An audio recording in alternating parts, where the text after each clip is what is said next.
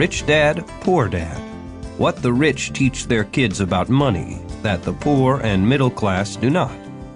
By Robert T. Kiyosaki. To parents everywhere, a child's first and most important teachers, and to all those who educate, influence, and lead by example. Acknowledgements. How does a person say thank you when there are so many people to thank? Obviously, this book is a thank you to my two fathers, who were powerful role models, and to my mom, who taught me love and kindness. The person most responsible for this book becoming a reality is my wife, Kim, my partner in marriage, business, and in life. She makes my life complete. Introduction. Rich Dad, Poor Dad. Having two dads offered me the choice of contrasting points of view, one of a rich man and one of a poor man. I had two fathers, a rich one and a poor one. One was highly educated and intelligent. He had a PhD and completed 4 years of undergraduate work in less than 2 years. He then went on to Stanford University, the University of Chicago, and Northwestern University to do his advanced studies, all on full financial scholarships. The other father never finished the 8th grade. Both men were successful in their careers, working hard all their lives. Both earned substantial incomes, yet one always struggled financially. The other would become one of the richest men in Hawaii. One died, leaving tens of millions of dollars to his family, charities, and his church. The other left bills to be paid.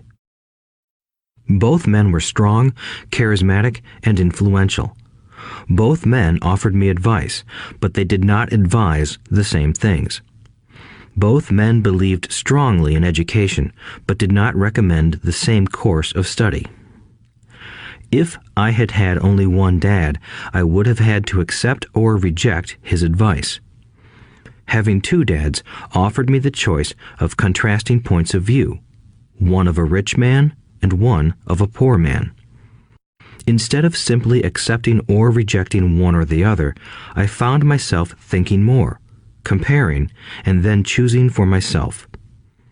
The problem was that the rich man was not rich yet, and the poor man was not yet poor. Both were just starting out on their careers, and both were struggling with money and families. But they had very different points of view about money. For example, one dad would say, "The love of money is the root of all evil." The other said, "The lack of money is the root of all evil." As a young boy, having two strong fathers, both influencing me, was difficult. I wanted to be a good son and listen, but the two fathers did not say the same things. The contrast in their points of view, particularly about money, was so extreme that I grew curious and intrigued. I began to start thinking for long periods of time about what each was saying. Much of my private time was spent reflecting, asking myself questions such as, "Why does he say that?" and then asking the same question of the other dad's statement.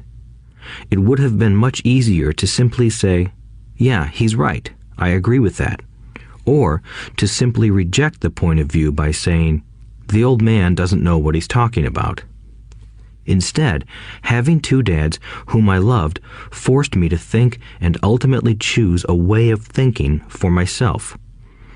As a process, choosing for myself turned out to be much more valuable in the long run than simply accepting or rejecting a single point of view. One of the reasons the rich get richer, the poor get poorer, and the middle class struggles in debt is that the subject of money is taught at home, not in school. Most of us learn about money from our parents, so what can poor parents tell their child about money? They simply say, "Stay in school and study hard." The child may graduate with excellent grades, but with a poor person's financial programming and mindset. Sadly, money is not taught in schools. Schools focus on scholastic and professional skills, but not on financial skills. This explains how smart bankers, doctors, and accountants who earned excellent grades may struggle financially all of their lives. Our staggering national debt is due in large part to highly educated politicians and government officials making financial decisions with little or no training in the subject of money. Today, I often wonder what will soon happen when we have millions of people who need financial and medical assistance. They will be dependent upon their families or the government for financial support. What will happen when Medicare and Social Security run out of money? How will a nation survive if teaching children about money continues to be left to parents, most of whom will be, or already are, poor? Because I had two influential fathers, I learned from both of them. I had to think about each dad's advice, and in doing so, I gained valuable insight into the power and effect of one's thoughts on one's life. For example, one dad had a habit of saying, "I can't afford it." The other dad forbade those words to be used. He insisted I ask, "How can I afford it?" One is a statement, and the other is a question. One lets you off the hook, and the other forces you to think. My soon-to-be rich dad would explain that by automatically saying the words, "I can't afford it," your brain stops working. By asking the question, "How can I afford it?" your brain is put to work. He did not mean that you should buy everything you want. He was fanatical about exercising your mind, the most powerful computer in the world. He'd say, "My brain gets stronger every day because I exercise it. The stronger it gets, the more money I can make." He believed that automatically saying, "I can't afford it," was a sign of mental laziness. Although both dads worked hard, I noticed that one dad had a habit of putting his brain to sleep when it came to finances, and the other had a habit of exercising his brain. The long-term result was that one dad grew stronger financially, and the other grew weaker. It is not much different from a person who goes to the gym to exercise on a regular basis versus someone who sits on the couch watching television. Proper physical exercise increases your chances for health, and proper mental exercise increases your chances for wealth. My two dads had opposing attitudes, and that affected the way they thought. One dad thought that the rich should pay more in taxes to take care of those less fortunate. The other said, taxes punish those who produce and reward those who don't produce. One dad recommended, study hard so you can find a good company to work for. The other recommended, study hard so you can find a good company to buy. One dad said, the reason I'm not rich is because I have you kids. The other said, the reason I must be rich is because I have you kids. One encouraged talking about money and business at the dinner table, while the other forbade the subject of money to be discussed over a meal. One said, when it comes to money, play it safe, don't take risks. The other said, learn to manage risk. One believed, our home is our largest investment and our greatest asset. The other believed, my house is a liability, and if your house is your largest investment, you're in trouble. Both dads paid their bills on time, yet one paid his bills first while the other paid his bills last. One dad believed in a company or the government taking care of you and your needs. He was always concerned about pay raises, retirement plans, medical benefits, sick leave, vacation days, and other perks. He was impressed with two of his uncles who joined the military and earned a retirement and entitlement package for life after 20 years of active service. He loved the idea of medical benefits and PX privileges the military provided its retirees. He also loved the tenure system available through the university. The idea of job protection for life and job benefits seemed more important at times than the job. He would often say, I've worked hard for the government and I'm entitled to these benefits. The other believed in total financial self-reliance. He spoke out against the entitlement mentality and how it created weak and financially needy people. He was emphatic about being financially competent. One dad struggled to save a few dollars. The other created investments. One dad taught me how to write an impressive resume so I could find a good job. The other taught me how to write strong business and financial plans so I could create jobs. Being a product of two strong dads allowed me the luxury of observing the effects different thoughts have on one's life. I noticed that people really do shape their lives through their thoughts. For example, my poor dad always said, "I'll never be rich," and that prophecy became reality. My rich dad, on the other hand, always referred to himself as rich. He would say things like, "I'm a rich man and rich people don't do this." Even when he was flat broke after a major financial setback, he continued to refer to himself as a rich man. He would cover himself by saying, "There is a difference between being poor and being broke. Broke is temporary. Poor is eternal." My poor dad would say, "I'm not interested in money," or "money doesn't matter." My rich dad always said, "Money is power." The power of our thoughts may never be measured or appreciated, but it became obvious to me as a young boy that it was important to be aware of my thoughts and how I expressed myself. I noticed that my poor dad was poor, not because of the amount of money he earned, which was significant, but because of his thoughts and actions. As a young boy having two fathers, I became acutely aware of being careful about which thoughts I chose to adopt as my own. Should I listen to my rich dad or to my poor dad?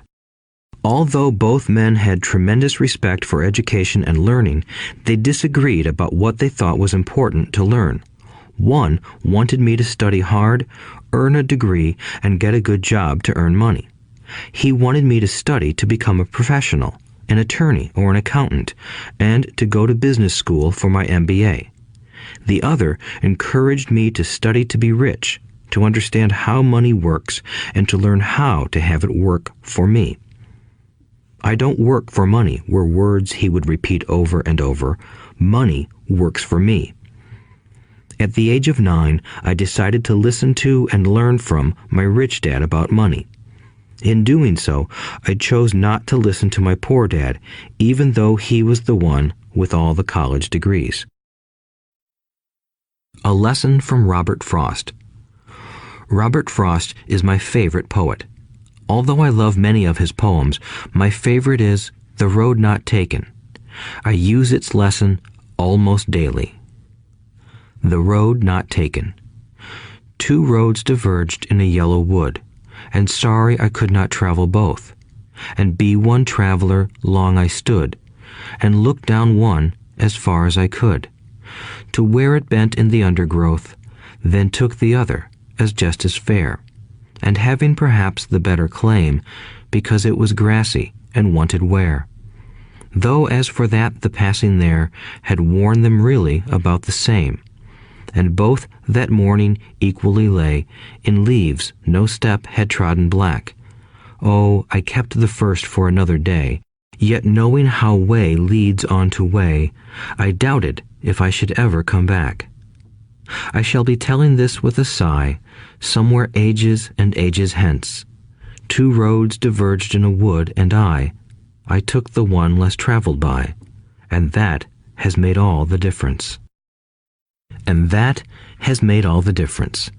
Over the years, I have often reflected upon Robert Frost's poem.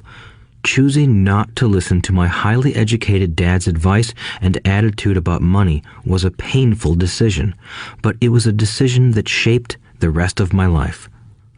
Once I made up my mind about whom to listen to, my education about money began. My rich dad taught me over a period of 30 years until I was 39 years old. He stopped once he realized that I knew and fully understood what he had been trying to drum into my often thick skull. Money is one form of power, but what is more powerful is financial education. Money comes and goes, but if you have the education about how money works, you gain power over it and can begin building wealth. The reason positive thinking alone does not work is because most people went to school and never learned how money works, so they spend their lives working for money. Because I was only 9 years old when I started, the lessons my rich dad taught me were simple. And when it was all said and done, there were only 6 main lessons, repeated over 30 years. This audiobook is about those 6 lessons, put as simply as possible, just as simply as my rich dad put forth those lessons to me. The lessons are meant not to be answers, but guideposts that will assist you and your children to grow wealthier no matter what happens in a world of increasing change and uncertainty. Chapter 1. Lesson 1. The rich don't work for money. The poor and the middle class work for money. The rich have money work for them. Dad, can you tell me how to get rich? My dad put down the evening paper. Why do you want to get rich, son? Because today Jimmy's mom drove up in their new Cadillac and they were going to their beach house for the weekend. He took 3 of his friends, but Mike and I weren't invited. They told us we weren't invited because we were poor kids. They did? My dad asked incredulously. Yeah, they did, I replied in a hurt tone. My dad silently shook his head, pushed his glasses up the bridge of his nose, and went back to reading the paper. I stood waiting for an answer. The year was 1956. I was 9 years old. By some twist of fate, I attended the same public school where the rich people sent their kids. We were primarily a sugar plantation town. The managers of the plantation and the other affluent people, such as doctors, business owners, and bankers, sent their children to this elementary school. After grade 6, their children were generally sent off to private schools. Because my family lived on one side of the street, I went to this school. Had I lived on the other side of the street, I would have gone to a different school with kids from families more like mine. After grade 6, these kids and I would go on to the public intermediate and high school. There was no private school for them or for me. My dad finally put down the paper. I could tell he was thinking. Well, son, he began slowly, if you want to be rich, you have to learn to make money. How do I make money? I asked. Well, use your head, son, he said, smiling. Even then, I knew that really meant, that's all I'm going to tell you, or, I don't know the answer, so don't embarrass me. A partnership is formed. The next morning, I told my best friend, Mike, what my dad had said. As best as I could tell, Mike and I were the only poor kids in this school. Mike was also in this school by a twist of fate. Someone had drawn a jog in the line for the school district, and we wound up in school with the rich kids. We weren't really poor, but we felt as if we were because all the other boys had new baseball gloves, new bicycles, new everything. Mom and Dad provided us with the basics, like food and shelter and clothes, but that was about it. My dad used to say, if you want something, work for it. We wanted things, but there was not much work available for 9-year-old boys. So what do we do to make money? Mike asked. I don't know, I said, but do you want to be my partner? He agreed, and so on that Saturday morning, Mike became my first business partner. We spent all morning coming up with ideas on how to make money. Occasionally, we talked about all the cool guys at Jimmy's beach house having fun. It hurt a little, but that hurt was good because it inspired us to keep thinking of a way to make money. Finally, that afternoon, a bolt of lightning struck. It was an idea Mike got from a science book he had read. Excitedly, we shook hands, and the partnership now had a business. For the next several weeks, Mike and I ran around our neighborhood, knocking on doors and asking our neighbors if they would save their toothpaste tubes for us. With puzzled looks, most adults consented with a smile. Some asked us what we were doing, to which we replied, "We can't tell you. It's a business secret." My mom grew distressed as the weeks wore on. We had selected a site next to her washing machine as the place we would stockpile our raw materials. In a brown cardboard box that at one time held ketchup bottles, our little pile of used toothpaste tubes began to grow. Finally, my mom put her foot down. The sight of her neighbor's messy, crumpled, used toothpaste tubes had gotten to her. "What are you boys doing?" she asked, "and I don't want to hear again that it's a business secret. Do something with this mess or I'm going to throw it out." Mike and I pleaded and begged, explaining that we would soon have enough and then we would begin production. We informed her that we were waiting on a couple of neighbors to finish their toothpaste so we could have their tubes. Mom granted us a 1-week extension. The date to begin production was moved up, and the pressure was on. My first partnership was already being threatened with an eviction notice by my own mom. It became Mike's job to tell the neighbors to quickly use up their toothpaste, saying their dentist wanted them to brush more often anyway. I began to put together the production line. One day, my dad drove up with a friend to see 2 9-year-old boys in the driveway with a production line operating at full speed. There was fine white powder everywhere. On a long table were small milk cartons from school, and our family's hibachi grill was glowing with red-hot coals at maximum heat. Dad walked up cautiously, having to park the car at the base of the driveway since the production line blocked the carport. As he and his friend got closer, they saw a steel pot sitting on top of the coals in which the toothpaste tubes were being melted down. In those days, toothpaste did not come in plastic tubes. The tubes were made of lead, so once the paint was burned off, the tubes were dropped in the small steel pot. They melted until they became liquid, and with my mom's pot holders, we poured the lead through a small hole in the top of the milk cartons. The milk cartons were filled with plaster of Paris. White powder was everywhere. In my haste, I had knocked the bag over, and the entire area looked like it had been hit by a snowstorm. The milk cartons were the outer containers for plaster of Paris molds. My dad and his friend watched as we carefully poured the molten lead through a small hole in the top of the plaster of Paris cube. "Careful," my dad said. I nodded without looking up. Finally, once the pouring was through, I put the steel pot down and smiled at my dad. "What are you boys doing?" he asked with a cautious smile. "We're doing what you told me to do. We're going to be rich," I said. "Yup," said Mike, grinning and nodding his head. "We're partners." "And what is in those plaster molds?" my dad asked. "Watch," I said.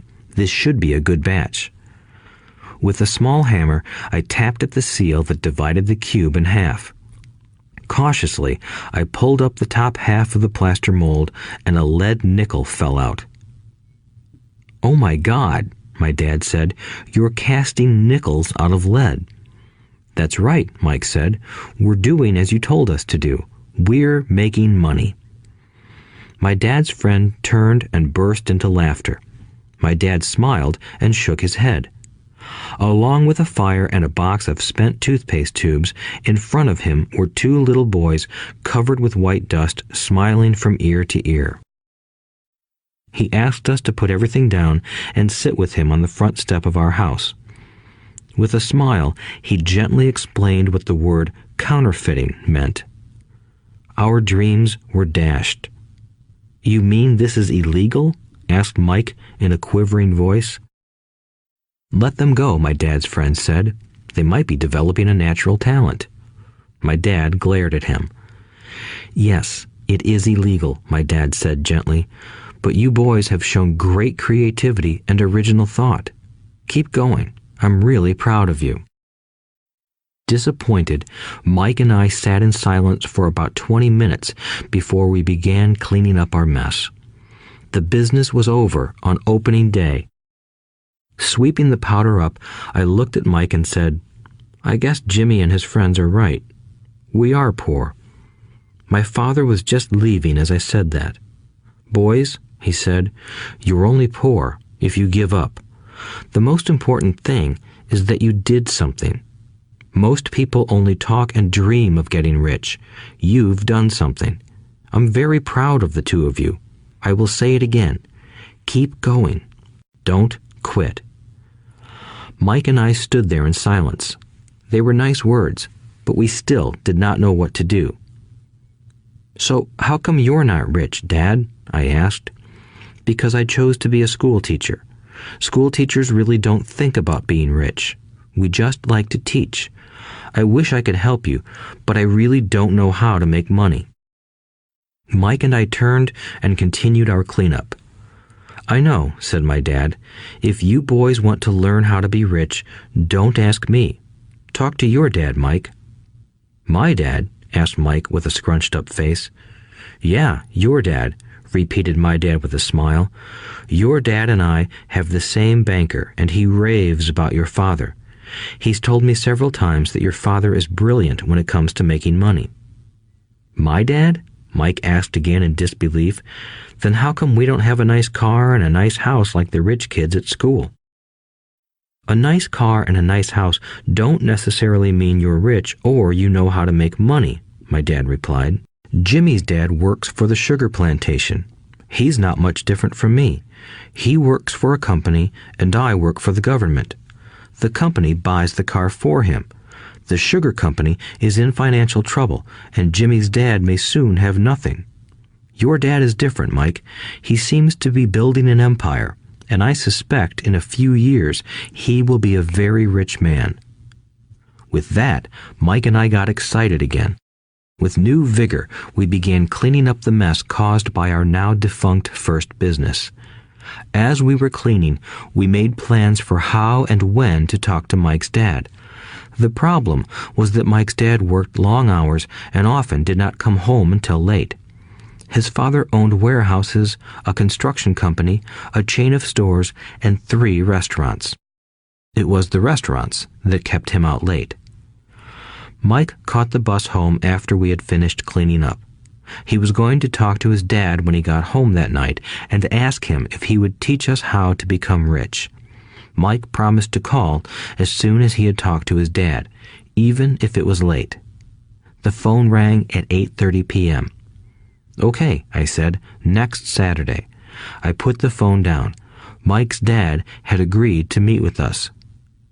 On Saturday, I caught the 7:30 a.m. bus to the poor side of town.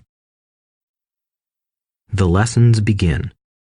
Mike and I met with his dad that morning at 8 o'clock. He was already busy, having been at work for more than an hour. His construction supervisor was just leaving in his pickup truck as I walked up to his simple, small, and tidy home. Mike met me at the door. "Dad's on the phone, and he said to wait on the back porch," Mike said as he opened the door. The old wooden floor creaked as I stepped across the threshold of the aging house. There was a cheap mat just inside the door. The mat was there to hide the years of wear from countless footsteps that the floor had supported. Although clean, it needed to be replaced. I felt claustrophobic as I entered the narrow living room that was filled with old, musty, overstuffed furniture that today would be collector's items. Sitting on the couch were 2 women, both a little older than my mom. Across from the women sat a man in workman's clothes. He wore khaki slacks and a khaki shirt, neatly pressed but without starch, and polished work boots. He was about 10 years older than my dad. They smiled as Mike and I walked past them toward the back porch. I smiled back shyly. "Who are those people?" I asked. "Oh, they work for my dad. The older man runs his warehouses, and the women are the managers of the restaurants. And as you arrived, you saw the construction supervisor who was working on a road project about 50 miles from here. His other supervisor, who was building a track of houses, left before you got here." "Does this go on all the time?" I asked. "Not always, but quite often," said Mike, smiling as he pulled up a chair to sit down next to me. "I asked my dad if he would teach us to make money," Mike said. "Oh, and what did he say to that?" I asked with cautious curiosity. "Well, he had a funny look on his face at first, and then he said he would make us an offer." "Oh," I said, rocking my chair back against the wall. I sat there, perched on two rear legs of the chair. Mike did the same thing. "Do you know what the offer is?" I asked. "No, but we'll soon find out." Suddenly, Mike's dad burst through the rickety screen door and onto the porch. Mike and I jumped to our feet, not out of respect, but because we were startled. "Ready, boys?" he asked as he pulled up a chair to sit down with us. We nodded our heads as we pulled our chairs away from the wall to sit in front of him. He was a big man, about 6 feet tall and 200 pounds. My dad was taller, about the same weight, and 5 years older than Mike's dad. They sort of looked alike, though not of the same ethnic makeup. Maybe their energy was similar. "Mike says you want to learn to make money. Is that correct, Robert?" I nodded my head quickly, but with a little trepidation. He had a lot of power behind his words and smile. "Okay, here's my offer. I'll teach you, but I won't do it classroom style. You work for me, I'll teach you. You don't work for me, I won't teach you. I can teach you faster if you work, and I'm wasting my time if you just want to sit and listen like you do in school. That's my offer. Take it or leave it." May I ask a question first?" I asked. "No. Take it or leave it. I've got too much work to do to waste my time. If you can't make up your mind decisively, then you'll never learn to make money anyway. Opportunities come and go. Being able to know when to make quick decisions is an important skill. You have the opportunity that you asked for. School is beginning, or it's over in 10 seconds, Mike's dad said with a teasing smile. "Take it," I said. "Take it," said Mike. "Good," said Mike's dad. "Mrs. Martin will be by in 10 minutes. After I'm through with her, you'll ride with her to my superette and you can begin working. I'll pay you 10 cents an hour and you'll work 3 hours every Saturday." "But I have a softball game today," I said. Mike's dad lowered his voice to a stern tone. "Take it or leave it," he said.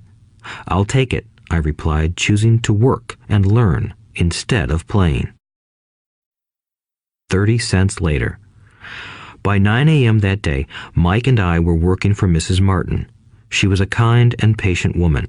She always said that Mike and I reminded her of her 2 grown sons. Although kind, she believed in hard work and kept us moving. We spent 3 hours taking canned goods off the shelves, brushing each can with a feather duster to get the dust off, and then restacking them neatly. It was excruciatingly boring work. Mike's dad, whom I called my rich dad, owned 9 of these little superettes, each with a large parking lot.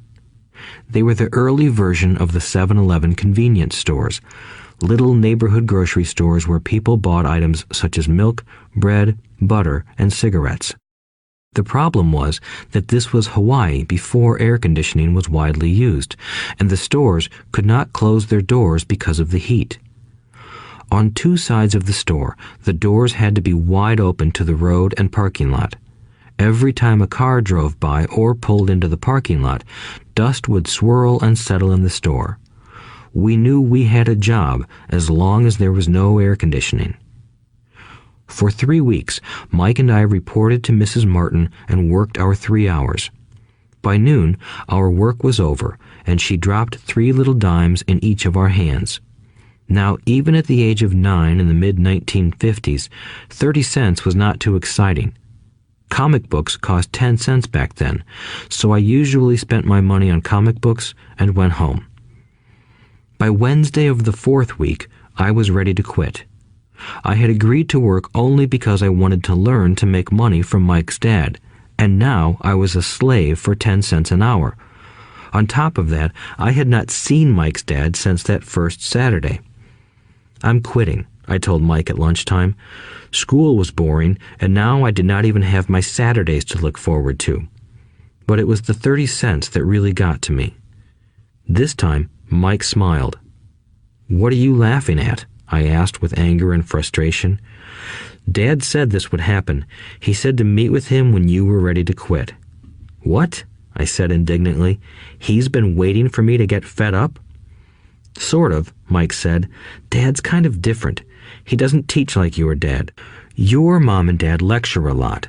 My dad is quiet and a man of few words. You just wait till this Saturday. I'll tell him you're ready.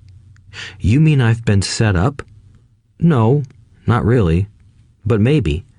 Dad will explain on Saturday. Waiting in line on Saturday. I was ready to face Mike's dad. Even my real dad was angry with him. My real dad, the one I called the poor one, thought that my rich dad was violating child labor laws and should be investigated. My educated poor dad told me to demand what I deserve, at least 25 cents an hour. My poor dad told me that if I did not get a raise, I was to quit immediately. You don't need that damn job anyway, said my poor dad with indignation. At 8 o'clock Saturday morning, I walked through the door of Mike's house when Mike's dad opened it. Take a seat and wait in line, he said as I entered. He turned and disappeared into his little office next to a bedroom. I looked around the room and didn't see Mike anywhere. Feeling awkward, I cautiously sat down next to the same two women who were there 4 weeks earlier. They smiled and slid down the couch to make room for me. 45 minutes went by, and I was steaming. The two women had met with him and left 30 minutes earlier. An older gentleman was in there for 20 minutes and was also gone. The house was empty, and here I sat in a musty, dark living room on a beautiful, sunny Hawaiian day, waiting to talk to a cheapskate who exploited children. I could hear him rustling around the office, talking on the phone, and ignoring me. I was ready to walk out, but for some reason, I stayed. Finally, 15 minutes later, at exactly 9 o'clock, Rich Dad walked out of his office, said nothing, and signaled with his hand for me to enter. I understand you want a raise or you're going to quit, Rich Dad said as he swiveled in his office chair. Well, you're not keeping your end of the bargain, I blurted out, nearly in tears. It was really frightening for me to confront a grown-up. You said that you would teach me if I worked for you. Well, I've worked for you. I've worked hard. I've given up my baseball games to work for you, but you haven't kept your word and you haven't taught me anything. You are a crook like everyone in town thinks you are. You're greedy. You want all the money and don't take care of your employees. You made me wait and don't show me any respect. I'm only a little boy, but I deserve to be treated better. Rich Dad rocked back in his swivel chair, hands up to his chin, and stared at me. Not bad, he said. In less than a month, you sound like most of my employees. What? I asked. Not understanding what he was saying, I continued with my grievance. I thought you were going to keep your end of the bargain and teach me. Instead, you want to torture me? That's cruel. That's really cruel. I am teaching you, Rich Dad said quietly. What have you taught me? Nothing, I said angrily. You haven't even talked to me once since I agreed to work for peanuts. 10 cents an hour. Ha! I should notify the government about you. We have child labor laws, you know. My dad works for the government, you know. Wow, said Rich Dad. Now you sound just like most of the people who used to work for me. People I've either fired or who have quit. So, what do you have to say? I demanded, feeling pretty brave for a little kid. You lied to me. I've worked for you, and you have not kept your word. You haven't taught me anything. How do you know that I've not taught you anything? Asked Rich Dad calmly. Well, you've never talked to me. I've worked for 3 weeks, and you have not taught me anything, I said with a pout. Does teaching mean talking or a lecture? Rich Dad asked. Well, yes, I replied. That's how they teach you in school, he said, smiling. But that is not how life teaches you, and I would say that life is the best teacher of all. Most of the time, life does not talk to you. It just sort of pushes you around. Each push is life saying, wake up, there's something I want you to learn. What is this man talking about? I asked myself silently. Life pushing me around was life talking to me? Now I knew I had to quit my job. I was talking to someone who needed to be locked up. If you learn life's lessons, you will do well. If not, life will just continue to push you around. People do two things. Some just let life push them around. Others get angry and push back. But they push back against their boss, or their job, or their husband or wife. They do not know it's life that's pushing. I had no idea what he was talking about. Life pushes all of us around. Some people give up and others fight. A few learn the lesson and move on. They welcome life pushing them around. To these few people, it means they need and want to learn something. They learn and move on. Most quit, and a few, like you, fight. Rich Dad stood and shut the creaky old wooden window that needed repair. If you learn this lesson, you will grow into a wise, wealthy, and happy young man. If you don't, you will spend your life blaming a job, low pay, or your boss for your problems. You'll live life always hoping for that big break that will solve all your money problems. Rich Dad looked over at me to see if I was still listening. His eyes met mine. We stared at each other, communicating through our eyes. Finally, I looked away once I had absorbed his message. I knew he was right. I was blaming him, and I did ask to learn. I was fighting. Rich Dad continued. Or, if you are the kind of person who has no guts, you just give up every time life pushes you. If you are that kind of person, you'll live all your life playing it safe, doing the right things, saving yourself for some event that never happens. Then you die a boring old man. You'll have lots of friends who really like you because you were such a nice, hard-working guy. But the truth is that you let life push you into submission. Deep down, you were terrified of taking risks. You really wanted to win, but the fear of losing was greater than the excitement of winning. Deep inside, you and only you will know you didn't go for it. You chose to play it safe. Our eyes met again. "You've been pushing me around?" I asked. "Some people might say that," smiled Rich Dad. "I would say that I just gave you a taste of life." "What taste of life?" I asked, still angry, but now curious and ready to learn. "You boys are the first people that have ever asked me to teach them how to make money. I have more than 150 employees, and not one of them has asked me what I know about money. They ask me for a job and a paycheck, but never to teach them about money. So most will spend the best years of their lives working for money, not really understanding what it is they are working for." I sat there listening intently. "So when Mike told me you wanted to learn how to make money, I decided to design a course that mirrored real life. I could talk until I was blue in the face, but you wouldn't hear a thing.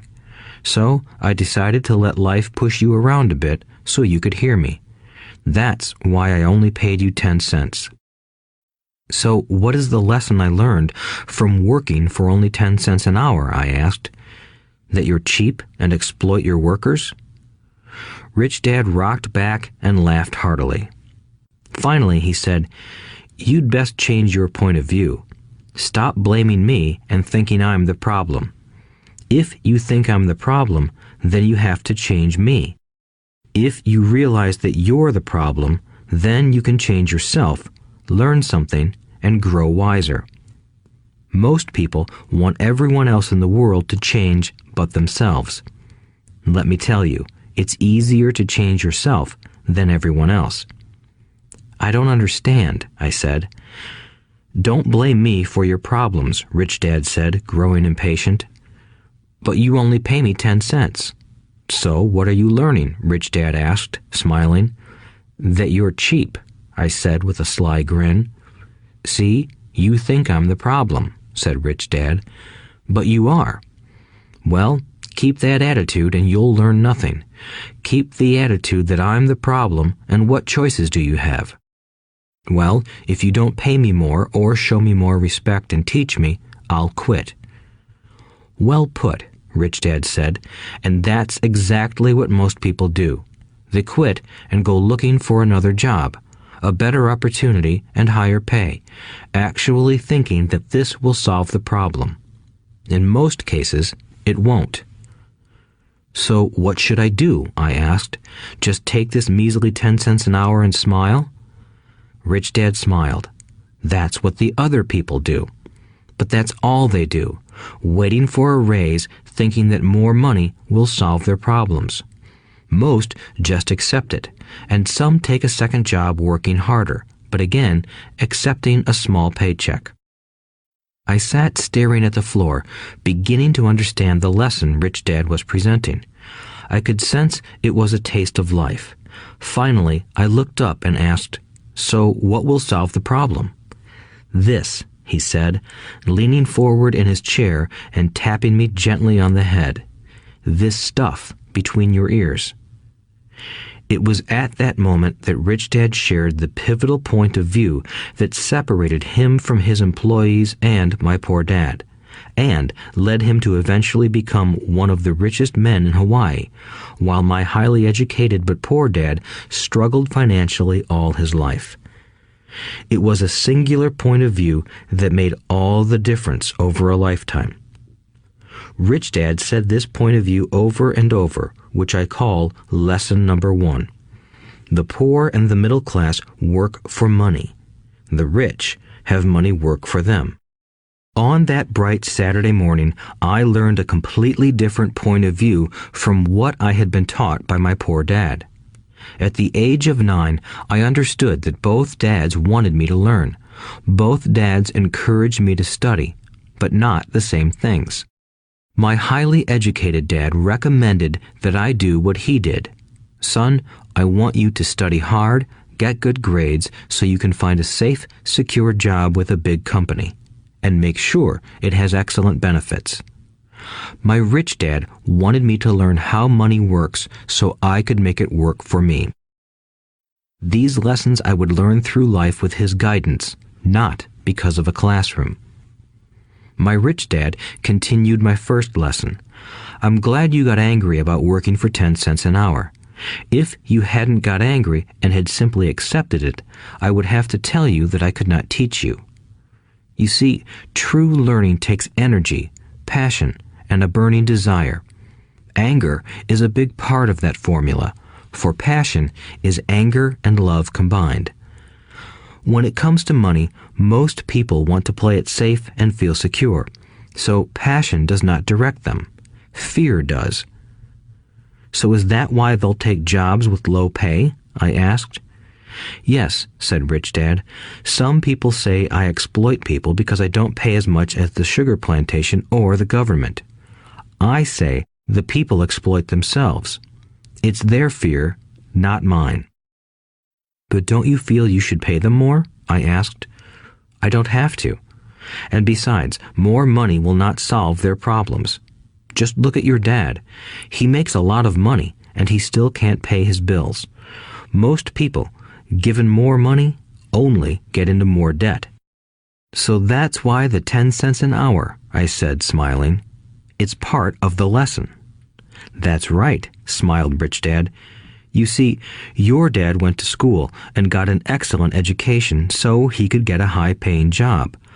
But he still has money problems because he never learned anything about money in school. On top of that, he believes in working for money." "And you don't?" I asked. "No, not really," said Rich Dad. "If you want to learn to work for money, then stay in school. That is a great place to learn to do that. But if you want to learn how to have money work for you, then I will teach you that. But only if you want to learn." "Wouldn't everyone want to learn that?" I asked. "No," said Rich Dad, "simply because it's easier to learn to work for money, especially if fear is your primary emotion when the subject of money is discussed." "I don't understand," I said with a frown. "Don't worry about that for now. Just know that it's fear that keeps most people working at a job. The fear of not paying their bills, the fear of being fired, the fear of not having enough money, and the fear of starting over. That's the price of studying to learn a profession or trade and then working for money. Most people become a slave to money and then get angry at their boss. Learning to have money work for you is a completely different course of study? I asked. Absolutely, Rich Dad answered. Absolutely. We sat in the silence on that beautiful Hawaiian Saturday morning. My friends had just started their Little League baseball game, but for some reason I was now thankful I had decided to work for 10 cents an hour. I sensed that I was about to learn something my friends wouldn't learn in school. Ready to learn? Asked Rich Dad. Absolutely, I said with a grin. I have kept my promise. I've been teaching you from afar, my Rich Dad said. At 9 years old, you've gotten a taste of what it feels like to work for money. Just multiply your last month by 50 years, and you will have an idea of what most people spend their life doing. I don't understand, I said. How did you feel waiting in line to see me, once to get hired and once to ask for more money? Terrible, I said.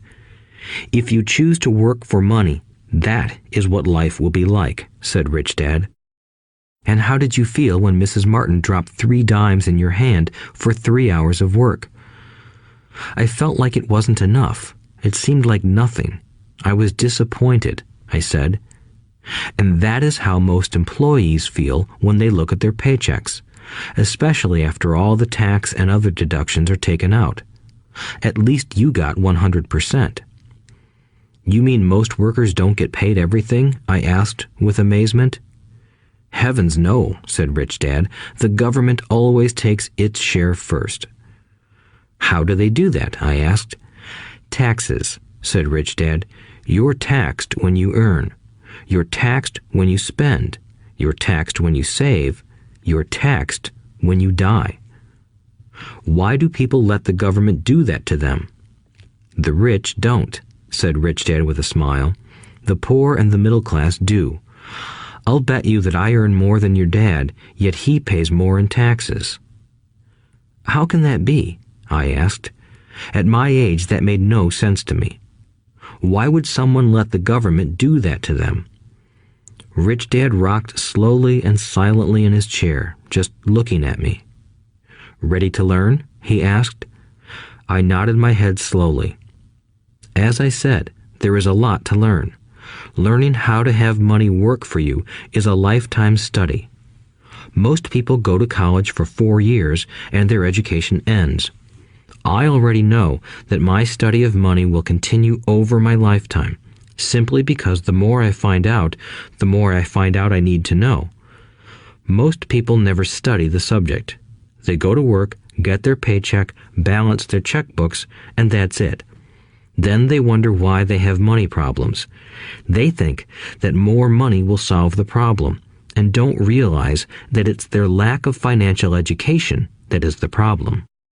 So my dad has tax problems because he doesn't understand money? I asked, confused.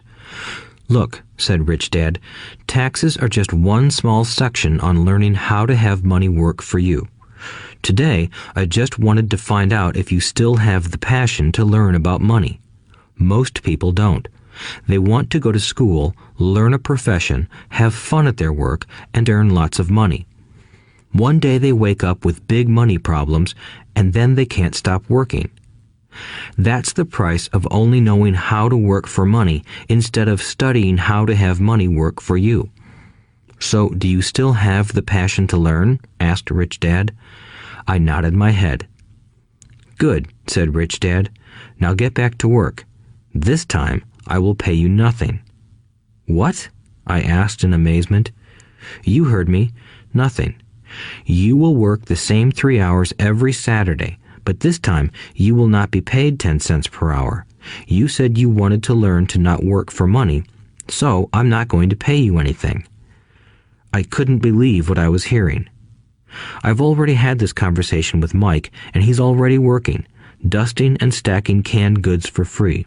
You'd better hurry and get back there. That's not fair, I shouted. You've got to pay something. You said you wanted to learn. If you don't learn this now, you'll grow up to be like the two women and the older man sitting in my living room, working for money and hoping I don't fire them.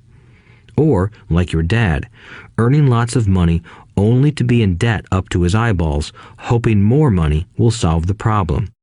If that's what you want, I'll go back to our original deal of 10 cents an hour. Or you can do what most adults do. Complain that there is not enough pay, quit, and go looking for another job. But what do I do? I asked. Rich Dad tapped me on the head. Use this, he said. If you use it well, you will soon thank me for giving you an opportunity, and you will grow into a rich man. I stood there, still not believing what a raw deal I was handed. I came to ask for a raise, and somehow I was instead working for nothing. Rich Dad tapped me on the head again and said, "Use this. Now, get out of here and get back to work." Lesson number 1. The rich don't work for money.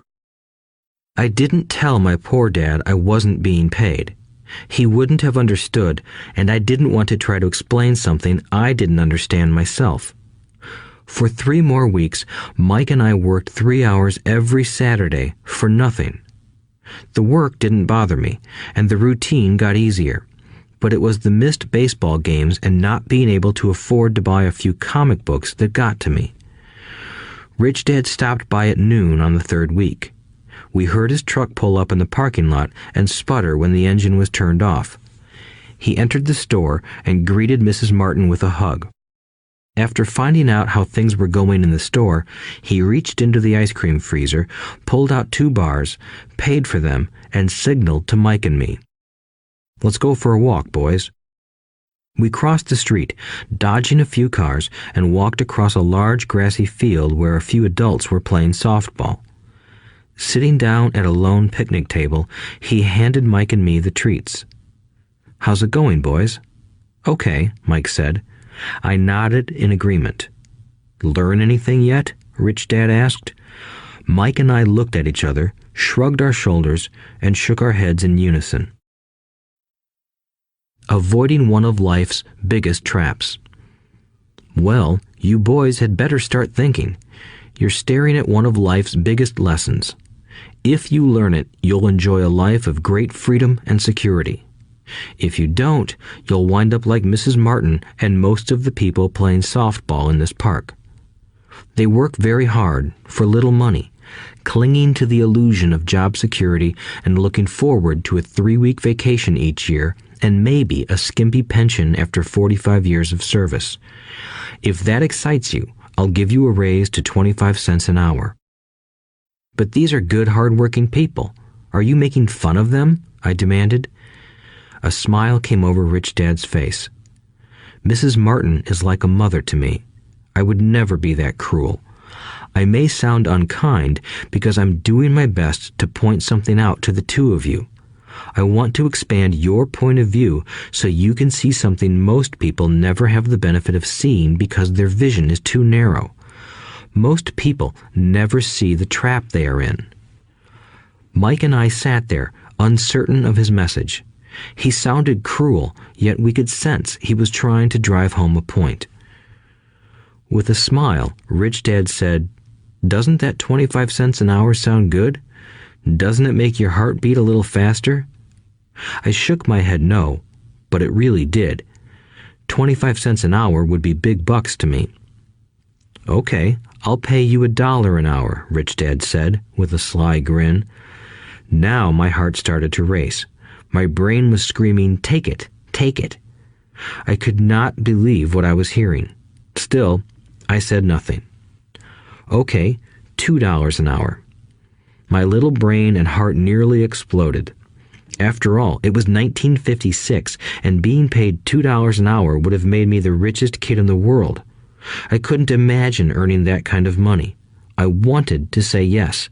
I wanted the deal. I could picture a new bicycle, new baseball glove, and the adoration of my friends when I flashed some cash. On top of that, Jimmy and his rich friends could never call me poor again. But somehow, my mouth stayed shut. The ice cream had melted and was running down my hand. Rich Dad was looking at two boys staring back at him, eyes wide open and brains empty. He was testing us, and he knew there was a part of our emotions that wanted to take the deal. He understood that every person has a weak and needy part of their soul that can be bought, and he knew that every individual also had a part of their soul that was resilient and could never be bought.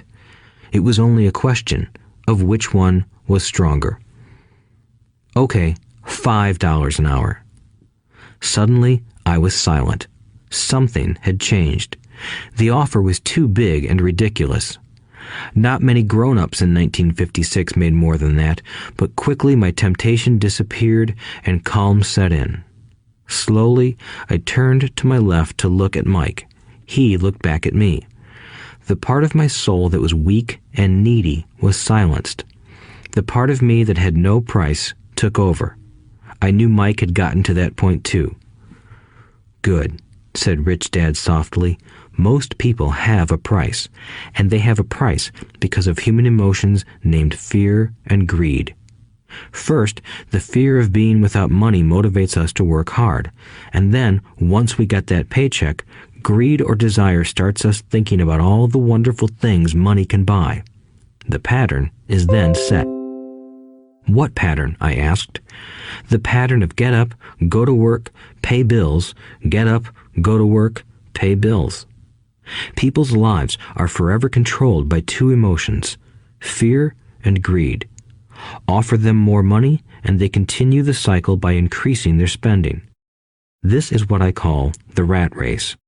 "There is another way?" Mike asked. "Yes," said Rich Dad slowly, "but only a few people find it." "And what is that way?" Mike asked. "That's what I hope you boys will learn as you work and study with me. That is why I took away all forms of pay." "Any hints?" Mike asked. "We're kind of tired of working hard, especially for nothing." "Well, the first step is telling the truth," said Rich Dad. "We haven't been lying," I said. "I did not say you were lying. I said to tell the truth," Rich Dad retorted. "The truth about what?" I asked. "How you're feeling," Rich Dad said. "You don't have to say it to anyone else. Just admit it to yourself." "You mean the people in this park, the people who work for you, Mrs. Martin, they don't do that?" I asked. "I doubt it," said Rich Dad. "Instead, they feel the fear of not having money. They don't confront it logically. They react emotionally instead of using their heads," Rich Dad said. "Then they get a few bucks in their hands, and again, the emotions of joy, desire, and greed take over. And again they react instead of think." "So their emotions control their brain," Mike said. "That's correct," said Rich Dad. "Instead of admitting the truth about how they feel, they react to their feelings and fail to think. They feel the fear, so they go to work, hoping that money will soothe the fear, but it doesn't. It continues to haunt them, and they return to work, hoping again that money will calm their fears, and again it doesn't. Fear keeps them in this trap of working, earning money, working, earning money, hoping the fear will go away. But every day they get up, and that old fear wakes up with them. For millions of people, that old fear keeps them awake all night, causing a night of turmoil and worry. So they get up and go to work, hoping that a paycheck will kill that fear gnawing at their souls. Money is running their lives, and they refuse to tell the truth about that. Money is in control of their emotions and their souls." Rich Dad sat quietly, letting his words sink in. Mike and I had heard what he said, but didn't understand fully what he was talking about. I just knew that I often wondered why grown-ups hurried off to work. It did not seem like much fun, and they never looked that happy, but something kept them going. Realizing we had absorbed as much as possible of what he was talking about, Rich Dad said, "I want you boys to avoid that trap. That is really what I want to teach you. Not just to be rich, because being rich does not solve the problem." "It doesn't?" I asked, surprised. No, it doesn't.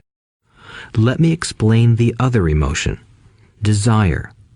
Some call it greed, but I prefer desire. It's perfectly normal to desire something better, prettier, more fun, or exciting. So people also work for money because of desire. They desire money for the joy they think it can buy. But the joy that money brings is often short-lived, and they soon need more money for more joy, more pleasure, more comfort, and more security. So they keep working, thinking money will soothe their souls that are troubled by fear and desire. But money can't do that. Even rich people do this? Mike asked. Rich people included, said Rich Dad. In fact, the reason many rich people are rich isn't because of desire, but because of fear. They believe that money can eliminate the fear of being poor, so they amass tons of it, only to find the fear gets worse. Now they fear losing the money. I have friends who keep working even though they have plenty. I know people who have millions who are more afraid now than when they were poor. They're terrified of losing it all. The fears that drove them to get rich got worse. That weak and needy part of their soul is actually screaming louder. They don't want to lose the big houses, the cars, and the high life money has bought them. They worry about what their friends would say if they lost all their money. Many are emotionally desperate and neurotic, although they look rich and have more money. So, is a poor man happier? I asked. No, I don't think so, replied Rich Dad. The avoidance of money is just as psychotic as being attached to money. As if on cue, the town derelict went past our table, stopping by the large rubbish can and rummaging around in it. The three of us watched him with great interest, when before we probably would have just ignored him. Rich Dad pulled $1 out of his wallet and gestured to the older man.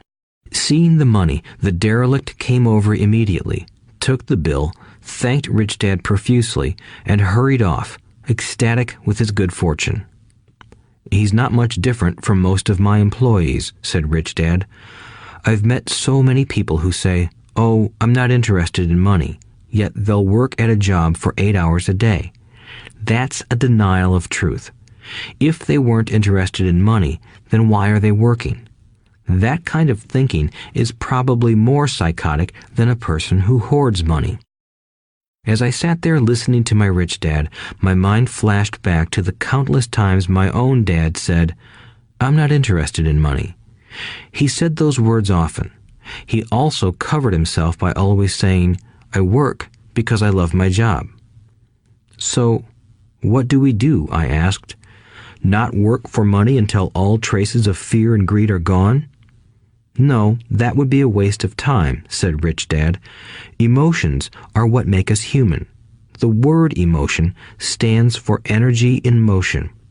Be truthful about your emotions and use your mind and emotions in your favor, not against yourself. Whoa, said Mike.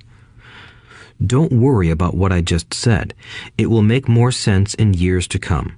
Just be an observer, not a reactor, to your emotions. Most people do not know that it's their emotions that are doing the thinking. Your emotions are your emotions, but you have got to learn to do your own thinking. Can you give me an example? I asked. Sure, replied Rich Dad. When a person says, "I need to find a job," it's most likely an emotion doing the thinking. Fear of not having money generates that thought. But people do need money if they have bills to pay, I said. Sure they do, smiled Rich Dad. All I'm saying is that it's fear that is all too often doing the thinking. I don't understand, said Mike. For example, said Rich Dad, if the fear of not having enough money arises, instead of immediately running out to get a job, they instead might ask themselves this question. Will a job be the best solution to this fear over the long run? In my opinion, the answer is no. A job is really a short-term solution to a long-term problem. But my dad is always saying, stay in school and get good grades so you can find a safe, secure job, I interjected, somewhat confused. Yes, I understand he says that, said Rich Dad, smiling. Most people recommend that, and it's a good path for most people. But people make that recommendation primarily out of fear. You mean my dad says that because he's afraid? Yes, said Rich Dad. He's terrified that you won't earn enough money and won't fit into society. Don't get me wrong. He loves you and wants the best for you.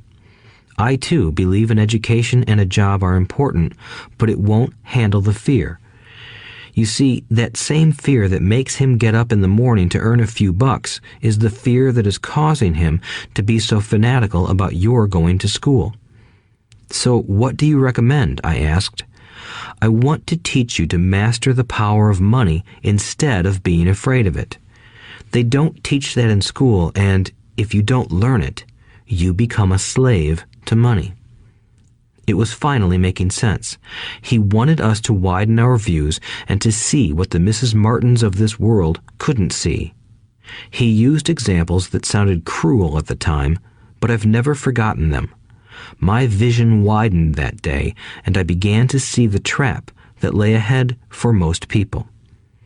You see, we're all employees ultimately. We just work at different levels, said Rich Dad. I just want you boys to have a chance to avoid the trap caused by those two emotions, fear and desire. Use them in your favor, not against you. That's what I want to teach you. I'm not interested in just teaching you to make a pile of money. That won't handle the fear or desire. If you don't first handle fear and desire, and you get rich, you'll only be a highly paid slave. So how do we avoid the trap? I asked. The main cause of poverty or financial struggle is fear and ignorance, not the economy or the government or the rich. It's self-inflicted fear and ignorance that keep people trapped. So you boys go to school and get your college degrees, and I'll teach you how to stay out of the trap. The pieces of the puzzle were appearing. My highly educated dad had a great education and a great career, but school never told him how to handle money or his fear of it. It became clear that I could learn different and important things from two fathers. So you've been talking about the fear of not having money. How does the desire for money affect our thinking? Mike asked. How did you feel when I tempted you with a pay raise? Did you notice your desires rising? We nodded our heads. By not giving in to your emotions, you were able to delay your reactions and think. That is important. We will always have emotions of fear and greed. From here on in, it's imperative for you to use those emotions to your advantage, and for the long term to not let your emotions control your thinking. Most people use fear and greed against themselves. That's the start of ignorance. Most people live their lives chasing paychecks, pay raises, and job security because of the emotions of desire and fear, not really questioning where those emotion-driven thoughts are leading them. It's just like the picture of a donkey dragging a cart with its owner dangling a carrot just in front of its nose. The donkey's owner may be going where he wants to, but the donkey is chasing an illusion. Tomorrow, there will only be another carrot for the donkey. You mean the moment I pictured a new baseball glove, candy, and toys, that's like a carrot to a donkey? Mike asked. Yes, and as you get older, your toys get more expensive. A new car, a boat, and a big house to impress your friends, said Rich Dad with a smile. Fear pushes you out the door, and desire calls to you. That's the trap. So what's the answer? Mike asked. What intensifies fear and desire is ignorance. That is why rich people with lots of money often have more fear the richer they get. Money is the carrot, the illusion. If the donkey could see the whole picture, it might rethink its choice to chase the carrot. Rich Dad went on to explain that a human's life is a struggle between ignorance and illumination. He explained that once a person stops searching for information and self-knowledge, ignorance sets in. That struggle is a moment-to-moment decision to learn to open or close one's mind. Look, school is very important. You go to school to learn a skill or profession to become a contributing member of society. Every culture needs teachers, doctors, mechanics, artists, cooks, business people, police officers, firefighters, and soldiers. Schools train them so society can thrive and flourish, said Rich Dad. Unfortunately, for many people, school is the end, not the beginning. There was a long silence. Rich Dad was smiling. I didn't comprehend everything he said that day, but as with most great teachers, his words continued to teach for years. I've been a little cruel today, said Rich Dad, but I want you to always remember this talk. I want you to always think of Mrs. Martin, and I want you always to remember that donkey. Never forget that fear and desire can lead you into life's biggest trap if you are not aware of them controlling your thinking. To spend your life living in fear, never exploring your dreams, is cruel. To work hard for money, thinking that it will buy you things that will make you happy, is also cruel. To wake up in the middle of the night terrified about paying bills is a horrible way to live. To live a life dictated by the size of a paycheck is not really living a life. Thinking that a job makes you secure is lying to yourself. That's cruel, and that's the trap I want you to avoid. I've seen how money runs people's lives. Don't let that happen to you. Please, don't let money run your life. A softball rolled under our table. Rich Dad picked it up and threw it back. So what does ignorance have to do with greed and fear? I asked. Because it is ignorance about money that causes so much greed and fear, said Rich Dad. Let me give you some examples. A doctor, wanting more money to better provide for his family, raises his fees. By raising his fees, it makes healthcare more expensive for everyone. It hurts the poor people the most, so they have worse health than those with money. Because the doctors raise their fees, the attorneys raise their fees. Because the attorneys' fees have gone up, school teachers want a raise, which raises our taxes, and on and on and on. Soon, there will be such a horrifying gap between the rich and the poor that chaos will break out and another great civilization will collapse. History proves that great civilizations collapse when the gap between the haves and have-nots is too great. Sadly, America is on that same course because we haven't learned from history. We only memorize historical dates and names, not the lesson. Aren't prices supposed to go up? I asked. In an educated society with a well-run government, prices should actually come down. Of course, that is often only true in theory. Prices go up because of greed and fear caused by ignorance. If schools taught people about money, there would be more money and lower prices. But schools focus only on teaching people to work for money, not how to harness money's power. But don't we have business schools? Mike asked. And haven't you encouraged me to go for my MBA? Yes, said Rich Dad, but all too often business schools train employees to become sophisticated bean counters. Heaven forbid a bean counter takes over a business. All they do is look at the numbers, fire people, and kill the business. I know this because I hire bean counters. All they think about is cutting costs and raising prices, which cause more problems. Bean counting is important. I wish more people knew it, but it, too, is not the whole picture, added Rich Dad angrily. So, is there an answer? Asked Mike. Yes, said Rich Dad. Learn to use your emotions to think, not think with your emotions. When you boys mastered your emotions by agreeing to work for free, I knew there was hope. When you again resisted your emotions when I tempted you with more money, you were again learning to think in spite of being emotionally charged. That's the first step. Why is that step so important? I asked. Well, that's up to you to find out. If you want to learn, I'll take you boys into the briar patch, a place almost everyone else avoids. If you go with me, you'll let go of the idea of working for money and instead learn to have money work for you. And what will we get if we go with you? What if we agree to learn from you? What will we get? I asked. The same thing Brer Rabbit got, said Rich Dad, referring to the classic children's story. Is there a briar patch? I asked. Yes, said Rich Dad. The briar patch is our fear and greed. Confronting fear, weaknesses, and neediness by choosing our own thoughts is the way out. Choosing our thoughts? Mike asked, puzzled. Yes, choosing what we think rather than reacting to our emotions. Instead of just getting up and going to work because not having the money to pay your bills is scaring you, ask yourself, is working harder at this the best solution to this problem? Most people are too afraid to rationally think things through and instead run out the door to a job they hate. The tar baby is in control. That's what I mean by choosing your thoughts. And how do we do that? Mike asked. That's what I will teach you.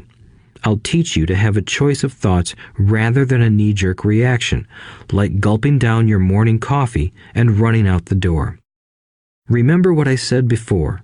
A job is only a short-term solution to a long-term problem. Most people have only one problem in mind, and it's short-term. It's the bills at the end of the month, the tar baby. Money controls their lives, or should I say the fear and ignorance about money controls it. So they do as their parents did. They get up every day and go work for money, not taking the time to ask the question, is there another way? Their emotions now control their thinking, not their heads. Can you tell the difference between emotions thinking and the head thinking? Mike asked.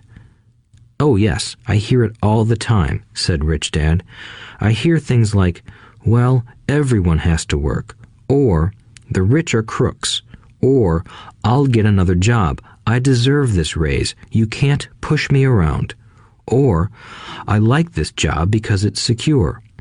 No one asks, is there something I'm missing here? Which would break through the emotional thought and give you time to think clearly. As we headed back to the store, Rich Dad explained that the rich really did make money. They did not work for it. He went on to explain that when Mike and I were casting 5-cent pieces out of lead, thinking we were making money, we were very close to thinking the way the rich think. The problem was that creating money is legal for the government and banks to do, but illegal for us to do. There are legal ways to create money from nothing, he told us. Rich Dad went on to explain that the rich know that money is an illusion, truly like the carrot for the donkey. It's only out of fear and greed that the illusion of money is held together by billions of people who believe that money is real. It's not. Money is really made up. It is only because of the illusion of confidence and the ignorance of the masses that this house of cards stands. He talked about the gold standard that America was on, and that each dollar bill was actually a silver certificate. What concerned him was the rumor that we would someday go off the gold standard and our dollars would no longer be backed by something tangible. If that happens, boys, all hell will break loose.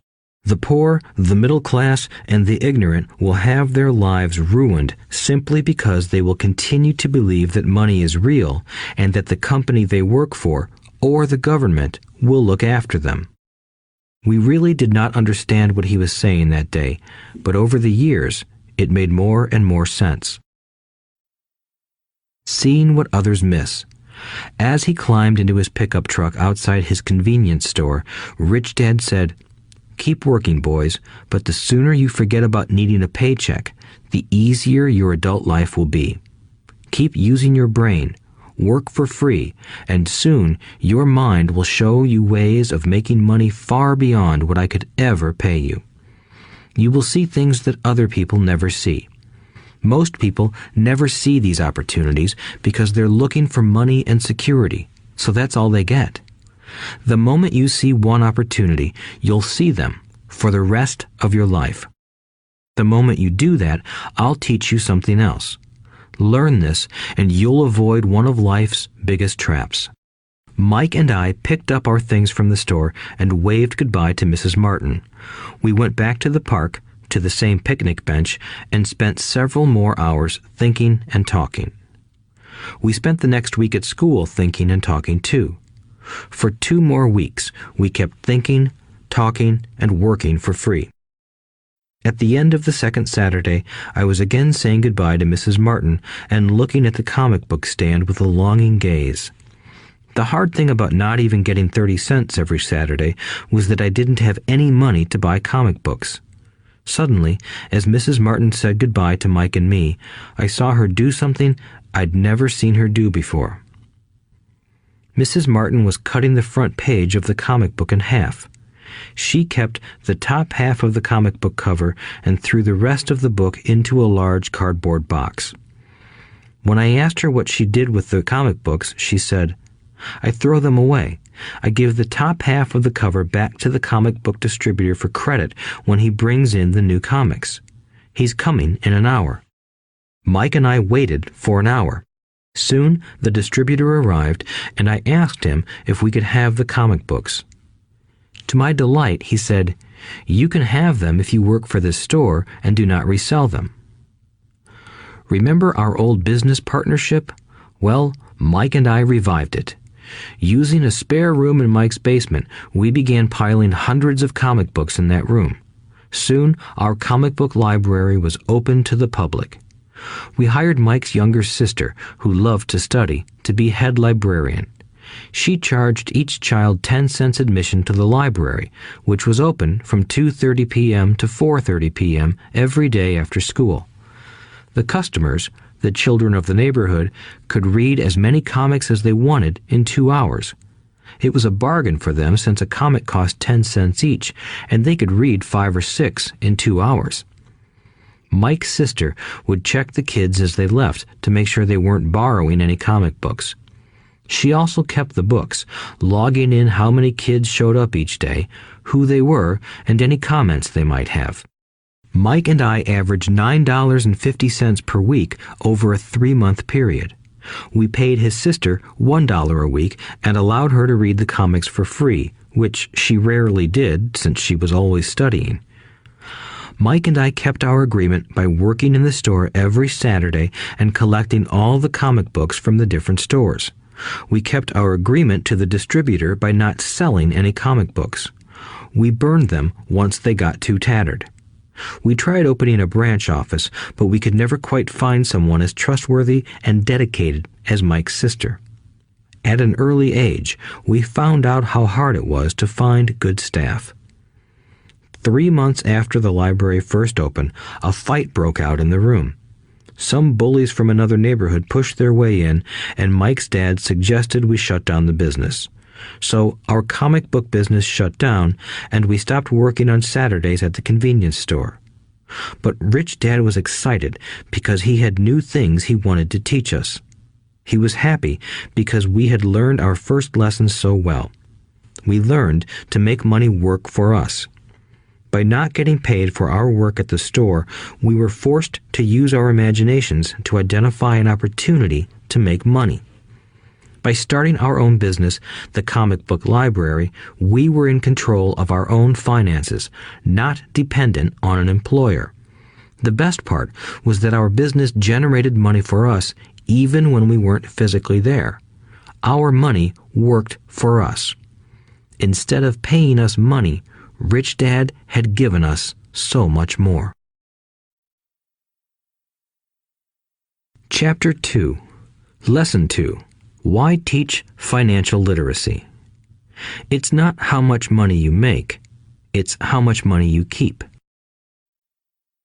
In 1990, Mike took over his father's empire and is, in fact, doing a better job than his dad did. We see each other once or twice a year on the golf course. He and his wife are wealthier than you can imagine. Rich Dad's empire is in great hands, and Mike is now grooming his son to take his place, as his dad had groomed us. In 1994, I retired at the age of 47, and my wife Kim was 37. Retirement does not mean not working. For us, it means that, barring unforeseen cataclysmic changes, we can work or not work, and our wealth grows automatically, staying ahead of inflation. Our assets are large enough to grow by themselves. It's like planting a tree. You water it for years, and then one day it doesn't need you anymore. Its roots are implanted deep enough. Then the tree provides shade for your enjoyment. Mike chose to run the empire, and I chose to retire. Whenever I speak to groups of people, they often ask what I would recommend that they do. How do I get started? Is there a book you would recommend? What should I do to prepare my children? What is your secret to success? How do I make millions? Whenever I hear one of these questions, I'm reminded of the following story. The Richest Businessmen. In 1923, a group of our greatest leaders and richest businessmen held a meeting at the Edgewater Beach Hotel in Chicago.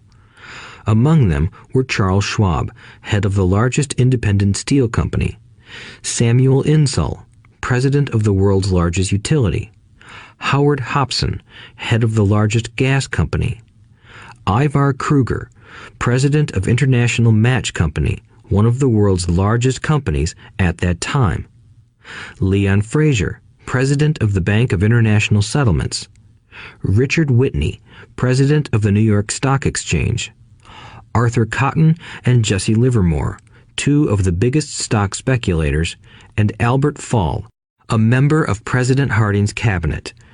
25 years later, 9 of these titans ended their lives as follows.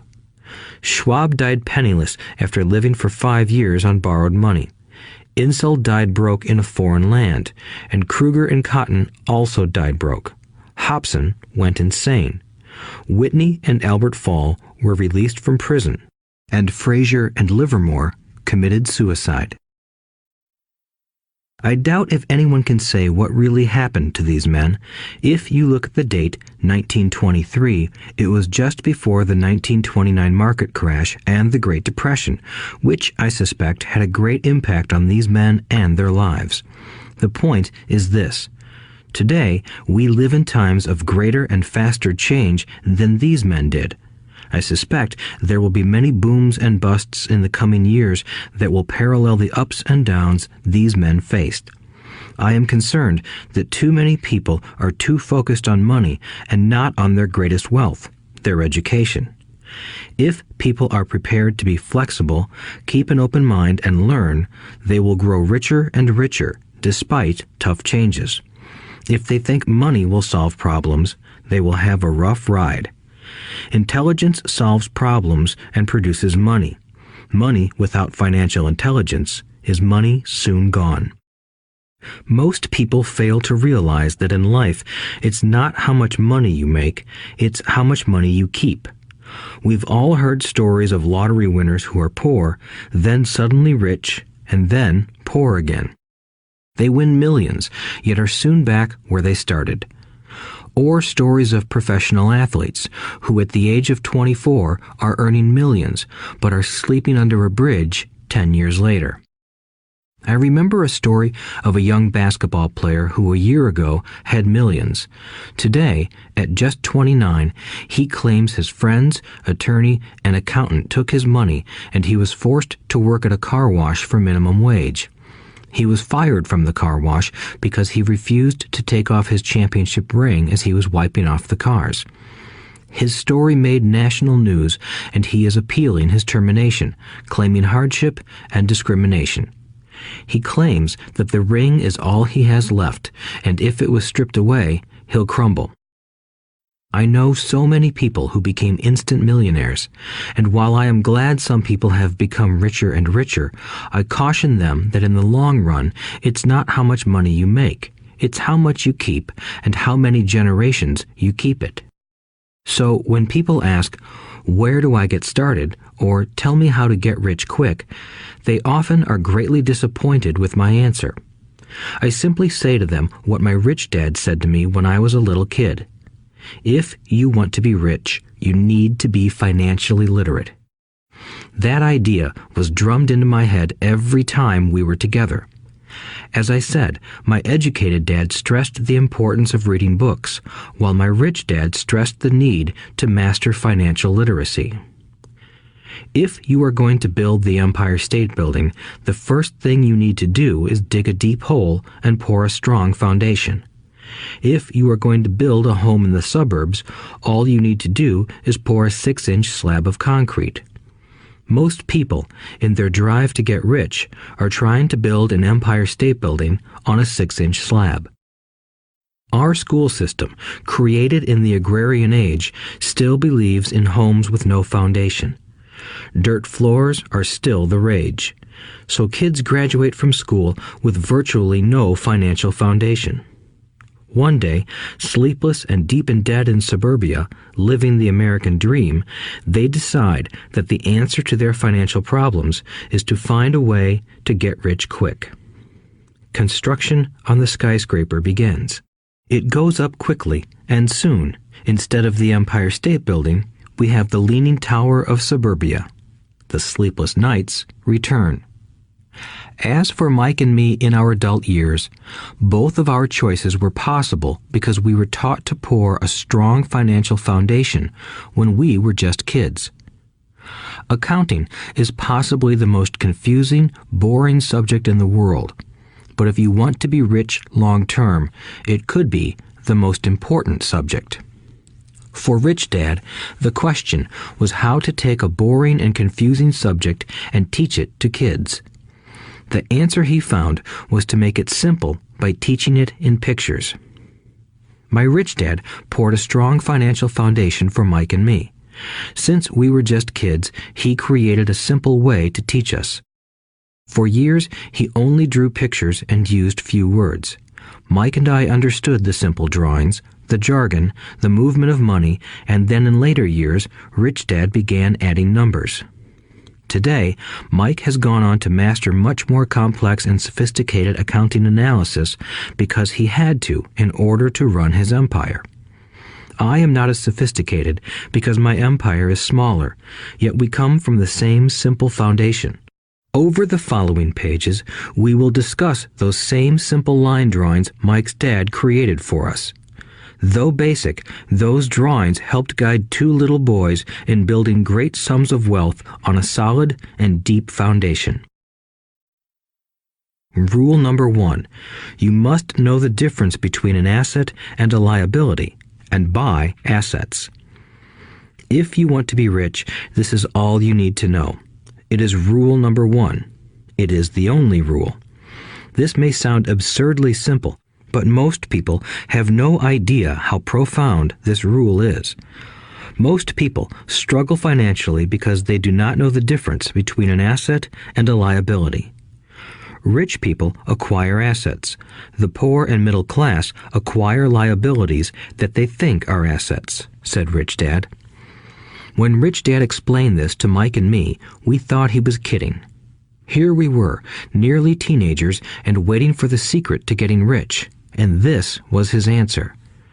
It was so simple that we stopped for a long time to think about it. "What is an asset?" asked Mike.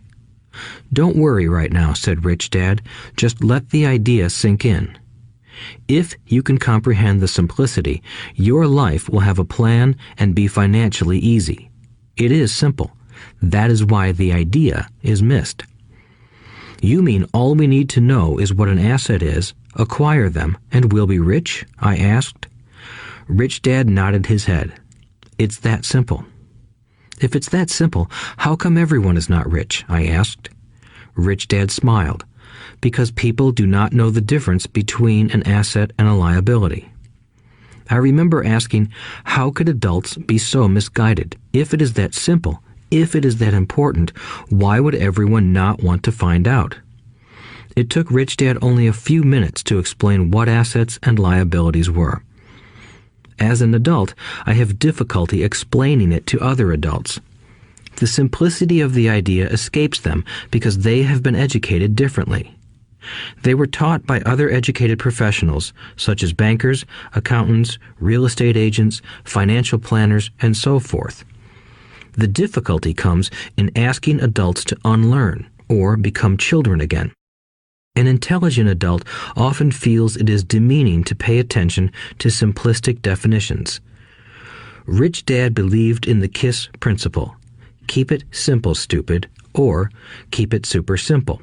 So he kept it simple for us, and that made our financial foundation strong. So what causes the confusion? How could something so simple be so screwed up? Why would someone buy an asset that was really a liability? The answer is found in basic education. We focus on the word literacy and not financial literacy. What defines something to be an asset or a liability are not words. In fact, if you really want to be confused, look up the words asset and liability in the dictionary. I know the definition may sound good to a trained accountant, but for the average person, it makes no sense. But we adults are often too proud to admit that something does not make sense.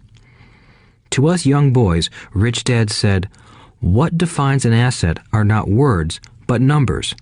And if you can't read the numbers, you can't tell an asset from a hole in the ground." In accounting, Rich Dad would say, it's not the numbers, but what the numbers are telling you. It's just like words. It's not the words, but the story the words are telling you.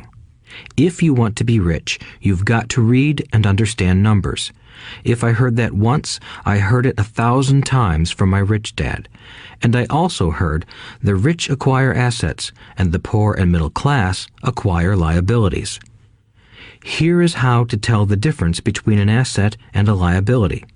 Most accountants and financial professionals do not agree with the definitions, but these simple drawings were the start of strong financial foundations for two young boys. An asset is something that puts money in my pocket. A liability is something that takes money out of my pocket. This is really all you need to know. If you want to be rich, simply spend your life buying assets. If you want to be poor or middle class, spend your life buying liabilities. Illiteracy, both in words and numbers, is the foundation of financial struggle. If people are having difficulties financially, there is something that they don't understand, either in words or numbers. The rich are rich because they are more literate in different areas than people who struggle financially. So if you want to be rich and maintain your wealth, it's important to be financially literate in words as well as numbers. Numbers alone mean little, just as words out of context mean little. It's the story that counts. In financial reporting, reading numbers is looking for the plot, the story of where the cash is flowing. In 80% of most families, the financial story paints a picture of hard work to get ahead. However, this effort is for naught because they spend their lives buying liabilities instead of assets. Everyone has living expenses, the need for food, shelter, and clothing. It is the cash flow that tells the story of how a person handles their money. The reason I started with the story of the richest men in America is to illustrate the flaw in believing that money will solve all problems. That is why I cringe whenever I hear people ask me how to get rich quicker or where they should start. I often hear, "I'm in debt, so I need to make more money." But more money will often not solve the problem. In fact, it may compound the problem. Money often makes obvious our tragic human flaws, putting a spotlight on what we don't know. That is why, all too often, a person who comes into a sudden windfall of cash, let's say an inheritance, a pay raise, or lottery winnings, soon returns to the same financial mess, if not worse than the mess they were in before.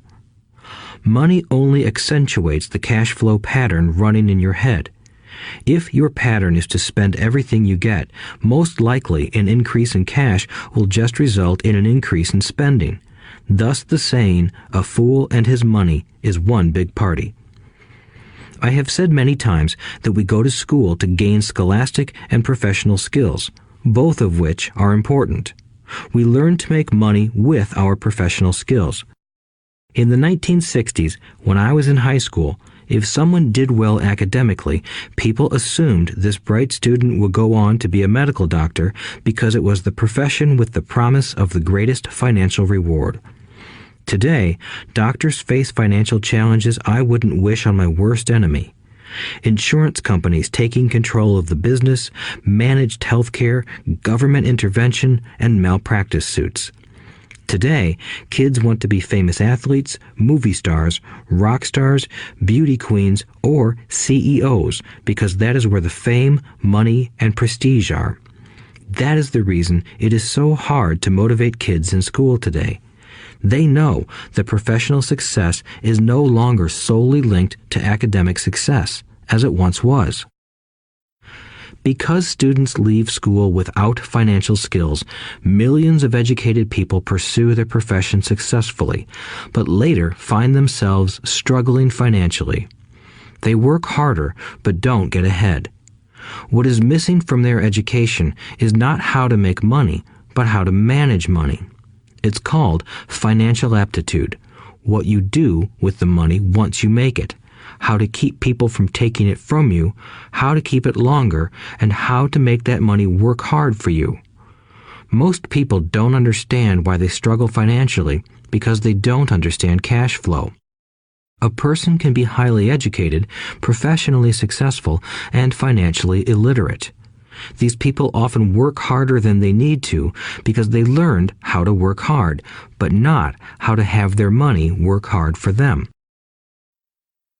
The story of how the quest for a financial dream turns into a financial nightmare. The classic story of hardworking people has set a pattern. Recently married, the happy, highly educated young couple moves into one of their cramped, rented apartments.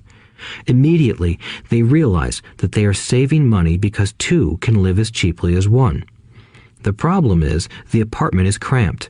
They decide to save money to buy their dream home so they can have kids. They now have two incomes, and they begin to focus on their careers. Their incomes begin to increase. As their incomes go up, their expenses go up as well. The number one expense for most people is taxes. Many people think it's income tax, but for most Americans, their highest tax is Social Security. As an employee, it appears as if the Social Security tax combined with the Medicare tax rate is roughly 7.5%, but it's really 15% since the employer must match the Social Security amount. In essence, it is money the employer can't pay you. On top of that, you still have to pay income tax on the amount deducted from your wages for Social Security tax. Income you never received because it went directly to Social Security through withholding. Going back to the young couple, as a result of their incomes increasing, they decide to buy the house of their dreams. Once in their house, they have a new tax called property tax.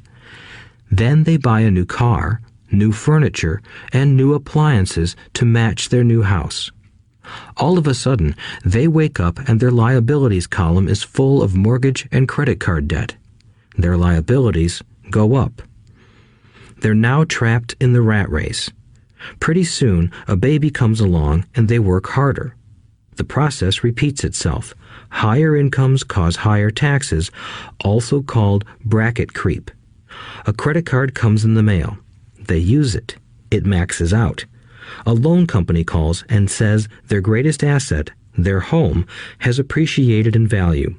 Because their credit is so good, the company offers a bill consolidation loan and tells them the intelligent thing to do is clear off the high-interest consumer debt by paying off their credit card. And besides, interest on their home is a tax deduction. They go for it and pay off those high-interest credit cards. They breathe a sigh of relief. Their credit cards are paid off. They've now folded their consumer debt into their home mortgage. Their payments go down because they extend their debt over 30 years. It is the smart thing to do. Their neighbor calls to invite them to go shopping. The Memorial Day sale is on. They promise themselves they'll just window shop, but they take a credit card, just in case. I run into this young couple all the time. Their names change, but their financial dilemma is the same. They come to one of my talks to hear what I have to say. They ask me, "Can you tell us how to make more money?" They don't understand that their trouble is really how they choose to spend the money they do have. It is caused by financial illiteracy and not understanding the difference between an asset and a liability. More money seldom solves someone's money problems. Intelligence solves problems. There is a saying a friend of mine says over and over to people in debt. If you find you have dug yourself into a hole, stop digging. As a child, my dad often told us that the Japanese were aware of 3 powers: the power of the sword, the jewel, and the mirror. The sword symbolizes the power of weapons. America has spent trillions of dollars on weapons, and because of this, is a powerful military presence in the world. The jewel symbolizes the power of money. There is some degree of truth to the saying, "Remember the golden rule. He who has the gold makes the rules." The mirror symbolizes the power of self-knowledge. This self-knowledge, according to Japanese legend, was the most treasured of the 3. All too often, the poor and middle class allow the power of money to control them. By simply getting up and working harder, failing to ask themselves if what they do makes sense, they shoot themselves in the foot as they leave for work every morning. By not fully understanding money, the vast majority of people allow its awesome power to control them. If they used the power of the mirror, they would have asked themselves, "Does this make sense?" All too often, instead of trusting their inner wisdom, that genius inside, most people follow the crowd. They do things because everybody else does them. They conform rather than question. Often, they mindlessly repeat what they have been told. Diversify. Your home is an asset. Your home is your biggest investment. You get a tax break for going into greater debt. Get a safe job. Don't make mistakes. Don't take risks. It is said that the fear of public speaking is a fear greater than death for most people. According to psychiatrists, the fear of public speaking is caused by the fear of ostracism, the fear of standing out, the fear of criticism, the fear of ridicule, and the fear of being an outcast. The fear of being different prevents most people from seeking new ways to solve their problems. That is why my educated dad said the Japanese valued the power of the mirror the most, for it is only when we look into it that we find truth. Fear is the main reason that people say, "Play it safe." That goes for anything, be it sports, relationships, careers, or money. It is that same fear, the fear of ostracism, that causes people to conform to, and not question, commonly accepted opinions or popular trends. Your home is an asset. Get a bill consolidation loan and get out of debt. Work harder. It's a promotion. Someday I'll be a vice president. Save money. When I get a raise, I'll buy us a bigger house. Mutual funds are safe. Many financial problems are caused by trying to keep up with the Joneses. Occasionally, we all need to look in the mirror and be true to our inner wisdom rather than our fears. By the time Mike and I were 16 years old, we began to have problems in school. We were not bad kids. We just began to separate from the crowd. We worked for Mike's dad after school and on weekends. Mike and I often spent hours after work just sitting at a table with his dad while he held meetings with his bankers, attorneys, accountants, brokers, investors, managers, and employees. Here was a man who had left school at 13, who was now directing, instructing, ordering, and asking questions of educated people. They came at his beck and call and cringed when he didn't approve of them. Here was a man who had not gone along with the crowd. He was a man who did his own thinking and detested the words, "We have to do it this way because that's the way everyone else does it." He also hated the word "can't." If you wanted him to do something, just say, "I don't think you can do it." Mike and I learned more sitting in on his meetings than we did in all our years of school, college included. Mike's dad was not book smart, but he was financially educated and successful as a result. He told us over and over again, an intelligent person hires people who are more intelligent than he is. So Mike and I had the benefit of spending hours listening to and learning from intelligent people. But because of this, Mike and I couldn't go along with the standard dogma our teachers preached, and that caused problems. Whenever the teacher said, "If you don't get good grades, you won't do well in the real world," Mike and I just raised our eyebrows. When we were told to follow set procedures and not deviate from the rules, we could see how school discouraged creativity. We started to understand why our rich dad told us that schools were designed to produce good employees instead of employers. Occasionally, Mike or I would ask our teachers how what we studied was applicable to the real world, or why we never studied money and how it worked.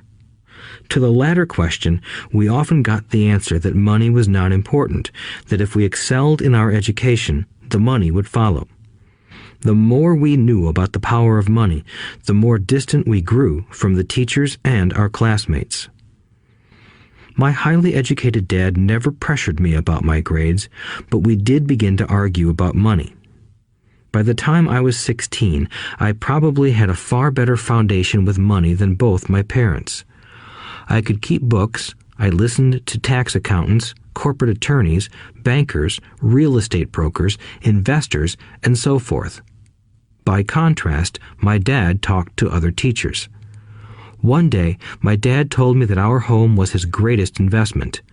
A not too pleasant argument took place when I showed him why I thought a house was not a good investment. I showed him the ancillary expenses that went along with owning the home. A bigger home meant bigger expenses, and the cash flow kept going out through the expense column. Today, people still challenge me on the idea of a house not being an asset. I know that for many people, it is their dream as well as their largest investment. And owning your own home is better than nothing. I simply offer an alternative way of looking at this popular dogma. If my wife and I were to buy a bigger, flashier house, we realize it wouldn't be an asset. It would be a liability since it would take money out of our pocket. So here is the argument I put forth. I really don't expect most people to agree with it because your home is an emotional thing, and when it comes to money, high emotions tend to lower financial intelligence. I know from personal experience that money has a way of making every decision emotional. 1. When it comes to houses, most people work all their lives paying for a home they never own. In other words, most people buy a new house every few years, each time incurring a new 30-year loan to pay off the previous one. 2. Even though people receive a tax deduction for interest on mortgage payments, they pay for all their other expenses with after-tax dollars, even after they pay off their mortgage. 3. My wife's parents were shocked when the property taxes on their home increased to $1,000 a month. This was after they had retired, so the increase put a strain on their retirement budget and they felt forced to move. 4. Houses do not always go up in value. I have friends who owe $1 million for a home that today would sell for far less. 5. The greatest losses of all are those from missed opportunities.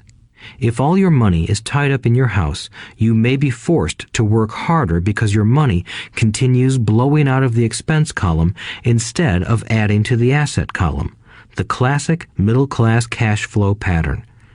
If a young couple would put more money into their asset column early on, their later years would be easier. Their assets would have grown and would be available to help cover expenses. All too often, a house only serves as a vehicle for incurring a home equity loan to pay for mounting expenses. In summary, the end result in making a decision to own a house that is too expensive in lieu of starting an investment portfolio impacts an individual in at least the following 3 ways. 1. Loss of time during which other assets could have grown in value. 2. Loss of additional capital which could have been invested instead of paying for high maintenance expenses related directly to the home. 3. Loss of education. Too often, people count their house and savings and retirement plans as all they have in their asset column. Because they have no money to invest, they simply don't invest. This costs them investment experience. Most never become what the investment world calls a sophisticated investor. And the best investments are usually first sold to sophisticated investors, who then turn around and sell them to the people playing it safe. I am not saying don't buy a house. What I'm saying is that you should understand the difference between an asset and a liability. When I want a bigger house, I first buy assets that will generate the cash flow to pay for the house. My educated dad's personal financial statement best demonstrates the life of someone caught in the rat race. His expenses match his income, never allowing him enough left over to invest in assets. As a result, his liabilities are larger than his assets. Why the rich get richer. A review of my rich dad's financial statement shows why the rich get richer.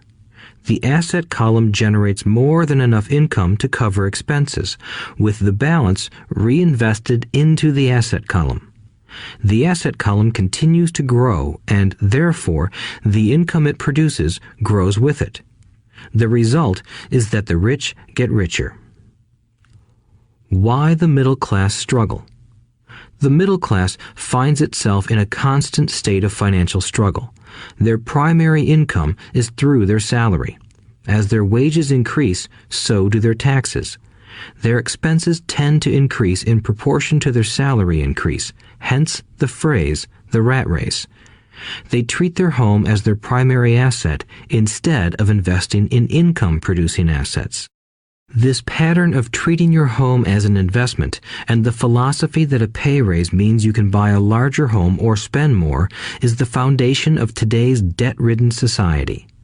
Increased spending throws families into greater debt and into more financial uncertainty, even though they may be advancing in their jobs and receiving raises on a regular basis. This is high-risk living caused by weak financial education. The massive loss of jobs in recent times proves how shaky the middle class really is financially. Company pension plans are being replaced by 401k plans. Social Security is obviously in trouble and can't be relied upon as a source for retirement. Panic has set in for the middle class. Today, mutual funds are popular because they supposedly represent safety. Average mutual fund buyers are too busy working to pay taxes and mortgages, save for their children's college, and pay off credit cards. They do not have time to study investing, so they rely on the expertise of the manager of a mutual fund. Also, because the mutual fund includes many different types of investments, they feel their money is safer because it is diversified. This educated middle class subscribes to the dogma put out by mutual fund brokers and financial planners. Play it safe, avoid risk. The real tragedy is that the lack of early financial education is what creates the risk faced by average middle-class people. The reason they have to play it safe is because their financial positions are tenuous at best. Their balance sheets are not balanced. Instead, they are loaded with liabilities and have no real assets that generate income. Typically, their only source of income is their paycheck. Their livelihood becomes entirely dependent on their employer. So when genuine deals of a lifetime come along, these people can't take advantage of them because they are working so hard, are taxed to the max, and are loaded with debt. As I said at the start of this section, the most important rule is to know the difference between an asset and a liability. Once you understand the difference, concentrate your efforts on buying income-generating assets. That's the best way to get started on a path to becoming rich. Keep doing that and your asset column will grow. Keep liabilities and expenses down so more money is available to continue pouring into the asset column. Soon, the asset base will be so deep that you can afford to look at more speculative investments. Investments that may have returns of 100% to infinity. $5,000 investments that are soon turned into $1 million or more. Investments that the middle class calls too risky. The investment is not risky for the financially literate. As an employee who is also a homeowner, your working efforts are generally as follows. 1. You work for the company. Employees make their business owner or the shareholders rich, not themselves. Your efforts and success will help provide for the owner's success and retirement. 2. You work for the government. The government takes its share from your paycheck before you even see it. By working harder, you simply increase the amount of taxes taken by the government. Most people work from January to May just for the government. 3. You work for the bank. After taxes, your next largest expense is usually your mortgage and credit card debt. The problem with simply working harder is that each of these 3 levels takes a greater share of your increased efforts. You need to learn how to have your increased efforts benefit you and your family directly. Once you have decided to concentrate on minding your own business, focusing your efforts on acquiring assets instead of a bigger paycheck, how do you set your goals? Most people must keep their job and rely on their wages to fund their acquisition of assets. As their assets grow, how do they measure the extent of their success? When does someone know that they are rich, that they have wealth? As well as having my own definitions for assets and liabilities, I also have my own definition for wealth. Actually, I borrowed it from a man named R. Buckminster Fuller. Some call him a quack, and others call him a genius. Years ago, he got architects buzzing because he applied for a patent for something he called a geodesic dome. But in the application, Fuller also said something about wealth. It was pretty confusing at first, but after reading it, it began to make some sense. Wealth is a person's ability to survive so many number of days forward, or, if I stopped working today, how long could I survive?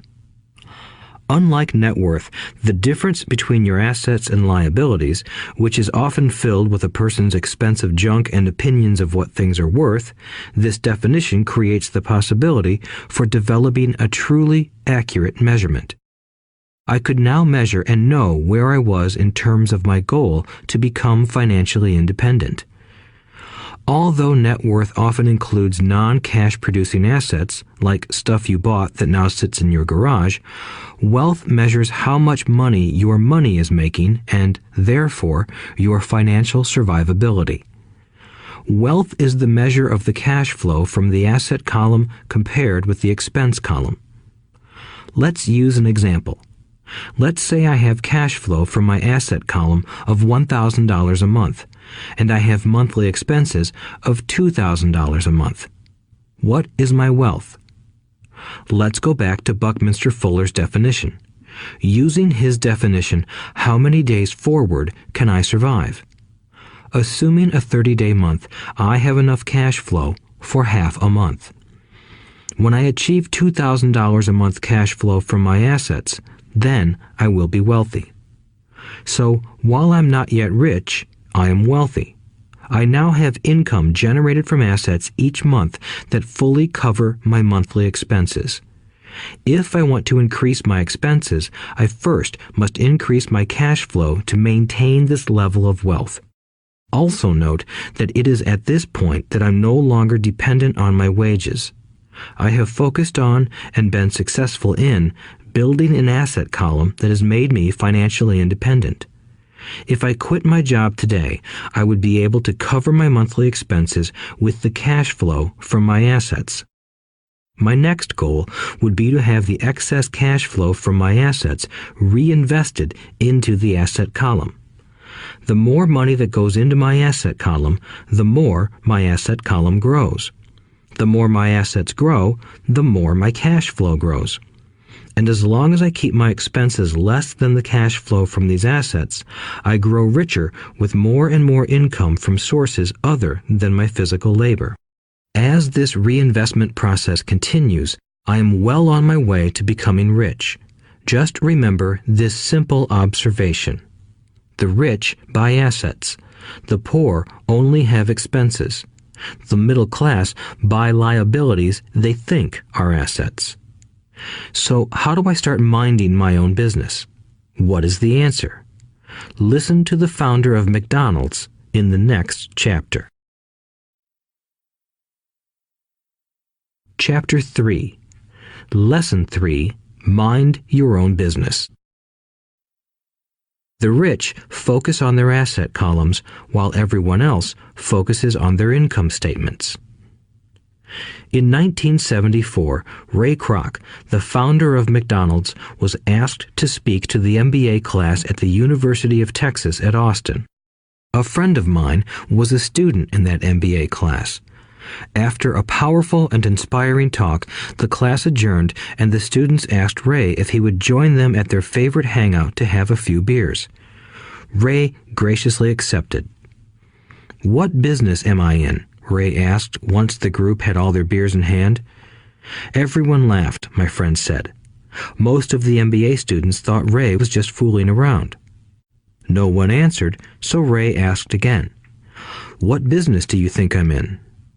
The students laughed again, and finally one brave soul yelled out, "Ray, who in the world doesn't know that you're in the hamburger business?" Ray chuckled. "That's what I thought you would say." He paused and then quickly added, "Ladies and gentlemen, I'm not in the hamburger business. My business is real estate." As my friend tells the story, Ray spent a good amount of time explaining his viewpoint. In his business plan, Ray knew that the primary business focus was to sell hamburger franchises, but what he never lost sight of was the location of each franchise. He knew that the land and its location were the most significant factors in the success of each franchise. Basically, the person who bought the franchise was also buying the real estate under the franchise for Ray Kroc's organization. Today, McDonald's is the largest single owner of real estate in the world, owning even more than the Catholic Church. McDonald's owns some of the most valuable intersections and street corners in America and around the globe. My friend considers this as one of the most important lessons in his life. Today, he owns car washes, but his business is the real estate under those car washes. The previous chapter presented that most people work for everyone but themselves. They work first for the owners of the company, then for the government through taxes, and finally for the bank that owns their mortgage. When I was a young boy, we did not have a McDonald's nearby. Yet my rich dad was responsible for teaching Mike and me the same lesson that Ray Kroc talked about at the University of Texas. It is secret number 3 of the rich. The secret is mind your own business. Financial struggle is often directly the result of people working all their lives for someone else. Many people will simply have nothing at the end of their working days to show for their efforts. Our current educational system focuses on preparing today's youth to get good jobs by developing scholastic skills. Their lives will revolve around their wages or, as described earlier, their income column. Many will study further to become engineers, scientists, cooks, police officers, artists, writers, and so on. These professional skills allow them to enter the workforce and work for money. But there is a big difference between your profession and your business. Often I ask people, "What is your business?" And they will say, "Oh, I'm a banker." Then I ask them if they own the bank, and they usually respond, "No, I work there." In that instance, they have confused their profession with their business. Their profession may be a banker, but they still need their own business. A problem with school is that you often become what you study. So if you study cooking, you become a chef. If you study the law, you become an attorney. And a study of auto mechanics makes you a mechanic. The mistake in becoming what you study is that too many people forget to mind their own business. They spend their lives minding someone else's business and making that person rich. To become financially secure, a person needs to mind their own business. Your business revolves around your asset column, not your income column. As stated earlier, the number one rule is to know the difference between an asset and a liability and to buy assets. The rich focus on their asset columns, while everyone else focuses on their income statements. That is why we hear so often, "I need a raise. If only I had a promotion. I am going back to school to get more training so I can get a better job. I am going to work overtime. Maybe I can get a second job."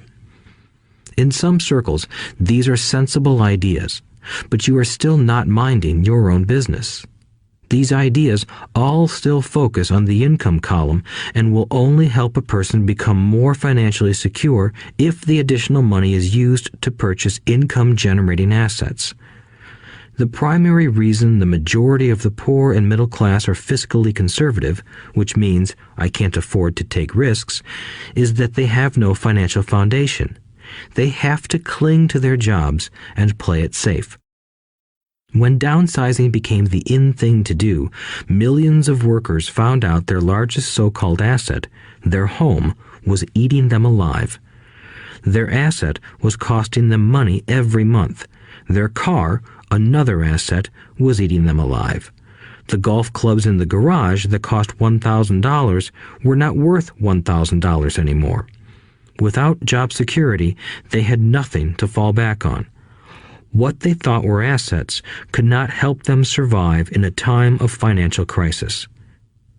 I assume most of us have filled out a credit application to buy a house or a car. It's always interesting to look at the net worth section because of what accepted banking and accounting practices allow a person to count as assets. One day when I wanted a loan, my financial position did not look too good. So I added my new golf clubs, my art collection, books, electronics, Armani suits, wristwatches, shoes, and other personal effects to boost the number in the asset column.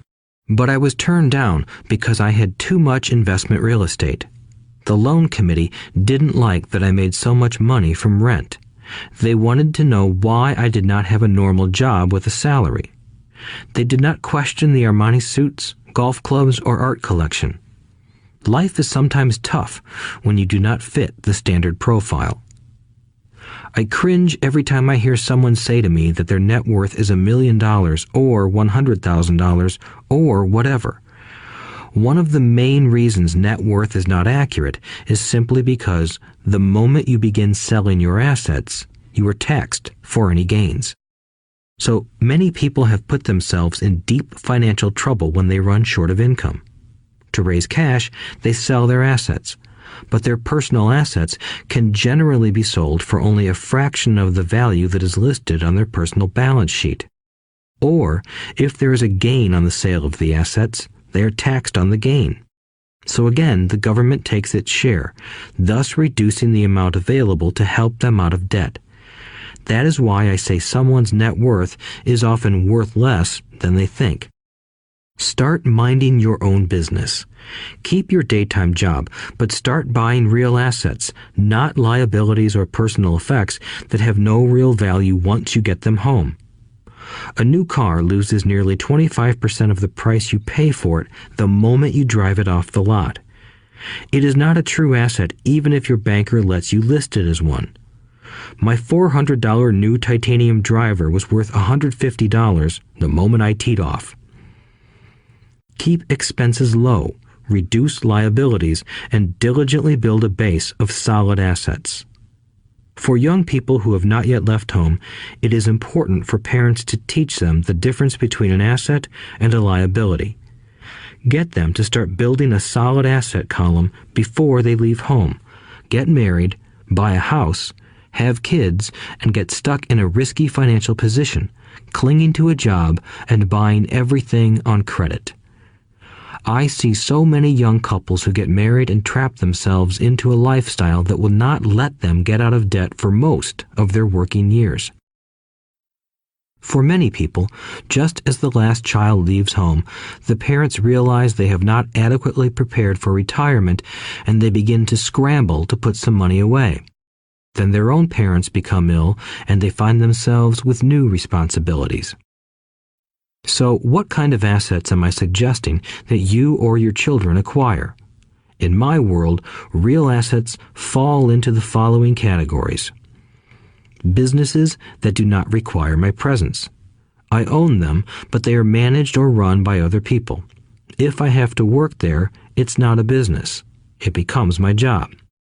Stocks, bonds, income-generating real estate, notes, IOUs, royalties from intellectual property such as music, scripts, and patents. Anything else that has value, produces income, or appreciates, and has a ready market. As a young boy, my educated dad encouraged me to find a safe job, but my rich dad encouraged me to begin acquiring assets that I loved. If you don't love it, you won't take care of it. I collect real estate simply because I love buildings and land. I love shopping for them, and I could look at them all day long. When problems arise, the problems aren't so bad that it changes my love for real estate. For people who hate real estate, they shouldn't buy it. I also love stocks of small companies, especially startups, because I am an entrepreneur, not a corporate person. In my early years, I worked in large organizations such as Standard Oil of California, the U.S. Marine Corps, and Xerox Corporation. I enjoyed my time with those organizations and have fond memories, but I know deep down I am not a company man. I like starting companies, not running them. So my stock buys are usually of small companies. Sometimes I even start the company and take it public. Fortunes are made in new stock issues, and I love the game. Many people are afraid of small-cap companies and call them risky, and they are. But that risk is diminished if you love what the investment is, understand it, and know the game. With small companies, my investment strategy is to be out of the stock in a year. On the other hand, my real estate strategy is to start small and keep trading up for bigger properties, and, therefore, delay paying taxes on the gain. This allows the value to increase dramatically. I generally hold real estate less than 7 years. For years, even while I was with the Marine Corps and Xerox, I did what my rich dad recommended. I kept my day job, but I still minded my own business.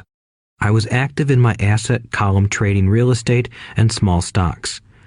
Rich Dad always stressed the importance of financial literacy. The better I was at understanding the accounting and cash management, the better I would be at analyzing investments and eventually starting and building my own company. I don't encourage anyone to start a company unless they really want to. Knowing what I know about running a company, I wouldn't wish that task on anyone. There are times when people can't find employment and starting a company seems like the best solution. But the odds are against success. 9 out of 10 companies fail in 5 years. Of those that survive the first 5 years, 9 out of every 10 of those eventually fail as well. So only if you really have the desire to own your own company do I recommend it. Otherwise, keep your day job and mind your own business. When I say mind your own business, I mean to build and keep your asset column strong. Once a dollar goes into it, never let it come out. Think of it this way. Once a dollar goes into your asset column, it becomes your employee. The best thing about money is that it works 24 hours a day and can work for generations. Keep your day job, Be a great hard-working employee, but keep building that asset column. As your cash flow grows, you can indulge in some luxuries. An important distinction is that rich people buy luxuries last, while the poor and middle class tend to buy luxuries first. The poor and the middle class often buy luxury items like big houses, diamonds, furs, jewelry, or boats because they want to look rich. They look rich, but in reality they just get deeper in debt on credit. The old money people, the long-term rich, build their asset column first. Then the income generated from the asset column buys their luxuries. The poor and middle class buy luxuries with their own sweat, blood, and children's inheritance. A true luxury is a reward for investing in and developing a real asset. For example, when my wife Kim and I had extra money coming from our apartment houses, she went out and bought her Mercedes. It didn't take any extra work or risk on her part because the apartment house bought the car. She did, however, have to wait 4 years while the real estate investment portfolio grew and began generating enough extra cash flow to pay for the car. But the luxury, the Mercedes, was a true reward because she proved she knew how to grow her asset column. That car now means a lot more to her than simply another pretty car. It means she used her financial intelligence to afford it. Instead, most people impulsively go out and buy a new car or some other luxury on credit. They may feel bored and just want a new toy. Buying a luxury on credit often causes a person to eventually resent that luxury because the debt becomes a financial burden. After you've taken the time and invested in and built your own business, you are now ready to learn the biggest secret of the rich, the secret that puts the rich way ahead of the pack. Chapter 4. Lesson 4. The History of Taxes and the Power of Corporations. My rich dad just played the game smart, and he did it through corporations, the biggest secret of the rich. I remember in school being told the story of Robin Hood and his merry men. My teacher thought it was a wonderful story of a romantic hero who robbed from the rich and gave to the poor. My rich dad did not see Robin Hood as a hero. He called Robin Hood a crook. Robin Hood may be long gone, but his followers live on. I often still hear people say, "Why don't the rich pay for it?" or "The rich should pay more in taxes and give it to the poor." It is this Robin Hood fantasy, or taking from the rich to give to the poor, that has caused the most pain for the poor and the middle class. The reason the middle class is so heavily taxed is because of the Robin Hood ideal. The reality is that the rich are not taxed. It's the middle class who pays for the poor, especially the educated upper-income middle class. Again, to understand fully how things happen, we need to look at the history of taxes. Although my highly educated dad was an expert on the history of education, my rich dad fashioned himself an expert on the history of taxes. Rich Dad explained to Mike and me that originally in England and America, there were no taxes. Occasionally, there were temporary taxes levied in order to pay for wars. The king or the president would put the word out and ask everyone to chip in. Taxes were levied in Britain for the fight against Napoleon from 1799 to 1816, and in America to pay for the Civil War from 1861 to 1865. In 1874, England made income tax a permanent levy on its citizens. In 1913, an income tax became permanent in the United States with the adoption of the 16th Amendment to the U.S. Constitution. At one time, Americans were anti-tax. It had been the tax on tea that led to the famous Tea Party in Boston Harbor, an incident that helped ignite the Revolutionary War. It took approximately 50 years in both England and the United States to sell the idea of a regular income tax. What these historical dates fail to reveal is that both of these taxes were initially levied against only the rich. It was this point that Rich Dad wanted Mike and me to understand. He explained that the idea of taxes was made popular and accepted by the majority by telling the poor and the middle class that taxes were created only to punish the rich. This is how the masses voted for the law, and it became constitutionally legal. Although it was intended to punish the rich, in reality it wound up punishing the very people who voted for it, the poor and middle class. Once government got a taste of money, its appetite grew, said Rich Dad. Your dad and I are exactly opposite. He's a government bureaucrat, and I am a capitalist. We get paid, and our success is measured on opposite behaviors. He gets paid to spend money and hire people. The more he spends and the more people he hires, the larger his organization becomes. In the government, a large organization is a respected organization. On the other hand, within my organization, the fewer people I hire and the less money I spend, the more I am respected by my investors. That's why I don't like government people. They have different objectives than most business people. As the government grows, more and more tax dollars are needed to support it. My educated dad sincerely believed that government should help people. He loved John F. Kennedy and especially the idea of the Peace Corps. He loved the idea so much that both he and my mom worked for the Peace Corps, training volunteers to go to Malaysia, Thailand, and the Philippines.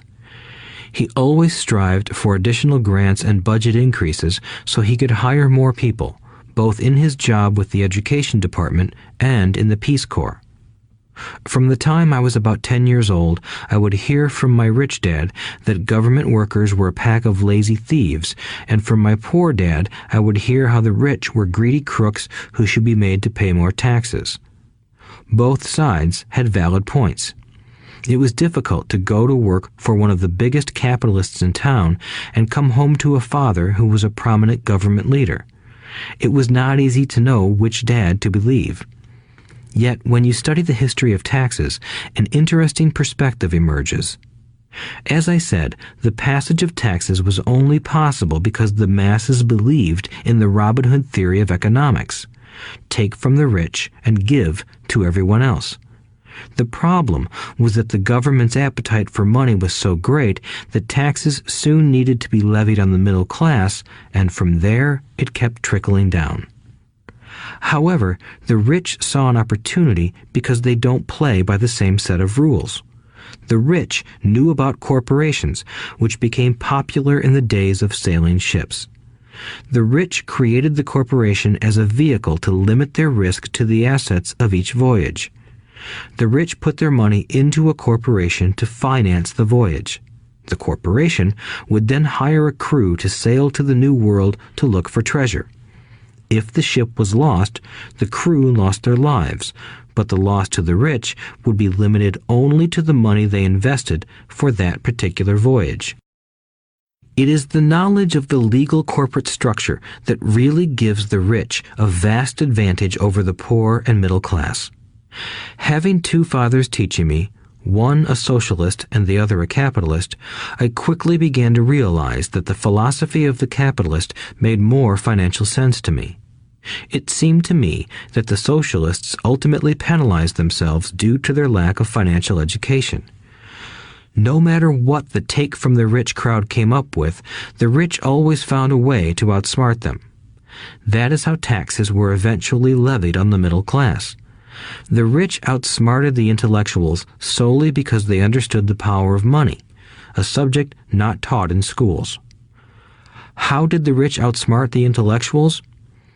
Once the take from the rich tax was passed, cash started flowing into government coffers. Initially, people were happy. Money was handed out to government workers and the rich. It went to government workers in the form of jobs and pensions, and it went to the rich via their factories receiving government contracts.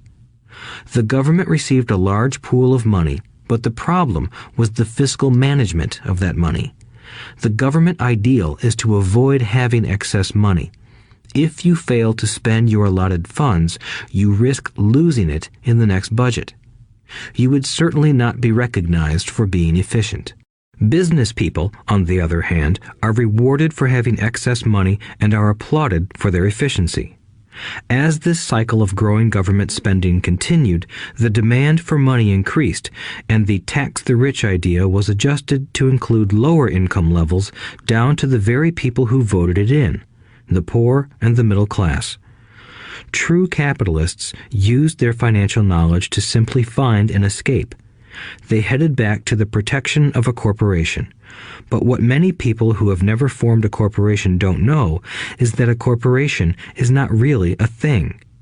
A corporation is merely a file folder with some legal documents in it, sitting in some attorney's office and registered with a state government agency. It's not a big building or a factory or a group of people. A corporation is merely a legal document that creates a legal body without a soul. Using it, the wealth of the rich was once again protected. It was popular because the income tax rate of a corporation is less than the individual income tax rates. In addition, certain expenses could be paid by a corporation with pre-tax dollars. This war between the haves and have-nots has raged for hundreds of years. The battle is waged whenever and wherever laws are made, and it will go on forever. The problem is that the people who lose are the uninformed, the ones who get up every day and diligently go to work and pay taxes. If they only understood the way the rich play the game, they could play it too. Then they would be on their way to their own financial independence. This is why I cringe every time I hear a parent advise their children to go to school so they can find a safe, secure job. An employee with a safe, secure job without financial aptitude has no escape. Average Americans today work 5 to 6 months for the government just to cover their taxes. In my opinion, that is simply too long. The harder you work, the more you pay the government. That is why I believe that the idea of take from the rich backfired on the very people who voted it in.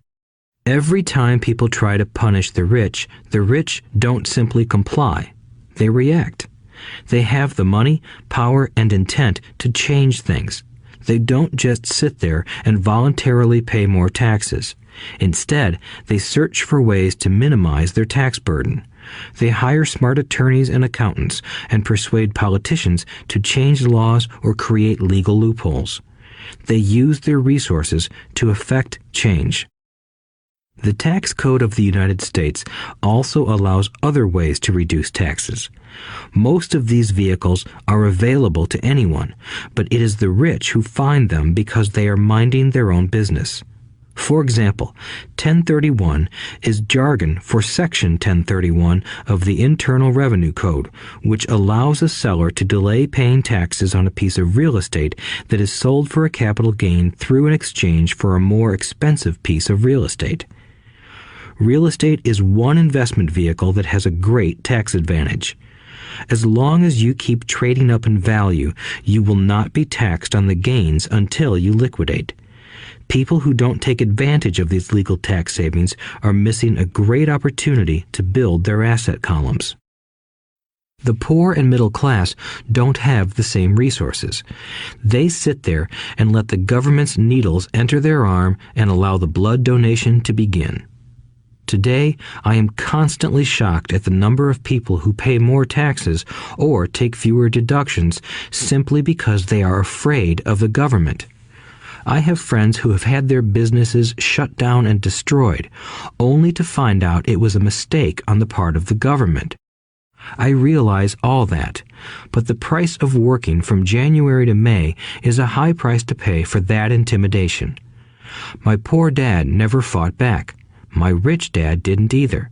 He just played the game smarter, and he did it through corporations, the biggest secret of the rich.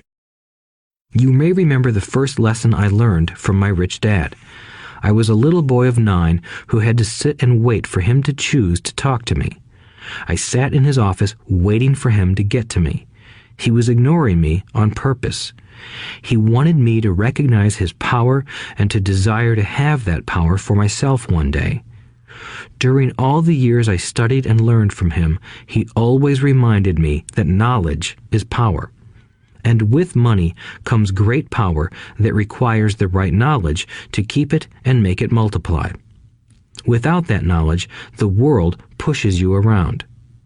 Rich Dad constantly reminded Mike and me that the biggest bully was not the boss or the supervisor, but the tax man. The tax man will always take more if you let him. The first lesson of having money work for you, as opposed to you working for money, is all about power. If you work for money, you give the power to your employer. If money works for you, you keep the power and control it. Once we had this knowledge of the power of money working for us, he wanted us to be financially smart and not let anyone or anything push us around. If you're ignorant, it's easy to be bullied. If you know what you're talking about, you have a fighting chance. That is why he paid so much for smart tax accountants and attorneys. It was less expensive to pay them than to pay the government. His best lesson to me was, be smart and you won't be pushed around as much. He knew the law because he was a law-abiding citizen and because it was expensive to not know the law. If you know you're right, you're not afraid of fighting back, even if you are taking on Robin Hood and his band of merry men. My highly educated dad always encouraged me to land a good job with a strong corporation. He spoke of the virtues of working your way up the corporate ladder. He didn't understand that, by relying solely on a paycheck from a corporate employer, I would be a docile cow ready for milking. When I told my rich dad of my father's advice, he only chuckled. "Why not own the ladder?" was all he said. As a young boy, I did not understand what Rich Dad meant by owning my own corporation. It was an idea that seemed impossible and intimidating. Although I was excited by the idea, my inexperience wouldn't let me envision the possibility that grown-ups would someday work for a company I would own. The point is that, if not for my rich dad, I would have probably followed my educated dad's advice. It was merely the occasional reminder of my rich dad that kept the idea of owning my own corporation alive and kept me on a different path. By the time I was 15 or 16, I knew I wasn't going to continue down the path my educated dad recommended. I didn't know how I was going to do it, but I was determined not to head in the direction most of my classmates were heading. That decision changed my life. It was not until my mid-20s that my rich dad's advice began to make more sense to me. I was just out of the Marine Corps and working for Xerox. I was making a lot of money, but every time I looked at my paycheck, I was disappointed. The deductions were so large, and the more I worked, the greater they became. As I became more successful, my bosses talked about promotions and raises. It was flattering, but I could hear my rich dad asking in my ear, "Who are you working for? Who are you making rich?" In 1974, while still an employee for Xerox, I formed my first corporation and began minding my own business. There were already a few assets in my asset column, but now I was determined to focus on making it bigger. Those paychecks, with all the deductions, made all the years of my rich dad's advice make total sense. I could see the future if I followed my educated dad's advice. Many employers feel that advising their workers to mind their own business is bad for business. But for me, focusing on my own business and developing assets made me a better employee because I now had a purpose.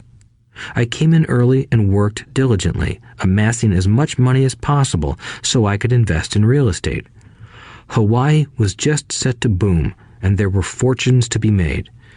The more I realized that we were in the beginning stages of a boom, the more Xerox machines I sold. The more I sold, the more money I made, and, of course, the more deductions came out of my paycheck. It was inspiring. I wanted out of the employee trap so badly that I worked even harder so I could invest more. By 1978, I was consistently one of the top 5 salespeople at the company. I badly wanted out of the rat race. In less than 3 years, I was making more in my real estate holding corporation than I was making at Xerox, and the money I was making in my asset column in my own corporation was money working for me, not me pounding on doors selling copiers. My rich dad's advice made much more sense. Soon, the cash flow from my properties were so strong that my company bought me my first Porsche. My fellow Xerox salespeople thought I was spending my commissions. I wasn't. I was investing my commissions in assets. My money was working hard to make more money. Each dollar in my asset column was a great employee, working hard to make more employees and buy the boss a new Porsche with before-tax dollars. I began to work harder for Xerox. The plan was working, and my Porsche was the proof. By using the lessons I learned from my rich dad, I was able to get out of the proverbial rat race at an early age. It was made possible because of the strong financial knowledge I had acquired through Rich Dad's lessons. Without this financial knowledge, which I call financial intelligence or financial IQ, my road to financial independence would have been much more difficult. I now teach others in the hope that I may share my knowledge with them. I remind people that financial IQ is made up of knowledge from 4 broad areas of expertise. 1. Accounting. Accounting is financial literacy or the ability to read numbers. This is a vital skill if you want to build an empire. The more money you are responsible for, the more accuracy is required, or the house comes tumbling down. This is the left brain side, or the details. Financial literacy is the ability to read and understand financial statements, which allows you to identify the strengths and weaknesses of any business. 2. Investing. Investing is the science of money making money. This involves strategies and formulas which use the creative right brain side. 3. Understanding markets. Understanding markets is the science of supply and demand. You need to know the technical aspects of the market, which are emotion-driven, in addition to the fundamental or economic aspects of an investment. Does an investment make sense or does it not make sense based on current market conditions? 4. The law. A corporation wrapped around the technical skills of accounting, investing, and markets can contribute to explosive growth. A person who understands the tax advantages and protections provided by a corporation can get rich so much faster than someone who is an employee or a small business sole proprietor. It's like the difference between someone walking and someone flying. The difference is profound when it comes to long-term wealth. Tax advantages. A corporation can do many things that an employee cannot, like pay expenses before paying taxes. That is a whole area of expertise that is very exciting. Employees earn and get taxed, and then try to live on what is left. A corporation earns, spends everything it can, and is taxed on anything that is left. It's one of the biggest legal tax loopholes that the rich use. They're easy to set up and are not expensive if you own investments that are producing good cash flow. For example, by owning your own corporation, your vacations can be board meetings in Hawaii. Car payments, insurance, repairs, and health club memberships are company expenses. Most restaurant meals are partial expenses and on. But it's done legally with pre-tax dollars. Protection from lawsuits. We live in a litigious society. Everybody wants a piece of your action. The rich hide much of their wealth using vehicles such as corporations and trusts to protect their assets from creditors. When someone sues a wealthy individual, they are often met with layers of legal protection and often find that the wealthy person actually owns nothing. They control everything, but own nothing. The poor and middle class try to own everything and lose it to the government or to fellow citizens who like to sue the rich. They learned it from the Robin Hood story. Take from the rich and give it to the poor. It is not the purpose of this audiobook to go into the specifics of owning a corporation. But I will say that if you own any kind of legitimate assets, I would consider finding out more about the benefits and protection offered by a corporation as soon as possible. There are many books written on the subject that will detail the benefits and even walk you through the steps necessary to set up a corporation. Garrett Sutton's books on corporations provide wonderful insight into the power of personal corporations. Financial IQ is actually the synergy of many skills and talents. I would say it is the combination of the 4 technical skills listed above that make up basic financial intelligence. If you aspire to great wealth, it is the combination of these skills that will greatly amplify your financial intelligence. In summary, business owners with corporations 1. Earn, 2. Spend, 3. Pay taxes. Employees who work for corporations 1. Earn, 2. Pay taxes, 3. Spend. As part of your overall financial strategy, I recommend that you learn about the protection that legal entities can provide for businesses and assets. Chapter 5. Lesson 5. The rich invent money. Often in the real world, it's not the smart who get ahead, but the bold. Last night, I took a break from writing and watched a TV program on the history of a young man named Alexander Graham Bell. Bell had just patented his telephone and was having growing pains because the demand for his new invention was so strong. Needing a bigger company, he then went to the giant at that time, Western Union, and asked them if they would buy his patent and his tiny company. He wanted $100,000 for the whole package. The president of Western Union scoffed at him and turned him down, saying the price was ridiculous. The rest is history. A multi-billion-dollar industry emerged, and AT&T was born. The evening news came on right after the story of Alexander Graham Bell. On the news was a story of another downsizing at a local company. The workers were angry and complained that the company ownership was unfair. A terminated manager of about 45 years of age had his wife and 2 babies at the plant and was begging the guards to let him talk to the owners to ask if they would reconsider his termination. He had just bought a house and was afraid of losing it. The camera focused in on his pleading for all the world to see. Needless to say, it held my attention. I have been teaching professionally since 1984. It has been a great experience and a rewarding one.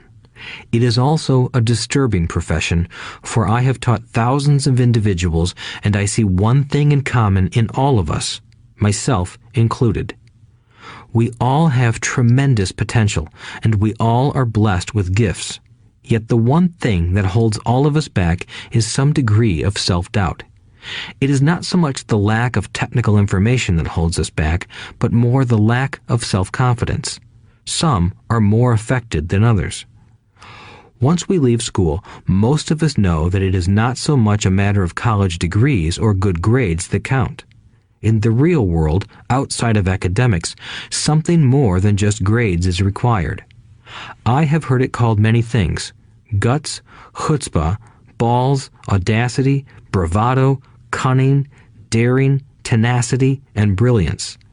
This factor, whatever it is labeled, ultimately decides one's future much more than school grades do. Inside each of us is one of these brave, brilliant, and daring characters. There is also the flip side of that character, people who could get down on their knees and beg if necessary. After a year in Vietnam as a Marine Corps pilot, I got to know both of those characters inside of me intimately. One is not better than the other. Yet, as a teacher, I recognized that it was excessive fear and self-doubt that were the greatest detractors of personal genius. It broke my heart to see students know the answers, yet lack the courage to act on the answer. Often in the real world, it's not the smart who get ahead, but the bold. In my personal experience, your financial genius requires both technical knowledge as well as courage. If fear is too strong, the genius is suppressed. In my classes, I strongly urge students to learn to take risks, to be bold, and to let their genius convert that fear into power and brilliance. It works for some and just terrifies others. I have come to realize that for most people, when it comes to the subject of money, they would rather play it safe. I have had to field questions such as, why take risks? Why should I bother developing my financial IQ? Why should I become financially literate? And I answer, just to have more options. There are huge changes up ahead. In the coming years, there will be more people just like the young inventor Alexander Graham Bell. There will be 100 people like Bill Gates and hugely successful companies like Microsoft created every year all over the world. And there will also be many more bankruptcies, layoffs, and downsizings. So why bother developing your financial IQ? No one can answer that but you. Yet I can tell you why I myself do it. I do it because it is the most exciting time to be alive. I'd rather be welcoming change than dreading change. I'd rather be excited about making millions than worrying about not getting a raise. This period we are in now is a most exciting time, unprecedented in our world's history. Generations from now, people will look back at this period of time and remark at what an exciting era it must have been. It was the death of the old and birth of the new. It was full of turmoil, and it was exciting. So why bother developing your financial IQ? Because if you do, you will prosper greatly. And if you don't, this period of time will be a frightening one. It will be a time of watching some people move boldly forward while others cling to worn-out life preservers. Land was wealth 300 years ago, so the person who owned the land owned the wealth. Later, wealth was in factories and production, and America rose to dominance. The industrialist owned the wealth. Today, wealth is in information, and the person who has the most timely information owns the wealth. The problem is that information flies around the world at the speed of light. The new wealth cannot be contained by boundaries and borders as land and factories were. The changes will be faster and more dramatic. There will be a dramatic increase in the number of new multimillionaires. There also will be those who are left behind. I find so many people struggling today, often working harder, simply because they cling to old ideas. They want things to be the way they were, and they resist change. I know people who are losing their jobs or their houses, and they blame technology or the economy or their boss. Sadly, they fail to realize that they might be the problem. Old ideas are their biggest liability. It is a liability simply because they fail to realize that while that idea or way of doing something was an asset yesterday, yesterday is gone. One afternoon, I was teaching how to invest using a board game I had invented, Cash Flow, as a teaching tool. A friend had brought someone along to attend the class.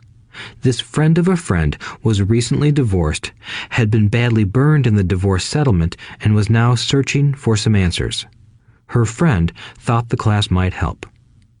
The game was designed to help people learn how money works. In playing the game, they learn about the interaction of the income statement with the balance sheet. They learn how cash flows between the two and how the road to wealth is through striving to increase your monthly cash flow from the asset column to the point that it exceeds your monthly expenses. Once you accomplish this, you are able to get out of the rat race and out onto the fast track. As I have said, some people hate the game, some love it, and others miss the point. This woman missed a valuable opportunity to learn something. In the opening round, she drew a doodad card with the boat on it. At first, she was happy. "Oh, I've got a boat." Then, as her friend tried to explain how the numbers worked on her income statement and balance sheet, she got frustrated because she had never liked math. The rest of her table waited while her friend continued explaining the relationship between the income statement, balance sheet, and monthly cash flow. Suddenly, when she realized how the numbers worked, it dawned on her that her boat was eating her alive. Later on in the game, she was also downsized and had a child. It was a horrible game for her. After the class, her friend came by and told me that she was upset. She had come to the class to learn about investing and did not like the idea that it took so long to play a silly game. Her friend attempted to tell her to look within herself to see if the game reflected her in any way. With that suggestion, the woman demanded her money back. She said that the very idea that a game could be a reflection of her was ridiculous. Her money was promptly refunded, and she left. Since 1984, I have made millions simply by doing what the school system does not do. In school, most teachers lecture. I hated lectures as a student. I was soon bored, and my mind would drift. In 1984, I began teaching via games and simulations, and I still rely on these tools today. I always encourage adult students to look at games as reflecting back to them what they know and what they need to learn. Most importantly, games reflect behavior. They are instant feedback systems. Instead of the teacher lecturing you, the game is giving you a personalized lecture, one that is custom-made just for you.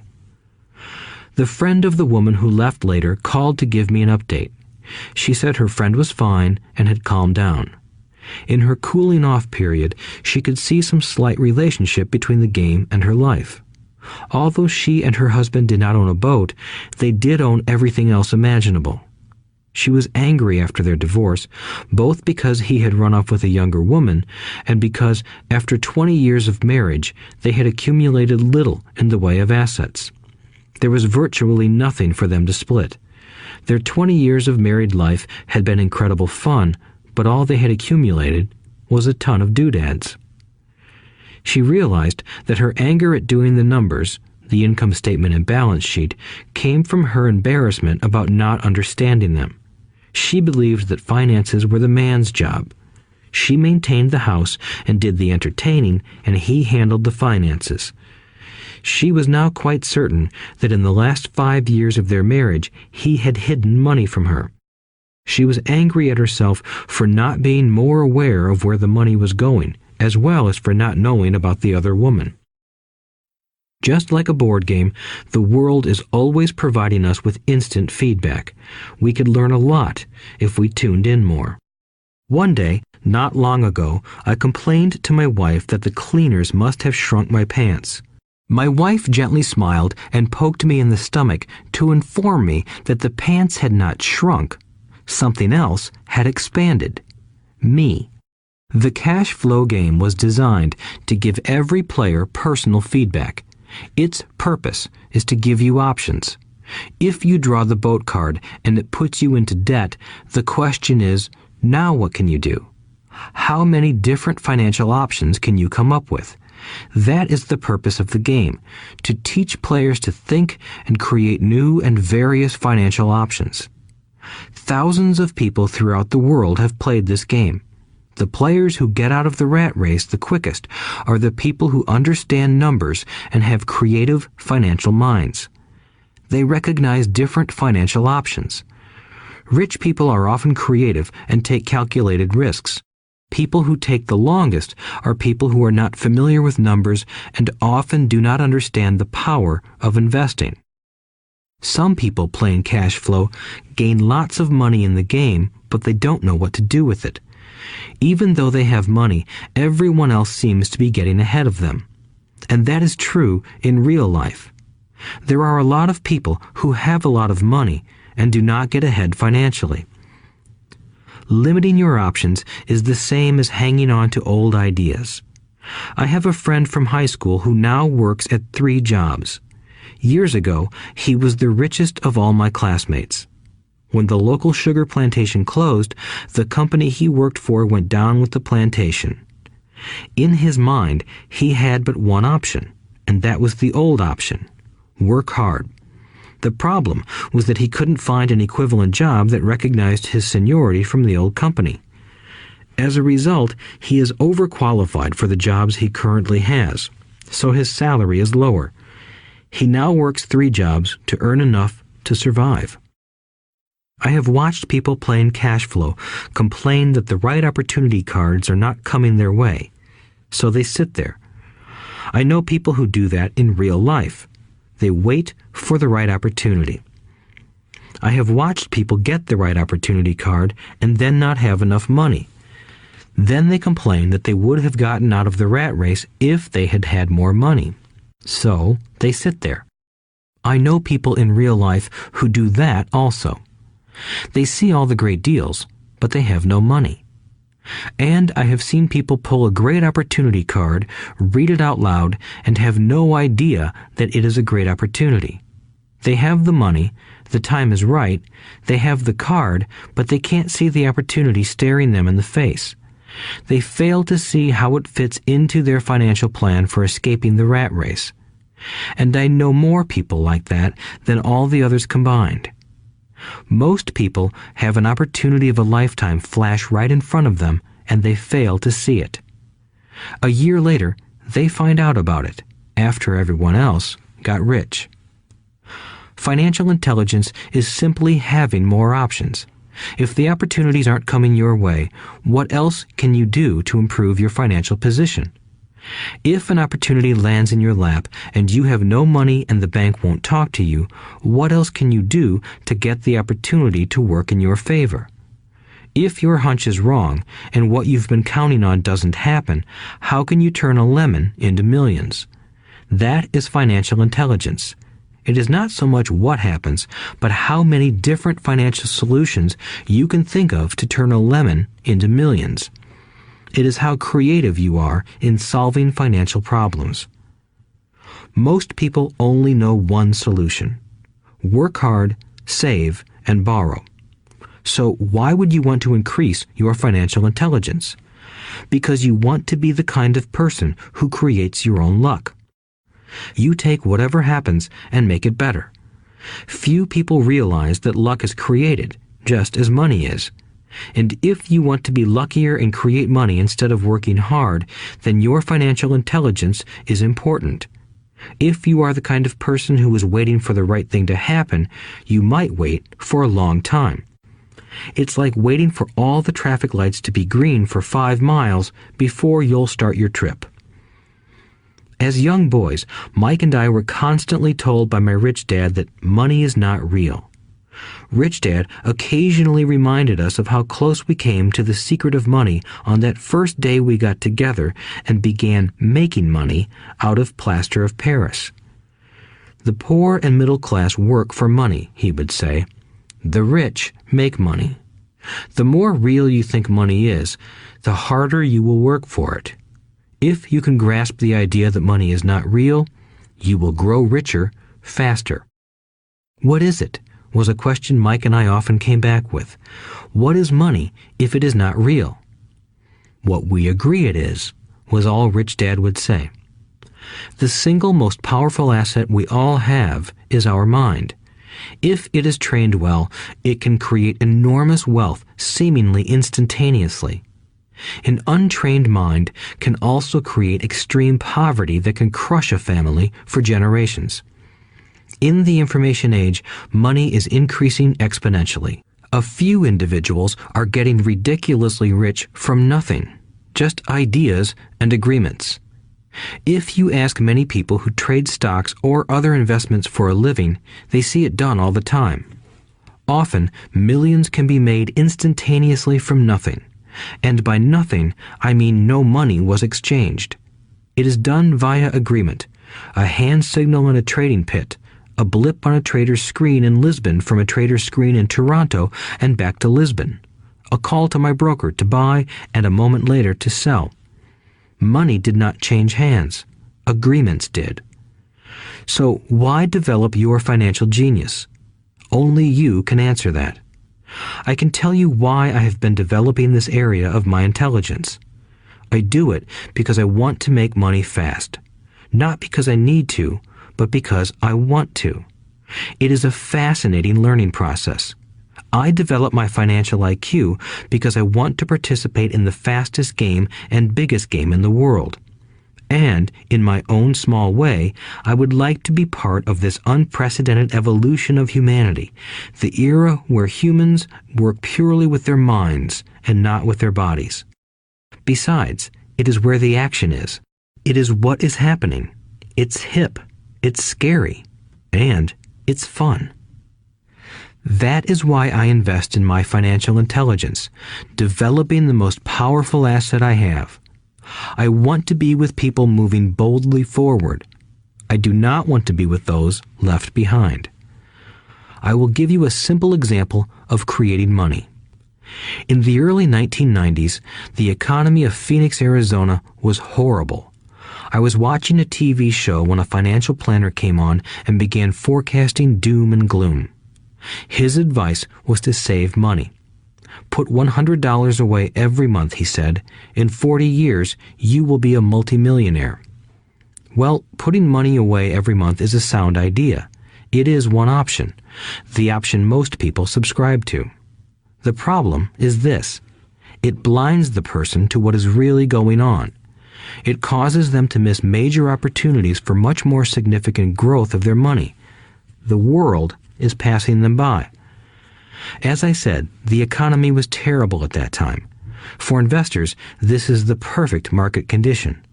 A chunk of my money was in the stock market and in apartment houses. I was short of cash. Because people were giving properties away, I was buying. I was not saving money. I was investing. Kim and I had more than $1 million in cash working in a market that was rising fast. It was the best opportunity to invest. The economy was terrible. I just could not pass up these small deals. Houses that were once $100,000 were now $75,000. But instead of shopping with local real estate agents, I began shopping at the bankruptcy attorney's office or the courthouse steps. In these shopping places, a $75,000 house could sometimes be bought for $20,000 or less. For $2,000, which was loaned to me from a friend for 90 days for $200, I gave an attorney a cashier's check as a down payment. While the acquisition was being processed, I ran an ad advertising a $75,000 house for only $60,000 and no money down. The phone rang hard and heavy. Prospective buyers were screened, and once the property was legally mine, all the prospective buyers were allowed to look at the house. It was a feeding frenzy. The house sold in a few minutes. I asked for a $2,500 processing fee, which they gladly handed over, and the escrow and title company took over from there. I returned the $2,000 to my friend with an additional $200. He was happy, the home buyer was happy, the attorney was happy, and I was happy. I had sold a house for $60,000 that cost me $20,000. The $40,000 was created from money in my asset column in the form of a promissory note from the buyer. Total working time, 5 hours. So, now that you are on your way to becoming more financially literate and skilled at reading numbers, I will tell you why this is an example of money being invented. During this depressed market, Kim and I were able to do 6 of these simple transactions in our spare time. While the bulk of our money was in larger properties and the stock market, we were able to create more than $190,000 in assets, notes at 10% interest, in those 6 buy, create, and sell transactions. That comes to approximately $19,000 a year income, much of it sheltered through our private corporation. Much of that $19,000 a year goes to pay for our company cars, gas, trips, insurance, dinners with clients, and other things. By the time the government gets a chance to tax that income, it's been spent on legally allowed pre-tax expenses. This was a simple example of how money is invented, created, and protected using financial intelligence. Ask yourself, how long would it take to save $190,000? Would the bank pay you 10% interest on your money? And the promissory note is good for 30 years. I hope they never pay me the $190,000. I have to pay a tax if they pay me the principal, and besides, $19,000 paid over 30 years is a little over $500,000 in income. I have people ask what happens if the person doesn't pay. That does happen, and it's good news. That $60,000 home could be taken back and resold for $70,000 and another $2,500 collected as a loan processing fee. It would still be a zero-down transaction in the mind of the new buyer, and the process would go on. The first time I sold the house, I paid back the $2,000, so technically I have no money in the transaction. My return on investment, ROI, is infinity. It's an example of no money making a lot of money. In the second transaction, when resold, I would have put $2,000 in my pocket and re-extended the loan to 30 years. What would my ROI be if I got paid money to make money? I do not know, but it sure beats saving $100 a month, which actually starts out as $150 because it's after-tax income for 40 years earning low interest. And again, you're taxed on the interest. That is not too intelligent. It may be safe, but it's not smart. A few years later, as the Phoenix real estate market strengthened, those houses we sold for $60,000 became worth $110,000. Foreclosure opportunities were still available, but became rare.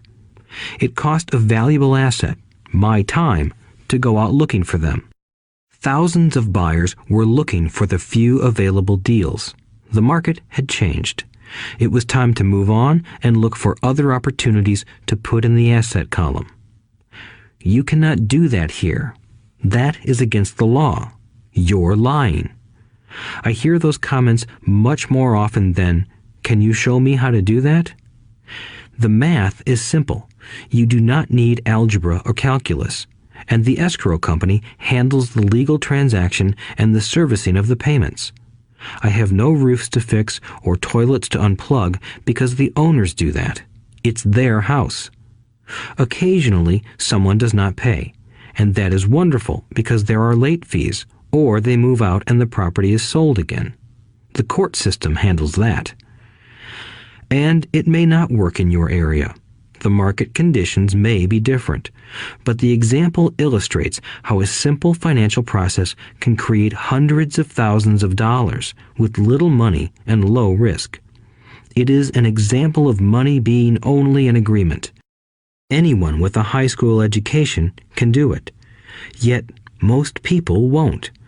Most people listen to the standard advice of work hard and save money. For about 30 hours of work, approximately $190,000 was created in the asset column, and no taxes were paid. Which one sounds harder to you? 1. Work hard, pay 50% in taxes, save what is left, your savings, then earn 5%, which is also taxed. Or 2. Take the time to develop your financial intelligence, harness the power of your brain and the asset column. If you use option number 1, be sure to factor in how much time it takes you to save $190,000. Time is one of your greatest assets. Now, you may understand why I silently shake my head when I hear parents say, "My child is doing well in school and receiving a good education." It may be good, but is it adequate? I know the above investment strategy is a small one. It is used to illustrate how small can grow into big. Again, my success reflects the importance of a strong financial foundation, which starts with a strong financial education. I have said it before, but it's worth repeating. Financial intelligence is made up of these 4 main technical skills. 1. Accounting. Accounting is financial literacy, or the ability to read numbers. This is a vital skill if you want to build businesses or investments. 2. Investing. Investing is the science of money making money. 3. Understanding markets. Understanding markets is the science of supply and demand. Alexander Graham Bell gave the market what it wanted. So did Bill Gates. A $75,000 house offered for $60,000 that cost $20,000 was also the result of seizing an opportunity created by the market. Somebody was buying, and someone was selling. 4. The law. The law is the awareness of accounting, corporate, state, and federal regulations. I recommend playing by the rules. It is this basic foundation, or the combination of these skills, that is needed to be successful in the pursuit of wealth, whether it be through the buying of small homes, apartment buildings, companies, stocks, bonds, precious metals, baseball cards, or the like. A few years later, the real estate market rebounded and everyone else was getting in. The stock market was booming and everyone was getting in. The U.S. economy was getting back on its feet. I began selling and was now traveling to Peru, Norway, Malaysia, and the Philippines. The investment landscape had changed. We were no longer buying real estate. Now I just watch the values climb inside the asset column and will probably begin selling. I suspect that some of those 6 little house deals will sell and the $40,000 note will be converted to cash. I need to call my accountant to be prepared for cash and seek ways to shelter it. The point I would like to make is that investments come and go. The market goes up and comes down. Economies improve and crash. The world is always handing you opportunities of a lifetime, every day of your life, but all too often we fail to see them. But they are there. And the more the world changes and the more technology changes, the more opportunities there will be to allow you and your family to be financially secure for generations to come. So why bother developing your financial intelligence? Again, only you can answer that. I know why I continue to learn and develop. I do it because I know there are changes coming. I'd rather welcome change than cling to the past.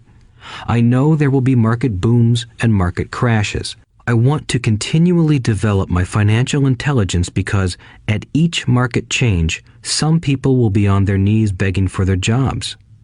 Others, meanwhile, will take the lemons that life hands them, and we are all handed lemons occasionally, and turn them into millions. That's financial intelligence. I am often asked about the lemons I have turned into millions. I hesitate using many more examples of personal investments because I am afraid it comes across as bragging or tooting my own horn. That is not my intention. I use the examples only as numerical and chronological illustrations of actual and simple cases.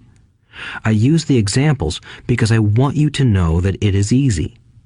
And the more familiar you become with the 4 pillars of financial intelligence, the easier it becomes. Personally, I use 2 main vehicles to achieve financial growth: real estate and small cap stocks. I use real estate as my foundation. Day in and day out, my properties provide cash flow and occasional spurts of growth and value.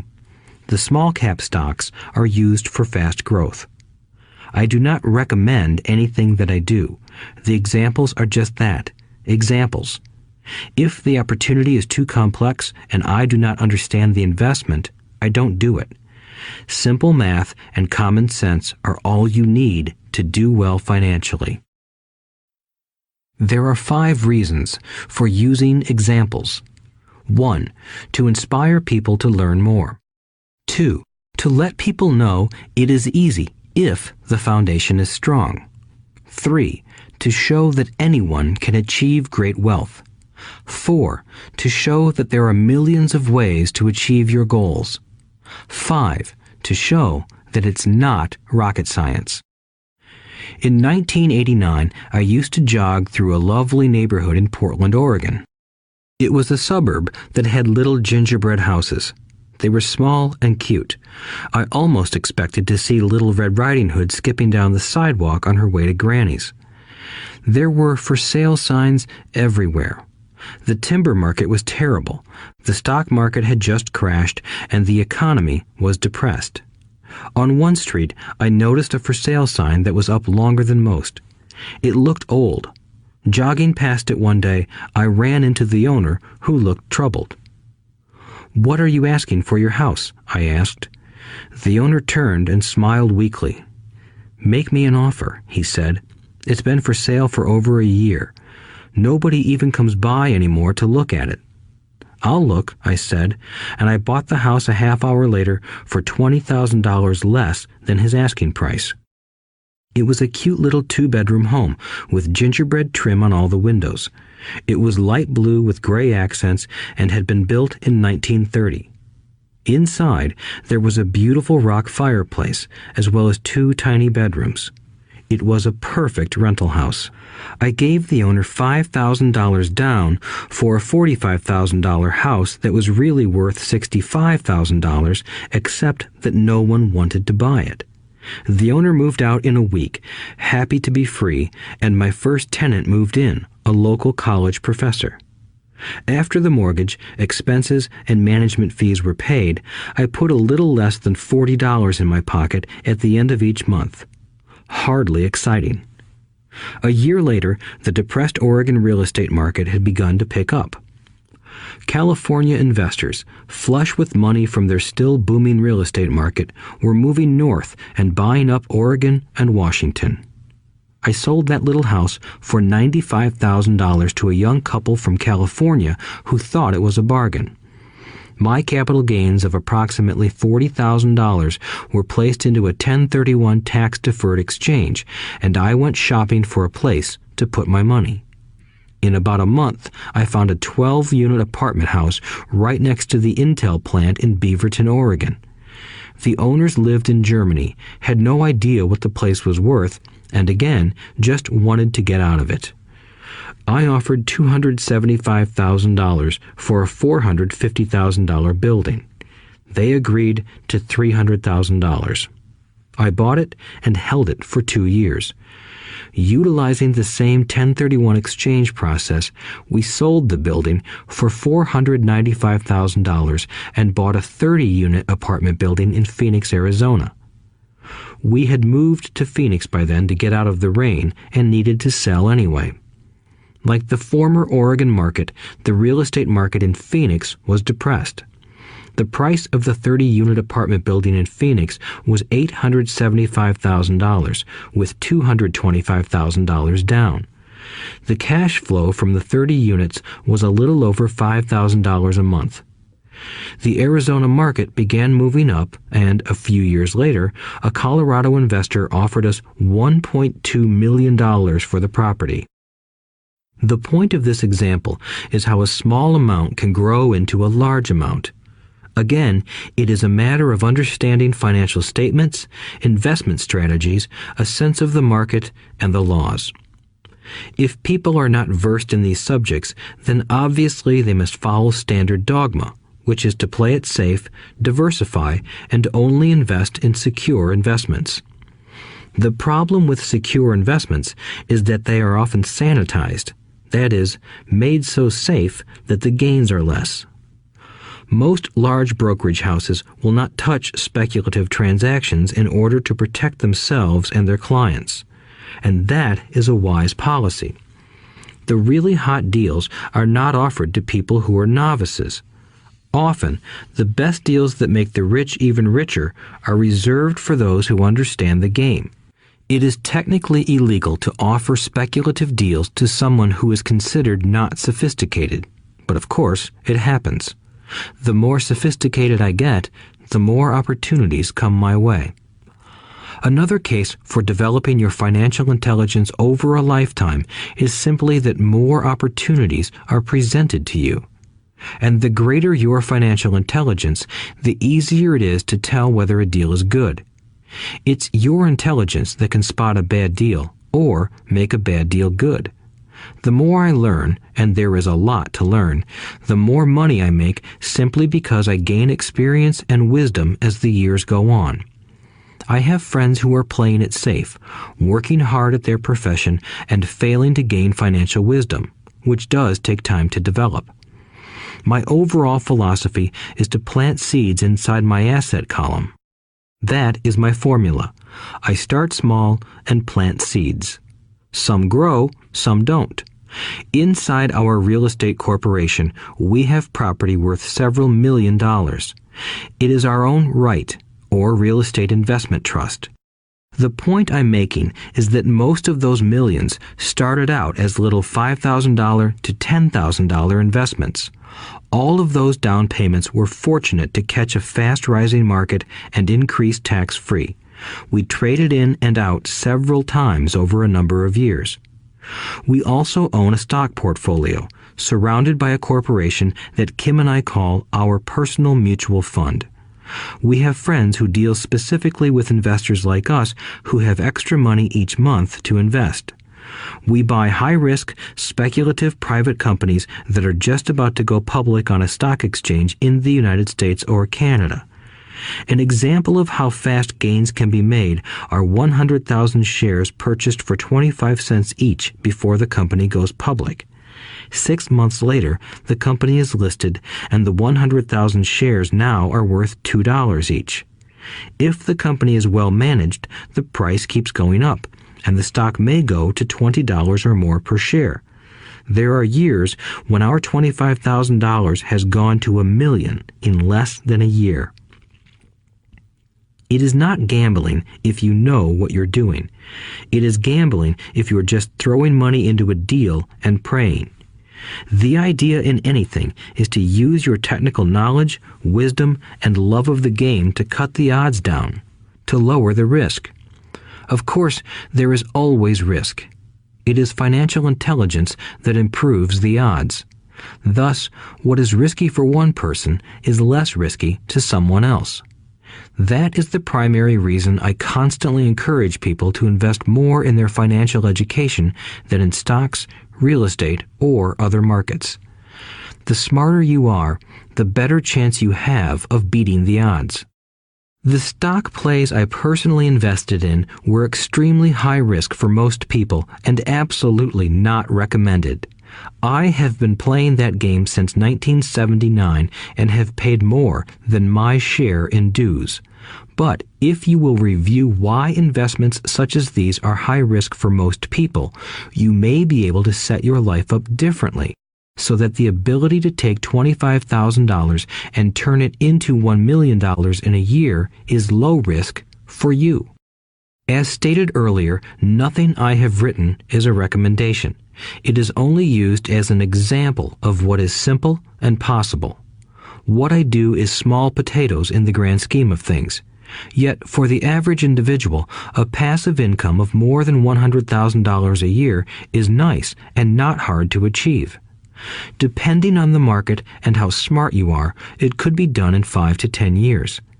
If you keep your living expenses modest, $100,000 coming in as additional income is pleasant, regardless of whether you work. You can work if you like, or take time off if you choose, and use the government tax system in your favor rather than against you. My personal basis is real estate. I love real estate because it's stable and slow-moving. I keep the base solid. The cash flow is fairly steady and, if properly managed, has a good chance of increasing in value.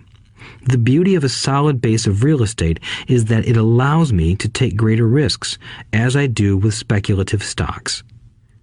If I make great profits in the stock market, I pay my capital gains tax on the gain and then reinvest what's left in real estate, again further securing my asset foundation. A last word on real estate. I have traveled all over the world and taught investing.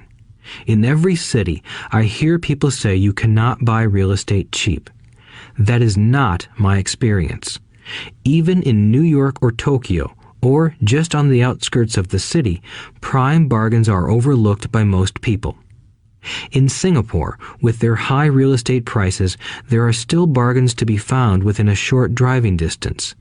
So whenever I hear someone say, "You can't do that here," pointing at me, I remind them that maybe the real statement is, "I don't know how to do that here. Yet." Great opportunities are not seen with your eyes. They are seen with your mind. Most people never get wealthy simply because they are not trained financially to recognize opportunities right in front of them. I am often asked, how do I start? In the final chapter of this audiobook, I offer 10 steps that I followed on the road to my financial freedom. But always remember to have fun. When you learn the rules and the vocabulary of investing and begin to build your asset column, I think you'll find that it's as fun a game as you've ever played. Sometimes you win, and sometimes you learn. But have fun. Most people never win because they're more afraid of losing. That is why I found school so silly. In school, we learn that mistakes are bad, and we are punished for making them. Yet if you look at the way humans are designed to learn, we learn by making mistakes. We learn to walk by falling down. If we never fell down, we would never walk. The same is true for learning to ride a bike. I still have scars on my knees, but today I can ride a bike without thinking. The same is true for getting rich. Unfortunately, the main reason most people are not rich is because they are terrified of losing. Winners are not afraid of losing, but losers are. Failure is part of the process of success. People who avoid failure also avoid success. I look at money much like my game of tennis. I play hard, make mistakes, correct, make more mistakes, correct, and I get better. If I lose the game, I reach across the net, shake my opponent's hand, smile, and say, "See you next Saturday." There are two kinds of investors. One, the first and most common type is a person who buys a packaged investment. They call a retail outlet, such as a real estate company, a stockbroker, or a financial planner, and they buy something. It could be a mutual fund, a right, a stock, or bond. It is a clean and simple way of investing. An analogy would be a shopper who goes to a computer store and buys a computer right off the shelf. 2. The second type is an investor who creates investments. This investor usually assembles a deal in the same way a person who buys components builds a computer. I do not know the first thing about putting components of a computer together, but I do know how to put pieces of opportunities together, or know people who know how. It is this second type of investor who is the more professional investor. Sometimes it may take years for all the pieces to come together. And sometimes they never do. It is this second type of investor that my rich dad encouraged me to be. It is important to learn how to put the pieces together, because that is where the huge wins reside, and sometimes some huge losses if the tide goes against you.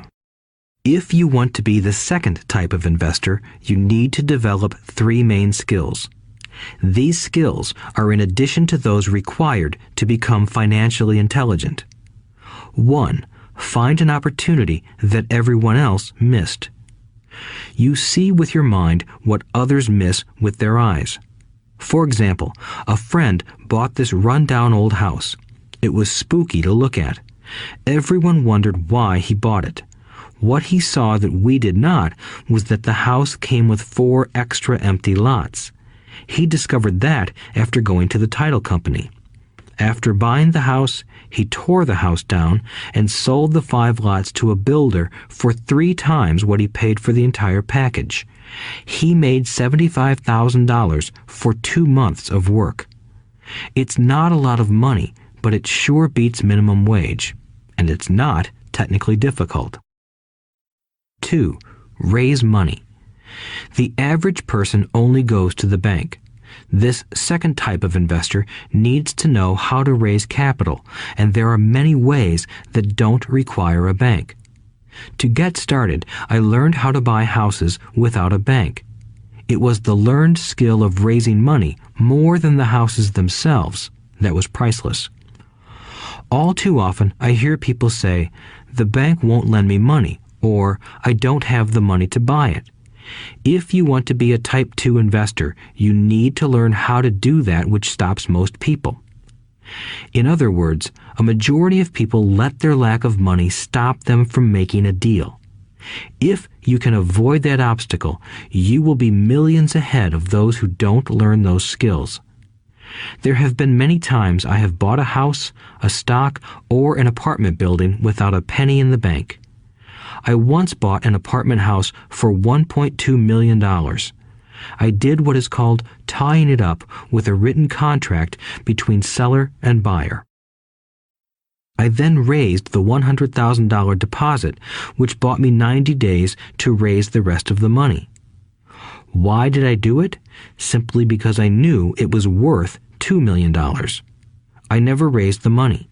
Instead, the person who put up the $100,000 gave me $50,000 for finding the deal, took over my position, and I walked away.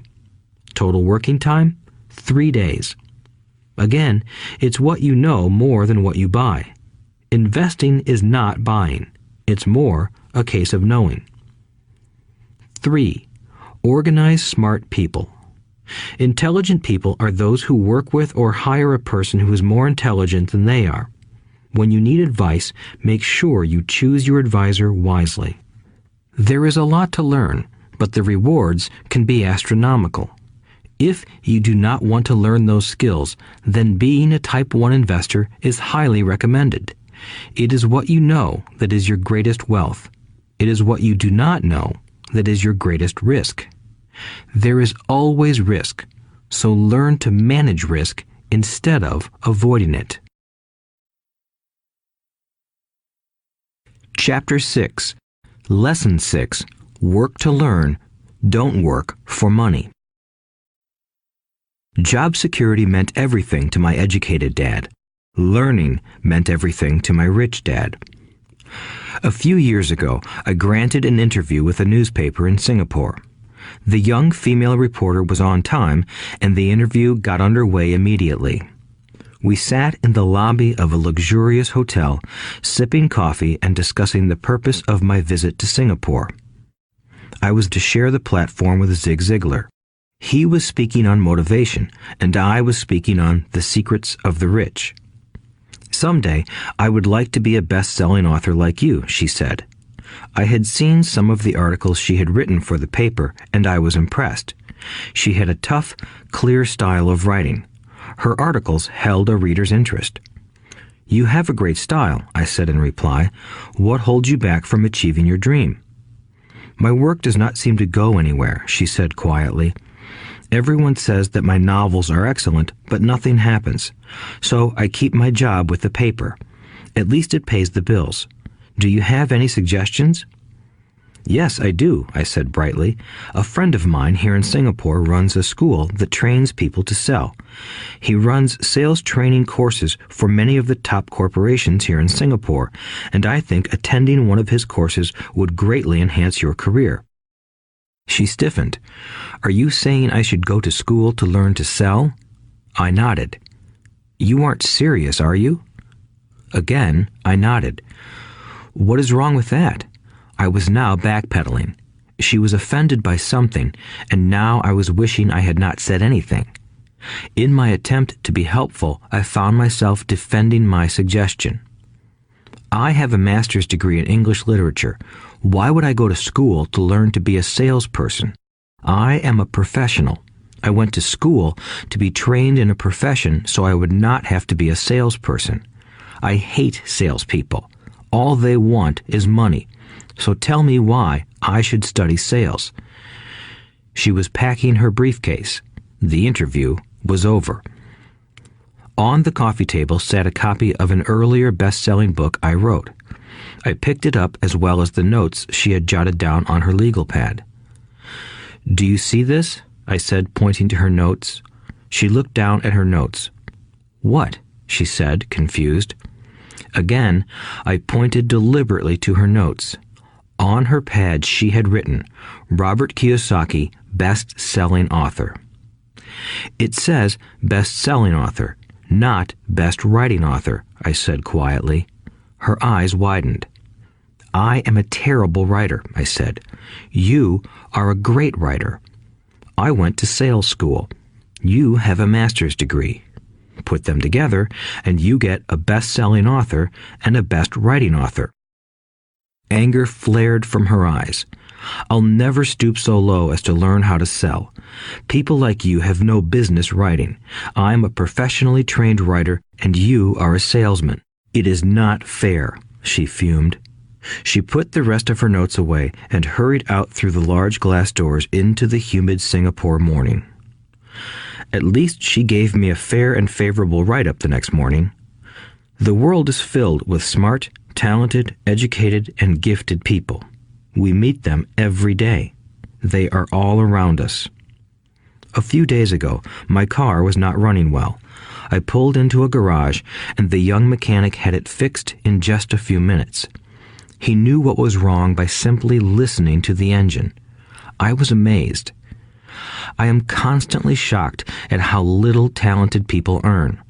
I have met brilliant, highly educated people who earn less than $20,000 a year. A business consultant who specializes in the medical trade was telling me how many doctors, dentists, and chiropractors struggle financially.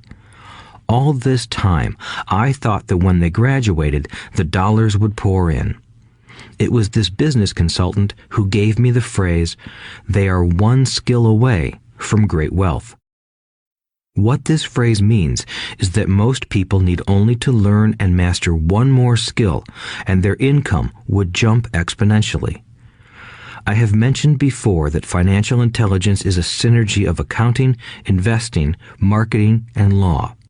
Combine those 4 technical skills, and making money with money is easier than most people would believe. When it comes to money, the only skill most people know is to work hard. The classic example of a synergy of skills was that young writer for the newspaper. If she diligently learned the skills of sales and marketing, her income would jump dramatically. If I were her, I would take some courses in advertising copywriting as well as sales. Then, instead of working at the newspaper, I would seek a job at an advertising agency.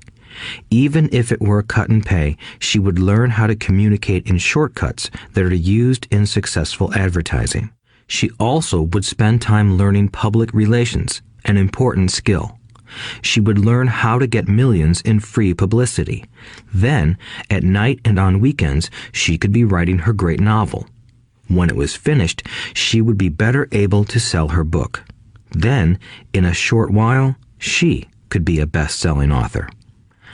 When I came out with my first book, If You Want to Be Rich and Happy, Don't Go to School, a publisher suggested I change the title to The Economics of Education. I told the publisher that, with a title like that, I would sell 2 books, one to my family and one to my best friend. The problem is that they would expect it for free. The obnoxious title, If You Want to Be Rich and Happy, Don't Go to School, was chosen because we knew it would get tons of publicity. I am pro-education and believe in education reform. If I were not pro-education, why would I continue to press for changing our antiquated educational system?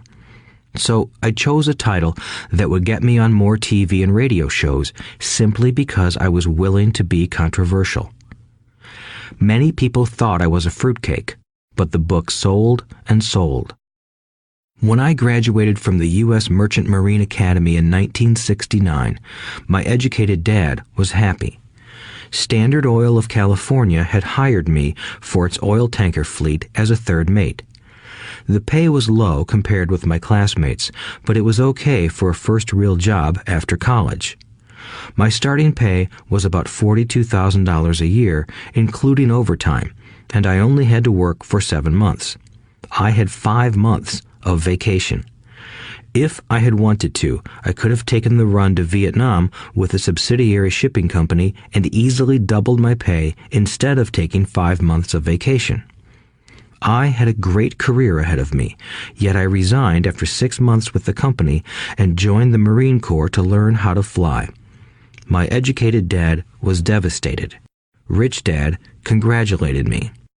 In school and in the workplace, the popular opinion is the idea of specialization. That is, in order to make more money or get promoted, you need to specialize. That is why medical doctors immediately begin to seek a specialty such as orthopedics or pediatrics. The same is true for accountants, architects, lawyers, pilots, and others. My educated dad believed in the same dogma. That is why he was thrilled when he eventually achieved his doctorate. He often admitted that schools reward people who study more and more about less and less. Rich Dad encouraged me to do exactly the opposite. You want to know a little about a lot, was his suggestion. That is why for years I worked in different areas of his companies. For a while, I worked in his accounting department. Although I would probably never have been an accountant, he wanted me to learn via osmosis. Rich Dad knew I would pick up jargon and a sense of what is important and what is not.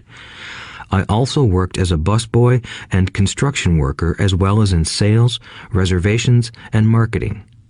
He was grooming Mike and me. That is why he insisted we sit in on the meetings with his bankers, lawyers, accountants, and brokers. He wanted us to know a little about every aspect of his empire. When I quit my high-paying job with Standard Oil, my educated dad had a heart-to-heart talk with me. He was bewildered. He could not understand my decision to resign from a career that offered high pay, great benefits, lots of time off, and opportunity for promotion. When he asked me one evening, "Why did you quit?" I could not explain it to him, though I tried hard to. My logic did not fit his logic. The big problem was that my logic was my rich dad's logic. Job security meant everything to my educated dad. Learning meant everything to my rich dad. Educated dad thought I went to school to learn to be a ship's officer. Rich dad knew that I went to school to study international trade. So as a student, I made cargo runs, navigating large freighters, oil tankers, and passenger ships to the Far East and the South Pacific. Rich Dad emphasized that I should stay in the Pacific instead of taking ships to Europe because he knew that the emerging nations were in Asia, not Europe.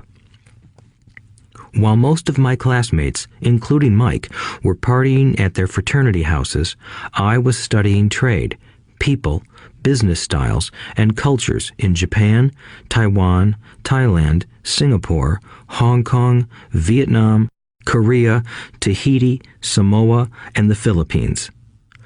I was partying also, but it was not in any frat house. I grew up rapidly. Educated Dad just could not understand why I decided to quit and join the Marine Corps.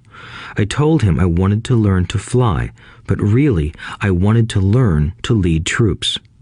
Rich Dad explained to me that the hardest part of running a company is managing people. He had spent 3 years in the Army. My educated dad was draft exempt. Rich Dad valued learning to lead men into dangerous situations. Leadership is what you need to learn next, he said. If you are not a good leader, you'll get shot in the back, just like they do in business. Returning from Vietnam in 1973, I resigned my commission, even though I loved flying. I found a job with Xerox Corporation. I joined it for one reason, and it was not for the benefits.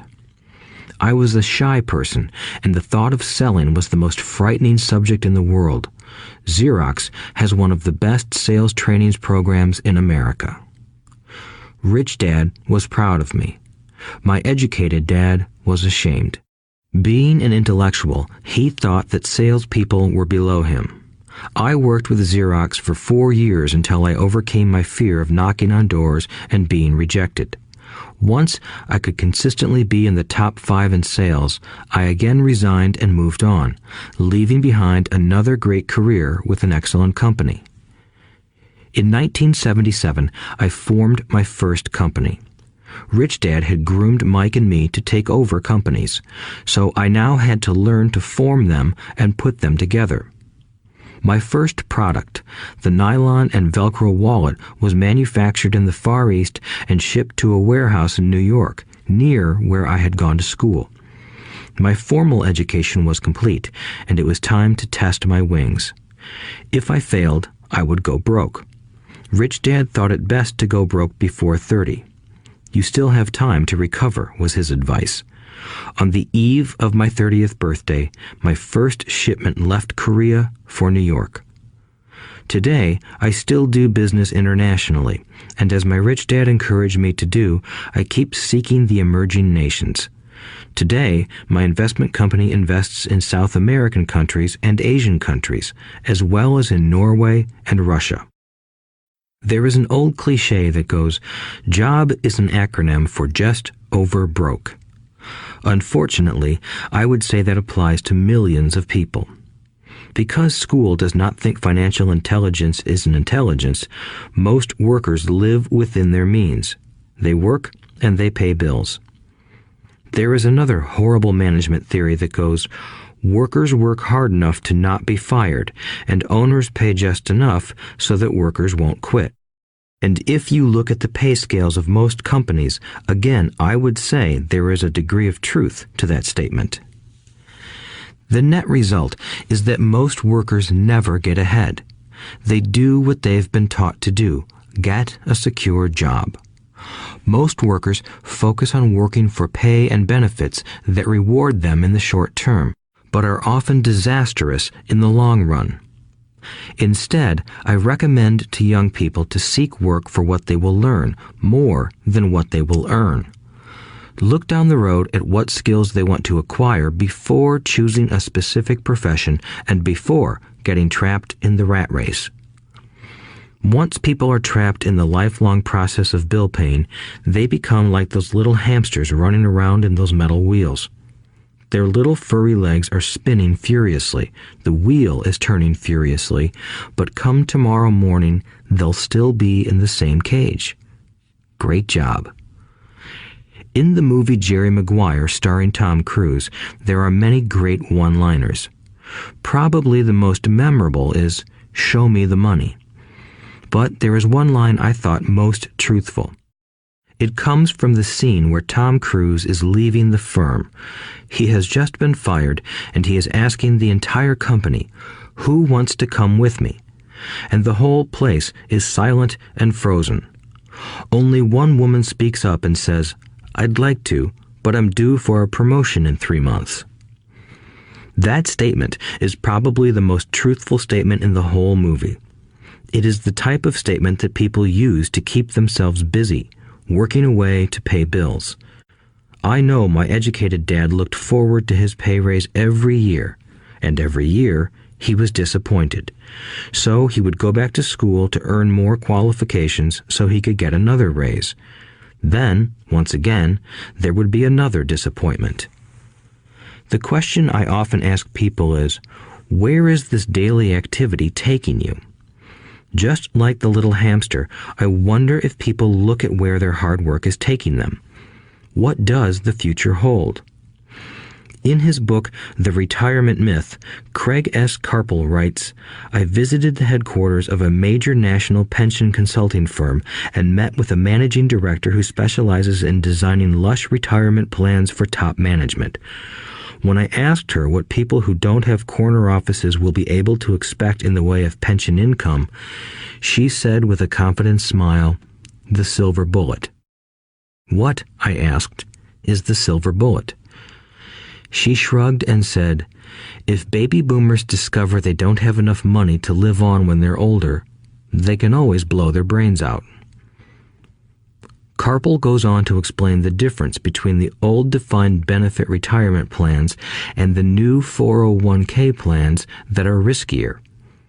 It is not a pretty picture for most people working today, and that is just for retirement. Add medical fees and long-term nursing home care, and the picture is frightening. Already, many hospitals in countries with socialized medicine need to make tough decisions such as who will live and who will die. They make those decisions purely on how much money they have and how old the patients are.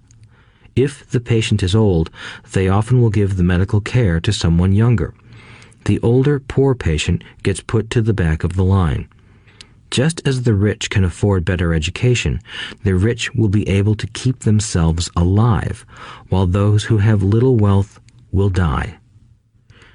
So I wonder, are workers looking into the future or just until their next paycheck, never questioning where they are headed? When I speak to adults who want to earn more money, I always recommend the same thing. I suggest taking a long view of their life. Instead of simply working for the money and security, which I admit are important, I suggest they take a second job that will teach them a second skill. Often I recommend joining a network marketing company, also called multi-level marketing, if they want to learn sales skills. Some of these companies have excellent training programs that help people get over their fear of failure and rejection, which are the main reasons people are unsuccessful. Education is more valuable than money in the long run. When I offer this suggestion, I often hear in response, "Oh, that is too much hassle," or "I only want to do what I am interested in." If they say it's too much of a hassle, I ask, so you would rather work all your life giving 50% of what you earn to the government? If they tell me, I only do what I am interested in, I say, I'm not interested in going to the gym, but I go because I want to feel better and live longer. Unfortunately, there is some truth to the old statement, you can't teach an old dog new tricks. Unless a person is used to changing, it's hard to change. But for those of you who might be on the fence when it comes to the idea of working to learn something new, I offer this word of encouragement. Life is much like going to the gym. The most painful part is deciding to go. Once you get past that, it's easy. There have been many days I have dreaded going to the gym, but once I am there and in motion, it is a pleasure. After the workout is over, I am always glad I talked myself into going. If you are unwilling to work to learn something new and instead insist on becoming highly specialized within your field, make sure the company you work for is unionized. Labor unions are designed to protect specialists. My educated dad, after falling from grace with the governor, became the head of the teachers' union in Hawaii. He told me that it was the hardest job he ever held. My rich dad, on the other hand, spent his life doing his best to keep his companies from becoming unionized. He was successful. Although the unions came close, rich dad was always able to fight them off. Personally, I take no sides because I can see the need for and the benefits of both sides. If you do as school recommends, become highly specialized, then seek union protection. For example, had I continued with my flying career, I would have sought a company that had a strong pilots union. Why? Because my life would be dedicated to learning a skill that was valuable in only one industry. If I were pushed out of that industry, my life's skills would not be as valuable to another industry. A displaced senior pilot with 100,000 hours of heavy airline transport time, earning $150,000 a year, would have a hard time finding an equivalent high-paying job teaching in school. Skills do not necessarily transfer from industry to industry. Skills the pilots are paid for in the airline industry are not as important in, say, the school system. The same is true even for doctors today. With all the changes in medicine, many medical specialists are needing to conform to medical organizations such as HMOs. School teachers definitely need to be union members. Today in America, the teachers' union is the largest and the richest labor union of all. The NEA, the National Education Association, has tremendous political clout. Teachers need the protection of their union because their skills are also of limited value to an industry outside of education. So the rule of thumb is, highly specialized, then unionize. It's the smart thing to do. When I ask the classes I teach, how many of you can cook a better hamburger than McDonald's, almost all the students raise their hands. I then ask, so if most of you can cook a better hamburger, how come McDonald's makes more money than you? The answer is obvious. McDonald's is excellent at business systems. The reason so many talented people are poor is because they focus on building a better hamburger and know little to nothing about business systems. A friend of mine in Hawaii is a great artist. He makes a sizable amount of money. One day, his mother's attorney called to tell him that she had left him $35,000. That is what was left of her estate after the attorney and the government took their shares. Immediately, he saw an opportunity to increase his business by using some of this money to advertise. 2 months later, his first 4-color full-page ad appeared in an expensive magazine that targeted the very rich. The ad ran for 3 months. He received no replies from the ad, and all of his inheritance is now gone. He now wants to sue the magazine for misrepresentation. This is a common case of someone who can build a beautiful hamburger but knows little about business. When I asked him what he learned, his only reply was, "Advertising salespeople are crooks." I then asked him if he would be willing to take a course in sales and a course in direct marketing. His reply, "I don't have the time, and I don't want to waste my money." The world is filled with talented poor people. All too often, they're poor or struggle financially or earn less than they are capable of, not because of what they know, but because of what they do not know. They focus on perfecting their skills at building a better hamburger rather than the skills of selling and delivering the hamburger. Maybe McDonald's does not make the best hamburger, but they are the best at selling and delivering a basic average burger. Poor Dad wanted me to specialize. That was his view on how to be paid more. Even after being told by the governor of Hawaii that he could no longer work in state government, my educated dad continued to encourage me to get specialized. Educated Dad then took up the cause of the teachers' union, campaigning for further protection and benefits for these highly skilled and educated professionals. We argued often, but I know he never agreed that over-specialization is what caused the need for union protection. He never understood that the more specialized you become, the more you are trapped and dependent on that specialty. Rich Dad advised that Mike and I groom ourselves. Many corporations do the same thing. They find a young, bright student just out of business school and begin grooming that person to someday take over the company. So these bright young employees do not specialize in one department. They are moved from department to department to learn all the aspects of business systems. The rich often groom their children or the children of others.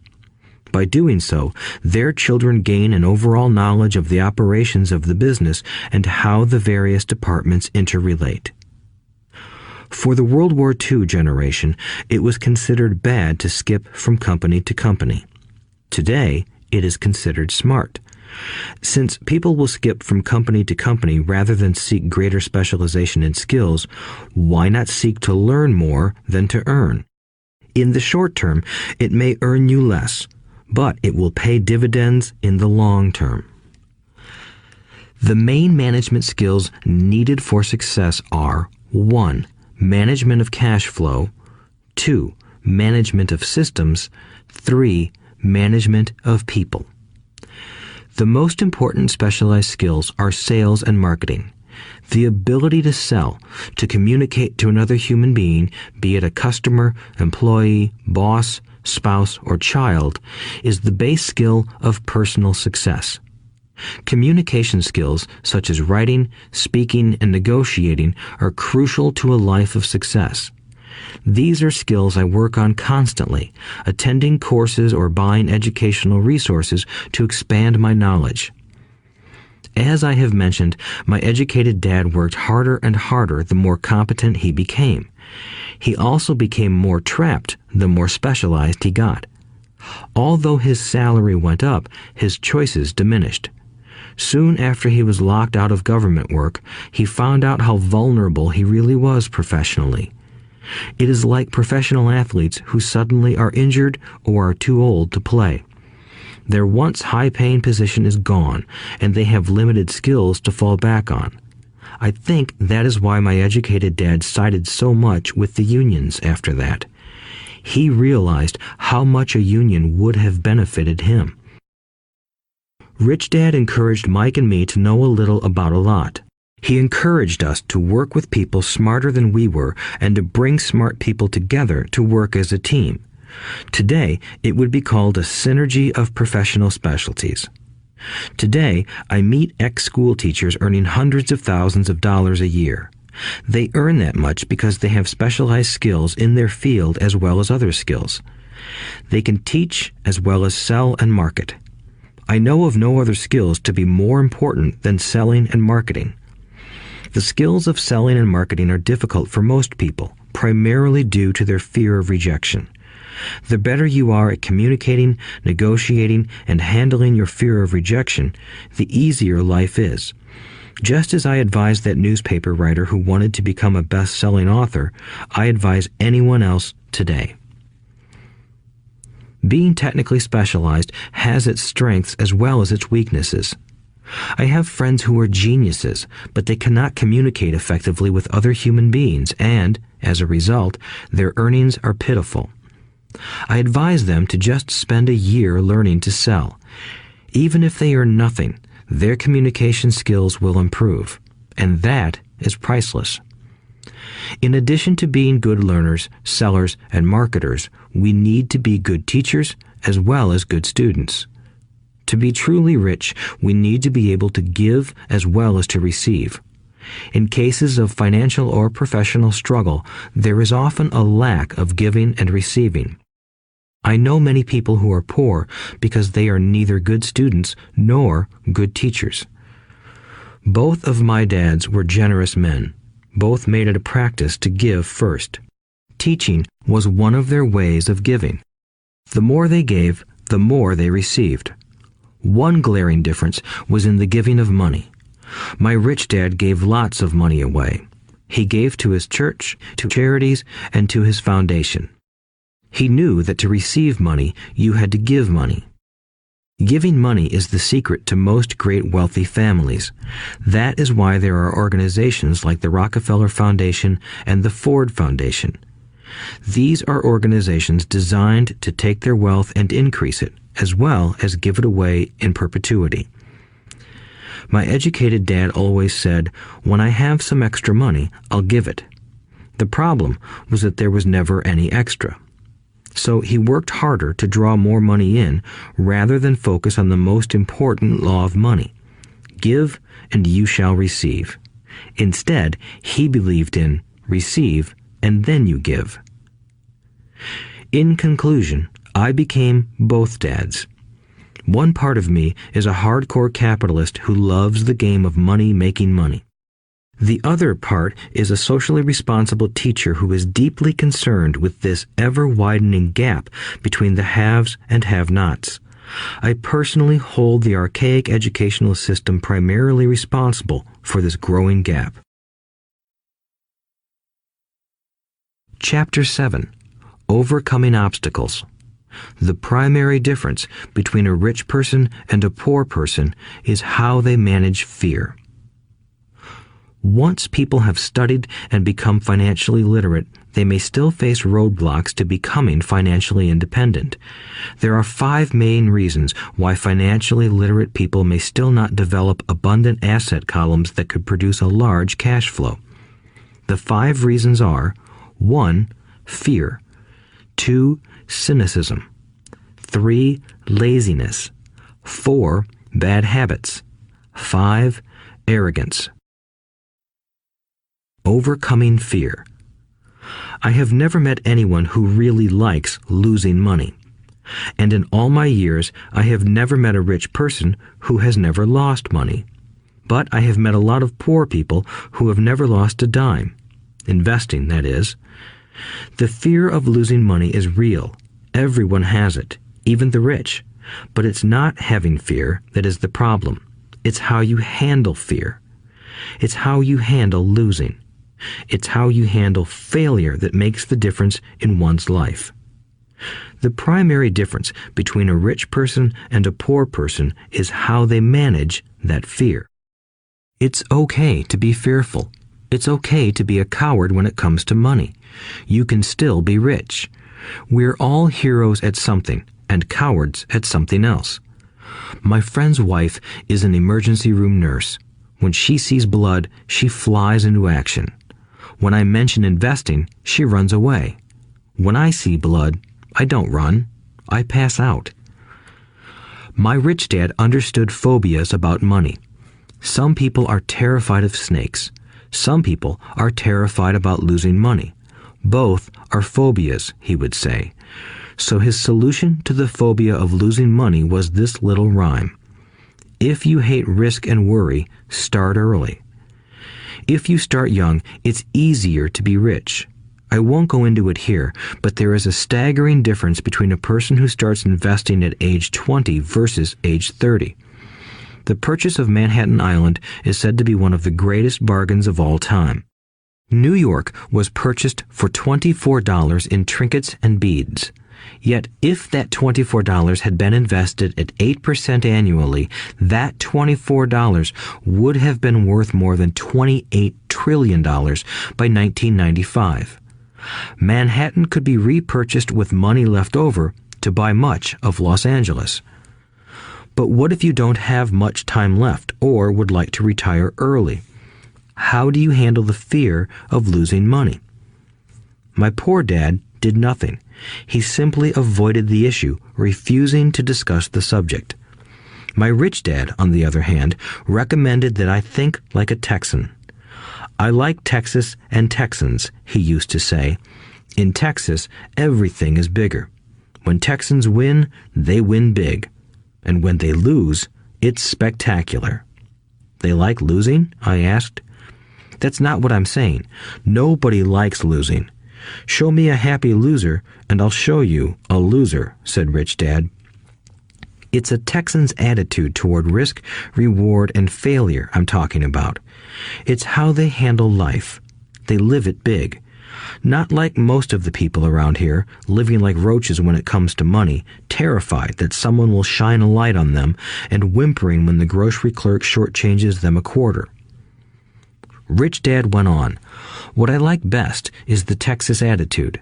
They're proud when they win, and they brag when they lose. Texans have a saying, if you're going to go broke, go big.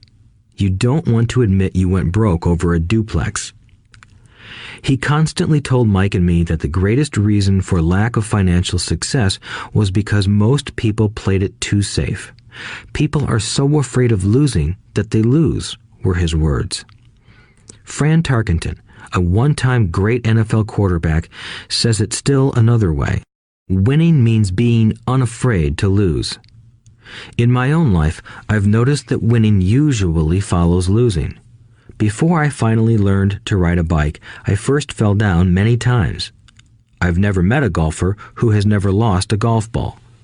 I've never met people who have fallen in love who have never had their heart broken. And I've never met someone rich who has never lost money. So for most people, the reason they don't win financially is because the pain of losing money is far greater than the joy of being rich.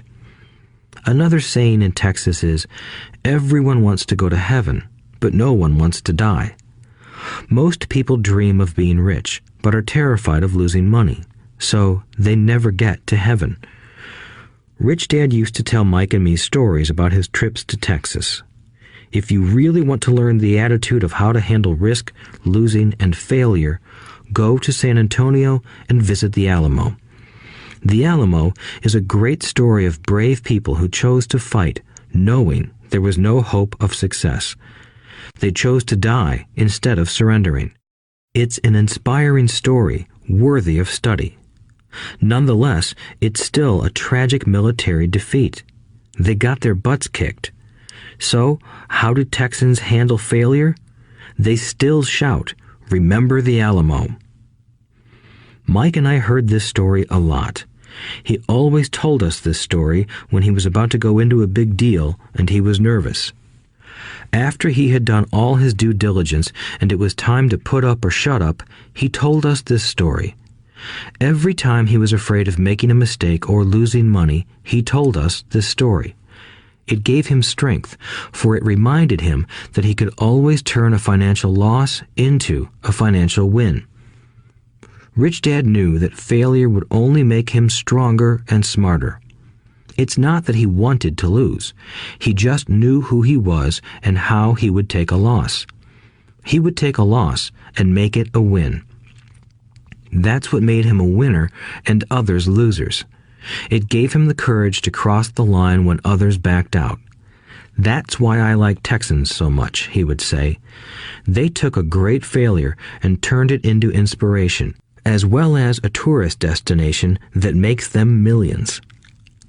But probably his words that mean the most to me today are these. Texans don't bury their failures. They get inspired by them. They take their failures and turn them into rallying cries. Failure inspires Texans to become winners. But that formula is not just the formula for Texans. It is the formula for all winners. I've said that falling off my bike was part of learning to ride. I remember falling off only made me more determined to learn to ride, not less. I also said that I have never met a golfer who has never lost a ball. For top professional golfers, losing a ball or a tournament provides the inspiration to be better, to practice harder, to study more. That's what makes them better. For winners, losing inspires them.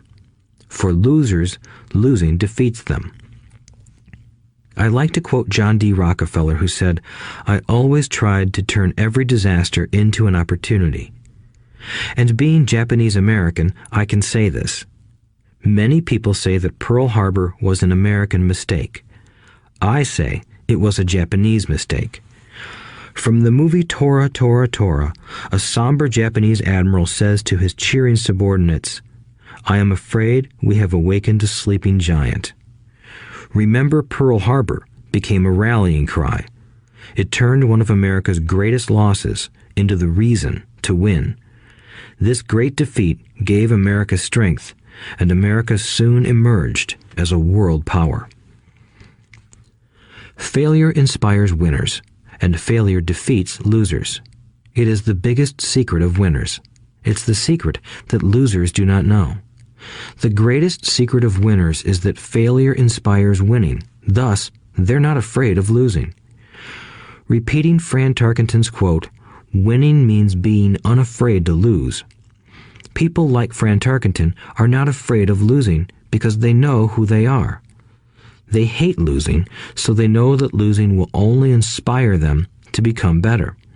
There is a big difference between hating losing and being afraid to lose. Most people are so afraid of losing money that they lose. They go broke over a duplex. Financially, they play life too safe and too small. They buy big houses and big cars, but not big investments. The main reason that over 90% of the American public struggles financially is because they play not to lose. They don't play to win. They go to their financial planners or accountants or stockbrokers and buy a balanced portfolio. Most have lots of cash in CDs, low-yield bonds, mutual funds that can be traded within a mutual fund family, and a few individual stocks. It is a safe and sensible portfolio, but it is not a winning portfolio. It is a portfolio of someone playing not to lose. Don't get me wrong, it's probably a better portfolio than more than 70% of the population has, and that's frightening. It's a great portfolio for someone who loves safety. But playing it safe and balanced on your investment portfolio is not the way successful investors play the game. If you have little money and you want to be rich, you must first be focused, not balanced.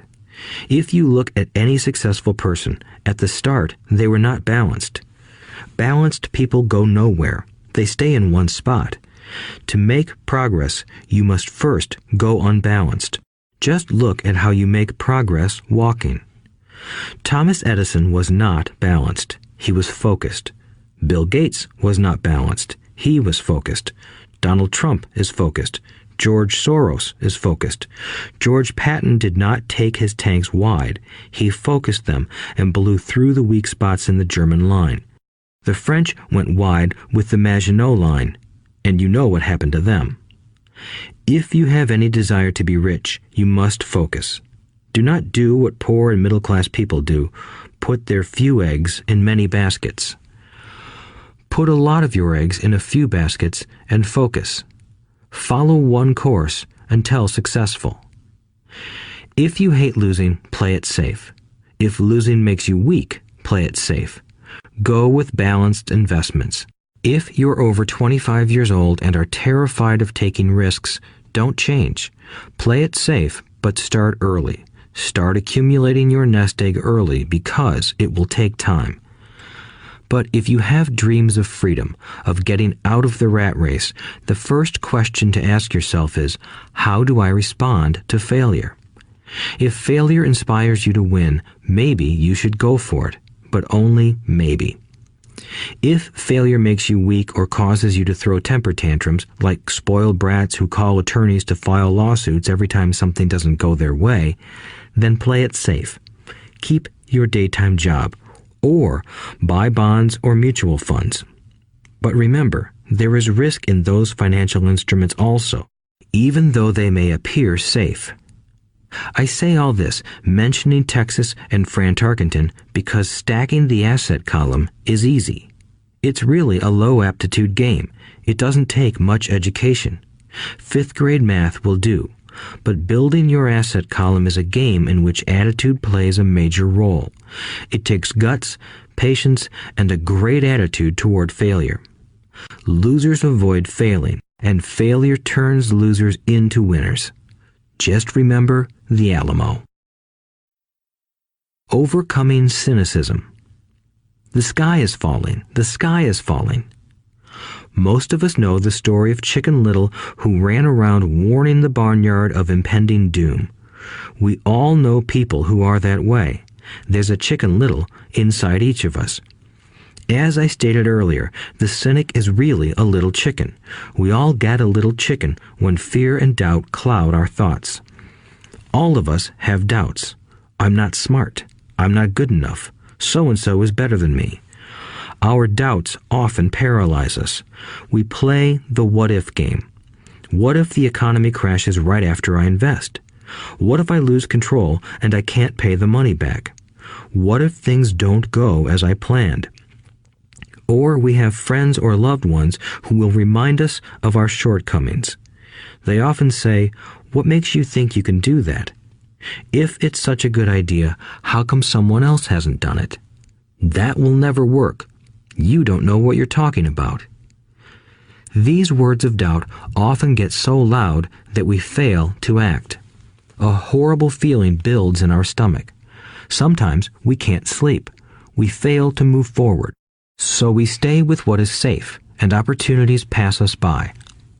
We watch life passing by as we sit immobilized with a cold knot in our body. We have all felt this at one time in our lives, some more than others. Peter Lynch of Fidelity Magellan Mutual Fund fame refers to warnings about the sky falling as noise, and we all hear it. Noise is either created inside our heads or comes from outside, often from friends, family, co-workers, and the media. Lynch recalls the time during the 1950s when the threat of nuclear war was so prevalent in the news that people began building fallout shelters and storing food and water. If they had invested that money wisely in the market, instead of building a fallout shelter, they'd probably be financially independent today. When violence breaks out in a city, gun sales go up all over the country. A person dies from rare hamburger meat in the state of Washington, and the Arizona Health Department orders restaurants to have all beef cooked well done. A drug company runs a TV commercial in February showing people catching the flu. Colds go up as well as sales of cold medicine. Most people are poor because when it comes to investing, the world is filled with Chicken Littles running around yelling, "The sky is falling, the sky is falling." And Chicken Littles are effective because every one of us is a little chicken. It often takes great courage to not let rumors and talk of doom and gloom affect your doubts and fears. But a savvy investor knows that the seemingly worst of times is actually the best of times to make money. When everyone else is too afraid to act, they pull the trigger and are rewarded. Some time ago, a friend named Richard came from Boston to visit Kim and me in Phoenix. He was impressed with what we had done through stocks and real estate. The Phoenix real estate prices were depressed. We spent 2 days showing him what we thought were excellent opportunities for cash flow and capital appreciation. Kim and I are not real estate agents. We are strictly investors. After identifying a unit in a resort community, we called an agent who sold it to him that afternoon. The price was a mere $42,000 for a 2-bedroom townhome. Similar units were going for $65,000. He had found a bargain. Excited, he bought it and returned to Boston. 2 weeks later, the agent called to say that our friend had backed out. I called immediately to find out why. All he said was that he talked to his neighbor, and his neighbor told him it was a bad deal. He was paying too much. I asked Richard if his neighbor was an investor. Richard said he was not. When I asked why he listened to him, Richard got defensive and simply said he wanted to keep looking. The real estate market in Phoenix turned, and a few years later, that little unit was renting for $1,000 a month, $2,500 in the peak winter months. The unit was worth $95,000. All Richard had to put down was $5,000, and he would have had a start at getting out of the rat race. Today, he still has done nothing. Richard's backing out did not surprise me. It's called buyer's remorse, and it affects all of us. The little chicken won, and a chance at freedom was lost. In another example, I hold a small portion of my assets in tax lien certificates instead of CDs. I earn 16% per year on my money, which certainly beats the interest rates banks offer on CDs. The certificates are secured by real estate and enforced by state law, which is also better than most banks. The formula they're bought on makes them safe. They just lack liquidity. So I look at them as 2 to 7 year CDs.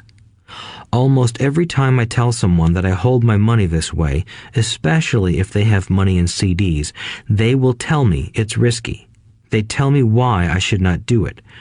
When I ask them where they get their information, they say from a friend or an investment magazine. They've never done it, and they're telling someone who's doing it why they shouldn't. The lowest yield I look for is 16%, but people who are filled with doubt are willing to accept a far lower return. Doubt is expensive. My point is that it's those doubts and cynicism that keep most people poor and playing it safe. The real world is simply waiting for you to get rich.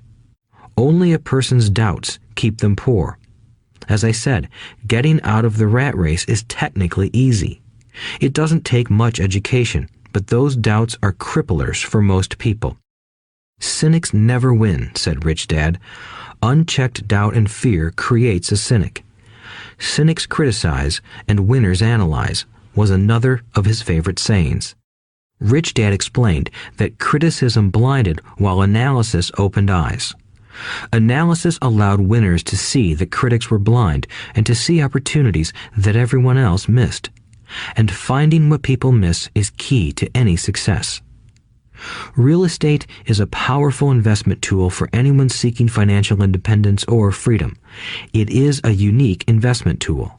Yet every time I mention real estate as a vehicle, I often hear, "I don't want to fix toilets." That's what Peter Lynch calls noise.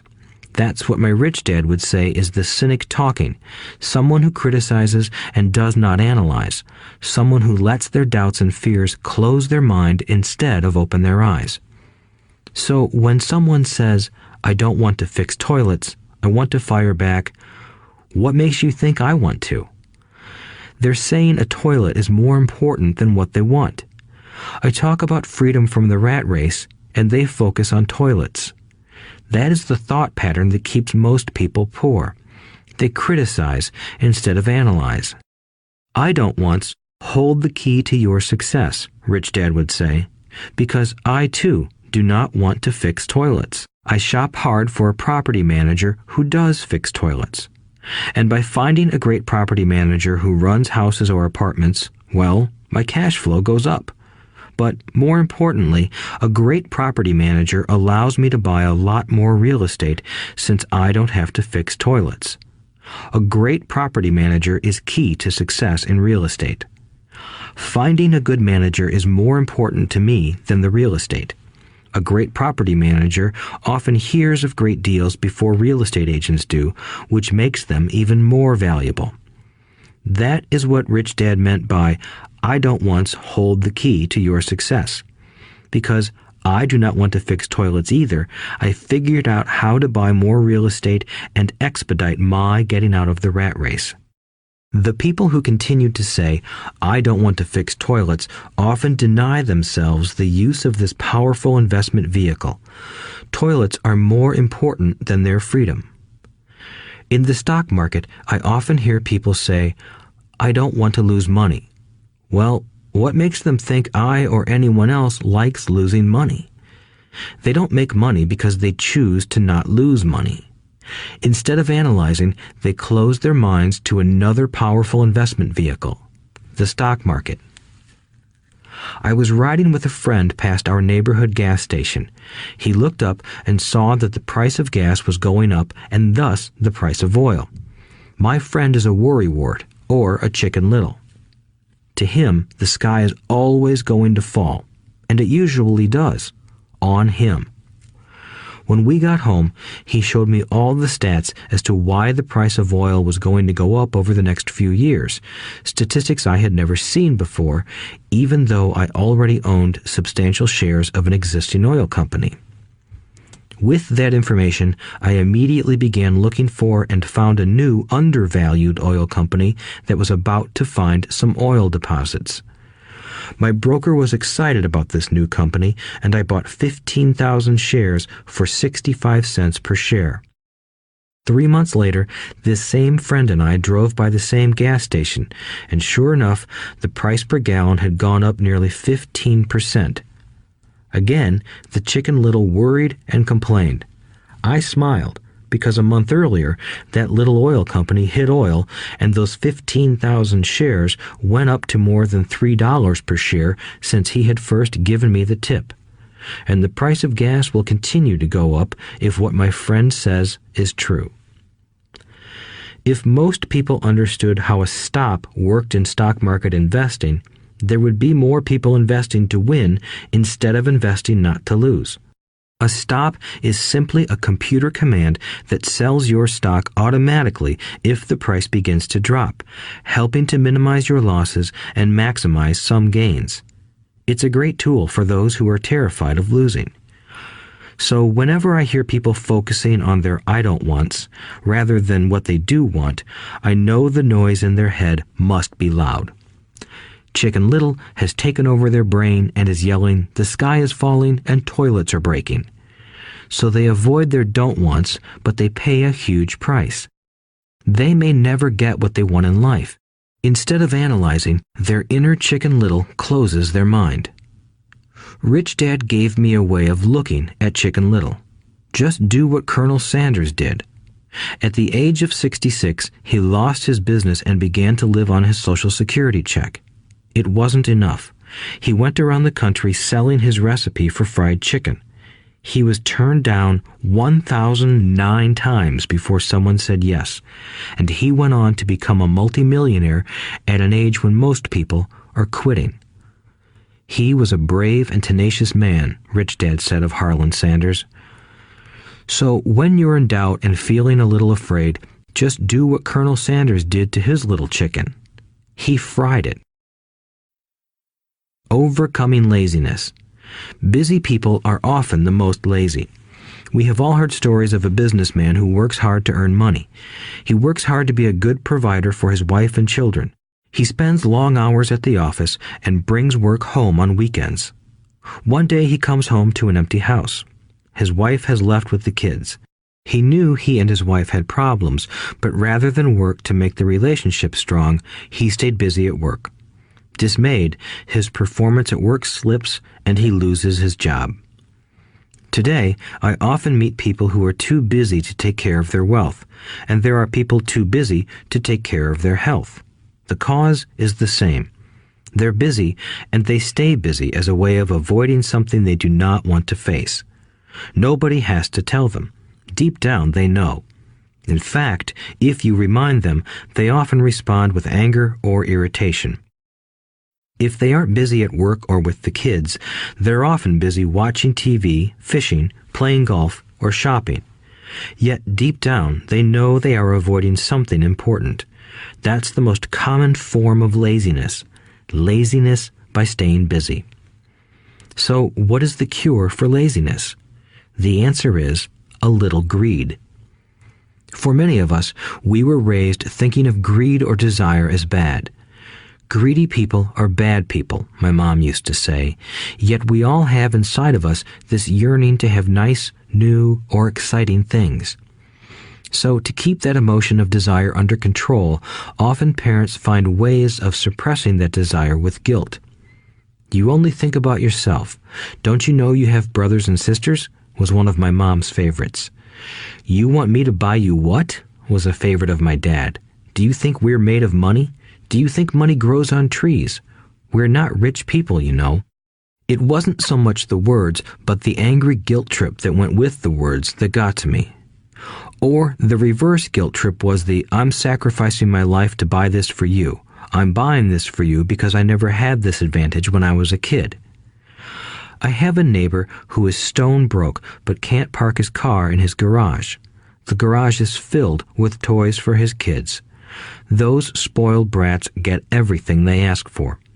I don't want them to know the feeling of want are his everyday words. He has nothing set aside for their college or his retirement, but his kids have every toy ever made. He recently got a new credit card in the mail and took his kids to visit Las Vegas. I'm doing it for the kids, he said with great sacrifice. Rich Dad forbade the words, I can't afford it. In my real home, that's all I heard. Instead, Rich Dad required his children to say, how can I afford it? He believed that the words, I can't afford it, shut down your brain. It didn't have to think anymore. How can I afford it opened up the brain and forced it to think and search for answers. But most importantly, he felt the words, I can't afford it, were a lie, and the human spirit knows it. The human spirit is very, very powerful, he would say. It knows it can do anything. By having a lazy mind that says, I can't afford it, a war breaks out inside you. Your spirit is angry, and your lazy mind must defend its lie. The spirit is screaming, come on, let's go to the gym and work out. And the lazy mind says, but I'm tired. I worked really hard today. Or the human spirit says, I'm sick and tired of being poor. Let's get out there and get rich. To which the lazy mind says, rich people are greedy. Besides, it's too much bother. It's not safe. I might lose money. I'm working hard enough as it is. I've got too much to do at work anyway. Look at what I have to do tonight. My boss wants it finished by morning. I can't afford it also causes sadness, a helplessness that leads to despondency and often depression. How can I afford it opens up possibilities, excitement, and dreams. So Rich Dad was not so concerned about what we wanted to buy as long as we understood that how can I afford it creates a stronger mind and a dynamic spirit. Thus, he rarely gave Mike or me anything. He would instead ask, how can you afford it? And that included college, which we paid for ourselves. It was not the goal, but the process of attaining the goal that he wanted us to learn. The problem I see today is that there are millions of people who feel guilty about their desire or their greed. It's old conditioning from their childhood. While they desire to have the finer things that life offers, most have been conditioned subconsciously to say, I can't have that, or I'll never be able to afford that. When I decided to exit the rat race, it was simply a question of how can I afford to never work again? And my mind began to kick out answers and solutions. The hardest part was fighting my real parents' dogma. We can't afford that. Stop thinking only about yourself. Why don't you think about others? And other similar sentiments designed to instill guilt to suppress my greed. So, how do you beat laziness? Once again, the answer is a little greed. It's that radio station WIIFM, which stands for What's in it for me? A person needs to sit down and ask, what would my life be like if I never had to work again? What would I do if I had all the money I needed? Without that little greed, the desire to have something better, progress is not made. Our world progresses because we all desire a better life. New inventions are made because we desire something better. We go to school and study hard because we want something better. So whenever you find yourself avoiding something you know you should be doing, then the only thing to ask yourself is, what's in it for me? Be a little greedy. It's the best cure for laziness. Too much greed, however, as anything in excess can be, is not good. But just remember what Michael Douglas said in the movie Wall Street. Greed is good. Rich Dad said it differently. Guilt is worse than greed, for guilt robs the body of its soul. I think Eleanor Roosevelt said it best. Do what you feel in your heart to be right, for you'll be criticized anyway. You'll be damned if you do, and damned if you don't. Overcoming bad habits. Our lives are a reflection of our habits more than our education. After seeing the movie Conan the Barbarian, starring Arnold Schwarzenegger, a friend said, "I'd love to have a body like Schwarzenegger." Most of the guys nodded in agreement. "I even heard he was really puny and skinny at one time," another friend added. "Yeah, I heard that too," another one said. "I heard he has a habit of working out almost every day in the gym." "Yeah, I'll bet he has to." "Nah," said the group's cynic. "I'll bet he was born that way. Besides, let's stop talking about Arnold and get some beers." This is an example of habits controlling behavior. I remember asking my rich dad about the habits of the rich. Instead of answering me outright, he wanted me to learn through example, as usual. "When does your dad pay his bills?" Rich Dad asked. "The first of the month," I said. "Does he have anything left over?" he asked. "Very little," I said. "That's the main reason he struggles," said Rich Dad. "He has bad habits. Your dad pays everyone else first. He pays himself last, but only if he has anything left over." "Which he usually doesn't," I said.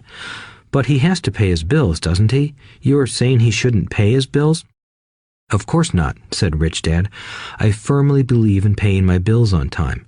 I just pay myself first, before I pay even the government." "But what happens if you don't have enough money?" I asked. "What do you do then?" "The same," said Rich Dad. "I still pay myself first, even if I'm short of money. My asset column is far more important to me than the government." "But," I said, "don't they come after you?" "Yes, if you don't pay," said Rich Dad. "Look, I did not say not to pay. I just said I pay myself first, even if I'm short of money." "But," I replied, "how do you do that?" "It's not how. The question is why," Rich Dad said. "Okay, why?" "Motivation," said Rich Dad. "Who do you think will complain louder if I don't pay them? Me or my creditors?" "Your creditors will definitely scream louder than you," I said, responding to the obvious. "You wouldn't say anything if you didn't pay yourself." So you see, after paying myself, the pressure to pay my taxes and the other creditors is so great that it forces me to seek other forms of income. The pressure to pay becomes my motivation. I've worked extra jobs, started other companies, traded in the stock market, anything just to make sure those guys don't start yelling at me. That pressure made me work harder, forced me to think, and all in all, made me smarter and more active when it comes to money. If I had paid myself last, I would have felt no pressure, but I'd be broke. So it is the fear of the government or other people you owe money to that motivates you? That's right, said Rich Dad. You see, government bill collectors are big bullies. So are bill collectors in general. Most people give in to those bullies. They pay them and never pay themselves. You know the story of the 98-pound weakling who gets sand kicked in his face? I nodded. I see that ad for weightlifting and bodybuilding lessons in the comic books all the time. Well, most people let the bullies kick sand in their faces. I decided to use the fear of the bully to make me stronger. Others got weaker. Forcing myself to think about how to make extra money is like going to the gym and working out with weights. The more I work my mental money muscles out, the stronger I get. Now, I'm not afraid of those bullies. I liked what Rich Dad was saying, so if I pay myself first, I get financially stronger mentally and fiscally. Rich Dad nodded. And if I pay myself last, or not at all, I get weaker. So, people like bosses, managers, tax collectors, bill collectors, and landlords push me around all my life just because I don't have good money habits. Rich Dad nodded, just like the 98-pound weakling. Overcoming arrogance. What I know makes me money. What I don't know loses me money. Every time I have been arrogant, I have lost money. Because when I'm arrogant, I truly believe that what I don't know is not important, Rich Dad would often tell me.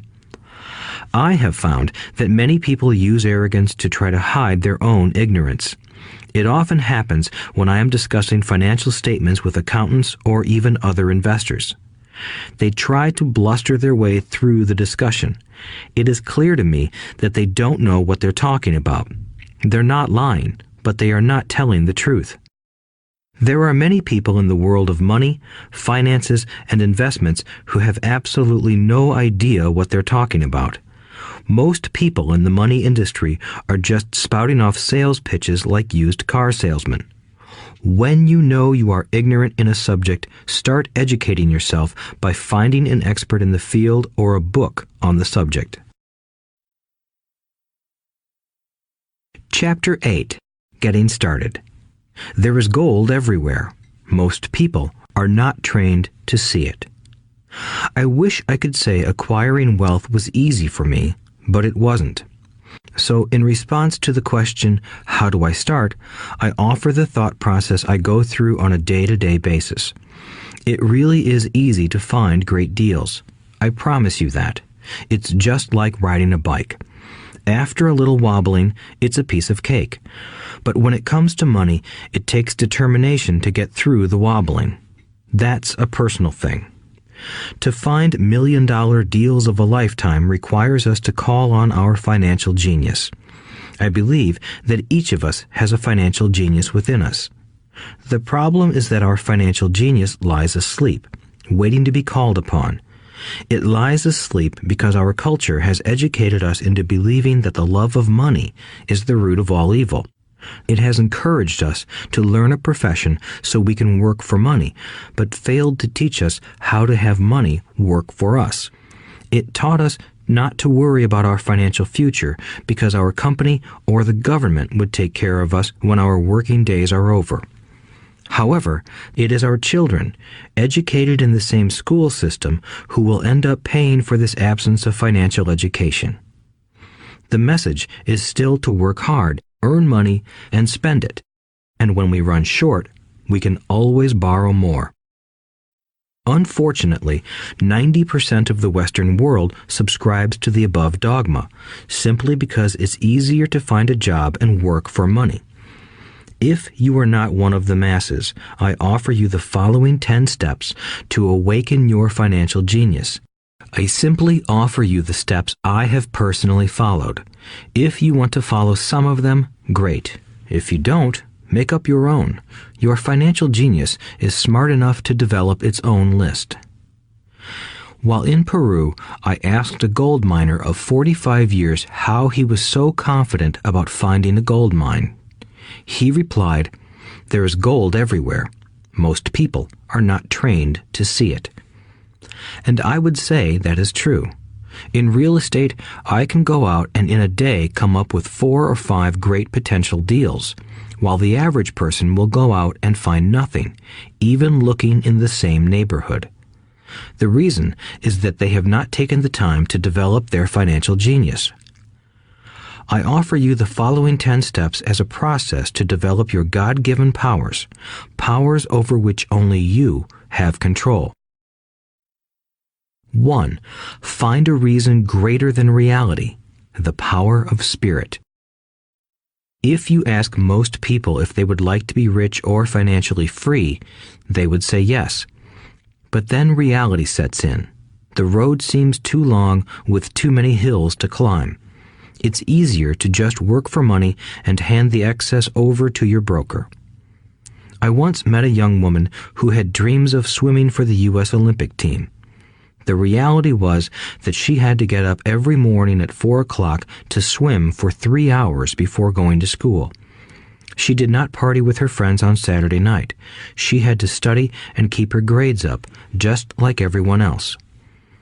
When I asked her what fueled her superhuman ambition and sacrifice, she simply said, "I do it for myself and the people I love. It's love that gets me over the hurdles and sacrifices." A reason or a purpose is a combination of wants and don't wants. When people ask me what my reason for wanting to be rich is, I tell them that it is a combination of deep emotional wants and don't wants. I will list a few. First, the don't wants, for they create the wants. I don't want to work all my life. I don't want what my parents aspired for, which was job security and a house in the suburbs. I don't like being an employee. I hated that my dad always missed my football games because he was so busy working on his career. I hated it when my dad worked hard all his life and the government took most of what he worked for at his death. He could not even pass on what he worked so hard for when he died. The rich don't do that. They work hard and pass it on to their children. Now, the wants. I want to be free to travel the world and live in the lifestyle I love. I want to be young when I do this. I want to simply be free. I want control over my time and my life. I want money to work for me. Those are my deep-seated emotional reasons. What are yours? If they are not strong enough, then the reality of the road ahead may be greater than your reasons. I have lost money and been set back many times, but it was the deep emotional reasons that kept me standing up and going forward. I wanted to be free by age 40, but it took me until I was 47, with many learning experiences along the way. As I said, I wish I could say it was easy. It wasn't, but it wasn't that hard either. I've learned that without a strong reason or purpose, anything in life is hard. If you do not have a strong reason, there is no sense listening further. It will sound like too much work. 2. Make daily choices. The power of choice. Choice is the main reason people want to live in a free country. We want the power to choose. Financially, with every dollar we get in our hands, we hold the power to choose our future, to be rich, poor, or middle class. Our spending habits reflect who we are. Poor people simply have poor spending habits. The benefit I had as a boy was that I loved playing Monopoly constantly. Nobody told me Monopoly was only for kids, so I just kept playing the game as an adult. I also had a rich dad who pointed out to me the difference between an asset and a liability. So a long time ago, as a little boy, I chose to be rich, and I knew that all I had to do was learn to acquire assets, real assets. My best friend, Mike, had an asset column handed to him, but he still had to choose to learn to keep it. Many rich families lose their assets in the next generation simply because there was no one trained to be a good steward over their assets. Most people choose not to be rich.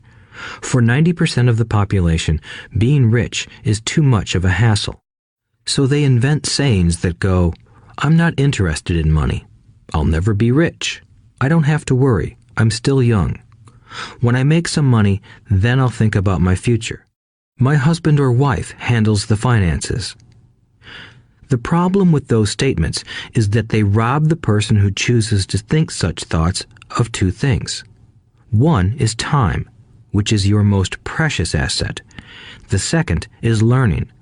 Having no money should not be an excuse to not learn, but that is a choice we all make daily. The choice of what we do with our time, our money, and what we put in our heads. That is the power of choice. All of us have choice. I just choose to be rich, and I make that choice every day. Invest first in education. In reality, the only real asset you have is your mind, the most powerful tool we have dominion over. Each of us has the choice of what we put in our brain once we're old enough. You can watch TV, read golf magazines, or go to ceramics class or a class on financial planning. You choose. Most people simply buy investments rather than first investing in learning about investing. A friend of mine recently had her apartment burglarized. The thieves took her electronics and left all the books.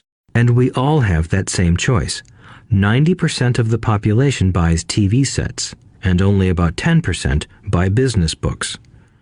So what do? I go to seminars. I like it when they are at least 2 days long because I like to immerse myself in a subject. In 1973, I was watching this guy on TV who was advertising a 3-day seminar on how to buy real estate for nothing down. I spent $385, and that course has made me at least $2 million, if not more. But more importantly, it bought me life. I don't have to work for the rest of my life because of that one course. I go to at least 2 such courses every year. I love CDs and audiobooks. The reason? I can easily review what I just heard. I was listening to an investor say something I completely disagreed with. Instead of becoming arrogant and critical, I simply listened to that 5-minute stretch at least 20 times, maybe more. But suddenly, by keeping my mind open, I understood why he said what he said. It was like magic. I felt like I had a window into the mind of one of the greatest investors of our time. I gained tremendous insight into the vast resources of his education and experience. The net result? I still have the old way I used to think, and I now have a new way of looking at the same problem or situation. I have 2 ways to analyze a problem or trend, and that is priceless. Today, I often say, how would Donald Trump do this, or Warren Buffett, or George Soros? The only way I can access their vast mental power is to be humble enough to read or listen to what they have to say. Arrogant or critical people are often people with low self-esteem who are afraid of taking risks. That's because if you learn something new, you are then required to make mistakes in order to fully understand what you have learned. If you have listened this far, arrogance is not one of your problems. Arrogant people rarely read or listen to experts. Why should they? They are the center of the universe. There are so many intelligent people who argue or defend when a new idea clashes with the way they think. In this case, their so-called intelligence combined with arrogance equals ignorance. Each of us knows people who are highly educated or believe they are smart, but their balance sheet paints a different picture. A truly intelligent person welcomes new ideas, for new ideas can add to the synergy of other accumulated ideas. Listening is more important than talking. If that were not true, God would not have given us 2 ears and only 1 mouth. Too many people think with their mouth instead of listening in order to absorb new ideas and possibilities. They argue instead of asking questions. I take a long view on my wealth. I do not subscribe to the get-rich-quick mentality most lottery players or casino gamblers have. I may go in and out of stocks, but I am long on education. If you want to fly an airplane, I advise taking lessons first. I am always shocked at people who buy stocks or real estate but never invest in their greatest asset, their mind. Just because you bought a house or two does not make you an expert at real estate. 3. Choose friends carefully. The power of association. First of all, I do not choose my friends by their financial statements. I have friends who have actually taken a vow of poverty, as well as friends who earn millions every year. The point is that I learn from all of them. Now, I will admit that there are people I have actually sought out because they had money. But I was not after their money. I was seeking their knowledge. In some cases, these people who had money have become dear friends. I've noticed that my friends with money talk about money. They don't do it to brag. They're interested in the subject. So I learn from them, and they learn from me. My friends who are in dire financial straits do not like talking about money, business, or investing. They often think it rude or unintellectual. So I also learn from my friends who struggle financially. I find out what not to do. I have several friends who have generated over $1 billion in their short lifetimes. The 3 of them report the same phenomenon. Their friends who have no money have never come to them to ask them how they did it, but they do come asking for one of 2 things, or both, a loan or a job. Warning: don't listen to poor or frightened people. I have such friends, and while I love them dearly, they are the Chicken Littles of life. To them, when it comes to money, especially investments, it's always the sky is falling, the sky is falling. They can always tell you why something won't work. The problem is that people listen to them. But people who blindly accept doom and gloom information are also Chicken Littles. As that old saying goes, birds of a feather flock together. If you watch business channels on TV, they often have a panel of so-called experts. One expert will say the market is going to crash, and the other will say it's going to boom. If you're smart, you listen to both. Keep your mind open because both have valid points. Unfortunately, most poor people listen to Chicken Little. I have had many close friends try to talk me out of a deal or an investment. Not long ago, a friend told me he was excited because he found a 6% certificate of deposit. I told him I earned 16% from the state government.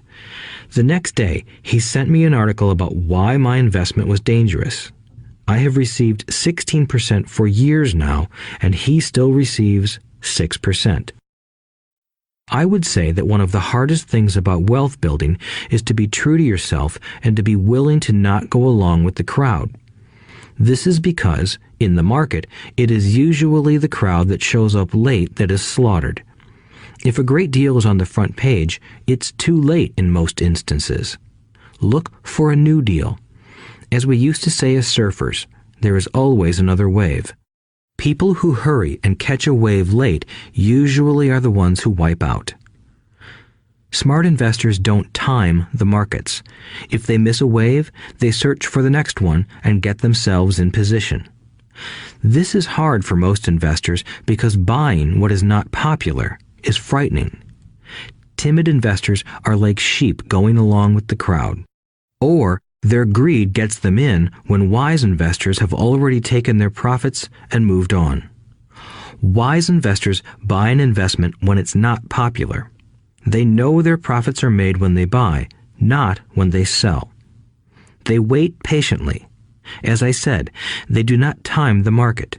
Just like a surfer, they get in position for the next big swell.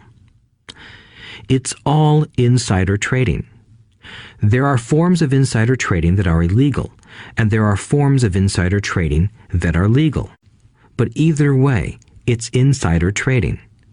The only distinction is, how far away from the inside are you? The reason you want to have rich friends is because that is where the money is made. It's made on information. You want to hear about the next boom, get in and get out before the next bust. I'm not saying do it illegally, but the sooner you know, the better your chances are for profits with minimal risk. That is what friends are for, and that is financial intelligence. 4. Master a formula and then learn a new one. The power of learning quickly.